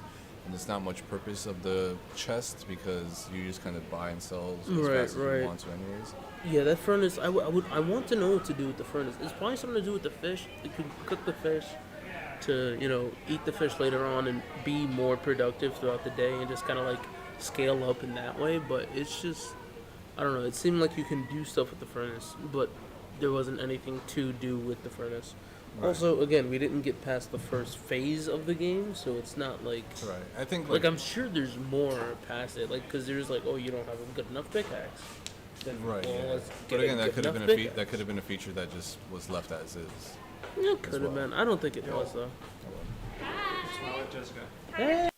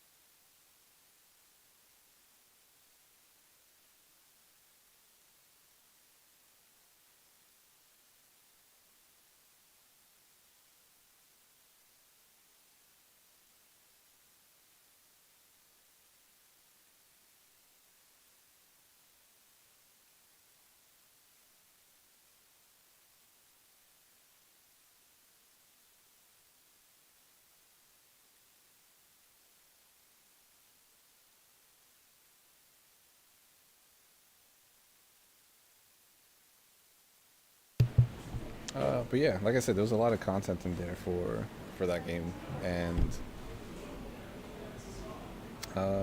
sorry about that. Yeah, there's a bunch of people that just pulled up to my desk. There's a lot of conversation. Yeah, for 5 days, if they put all effort into it, it does make sense, and the comics seem genuine as well. So I don't think it was an asset flip per se, but yeah, a lot of work went into that game for sure. Sorry for accusing you for for not doing it all in the game jam, but also take that as a compliment, just to shows off like how much work you kind of put into the game. But also it is a bit of a double-edged sword where because you were working on so many different things for the game that certain aspects of it weren't fully fleshed out. So if you want to continue working on this, because it seems like a project that you want to keep going for, I think you can make a really, really substantial game with this. This is a really good base for something, and it can, you can work on this for like a few more months. And you have something that's you can throw onto Steam. Like, this is a really good base, a really good foundation here. Like, overall, well done. But it does need some more attention to each of the elements you're throwing in there, and then maybe after that you can add on a couple more things too. But from what you have here so far, you have a really good game here, seriously. I'm curious to see what happens after the 7 days. Probably the game ends there, which would make sense in terms of like having it all just fit into the 5 days, and then afterwards it makes sense. Like, if you want to make this a full-fledged game, making it last longer and longer in terms of how many days. Maybe, the next threshold is like, all right, cool, 7 days, $500. Now, on the 14th day, you need like $1,000, and it just gets progressively harder and harder. So that way, the player has to kind of snowball their efforts. Their farm snowballs, their mining operation snowballs, because you can see that certain things just didn't have any purpose. Like the furnace didn't seem like there was much going on there. But yeah. But yeah, there's music happening in the background now. I think the party is starting, so I'm going to wrap up the stream there. Yeah, that was Isolationist by Bleskar. Seems like they have a good track record when it comes to making games on itch.io, so like seriously well done. And yeah, I think that would be the end of the stream. I know we were going to play a lot of other games. We were 1, 2, 3, 4, 5, 6 games shy, which is unfortunate, but we'll get into those tomorrow. Starting off with a little fella chucker, so that's gonna be really nice. Yeah, like I said before, if you were part of the Game Jam, the link to the games are in the description. You can play the games, rate the games. If you were not part of the Game Jam, then so you can still play the games, you just can't rate them. The winners will be announced tomorrow midnight, like not tonight midnight, tomorrow night midnight, Sunday night midnight, leading into Monday. That's when the winners of the Game Jam will be announced. So tomorrow's stream will be the last one, and then we'll start getting everything prepped up in the Discord for announcing the winners and everything. So yeah, that should be a good time. Again, special thanks for Outputs 4 for giving us all the music for us to use for the Game Jam, and then also for the prize for the first place winners. And if you want to support Interstellar Garden and all these live streams and just future game development endeavors and other YouTube endeavors, and there will be more stuff on Patreon and on the Discord for sure. Feel free to check out the Patreon and donate. That'll be huge for Interstellar Garden. That'd be awesome. But yeah, I will catch you all in tomorrow's live stream. I don't have a time set yet because I'm going to rest up as much as I can tonight. So once I can, I'll message everyone in the Discord when that live stream will be starting, and we'll do the last of the games in tomorrow's live stream. So I can't wait for that. So yeah, I'll catch you all in the next one. I hope you all have a good one, and yeah, peace.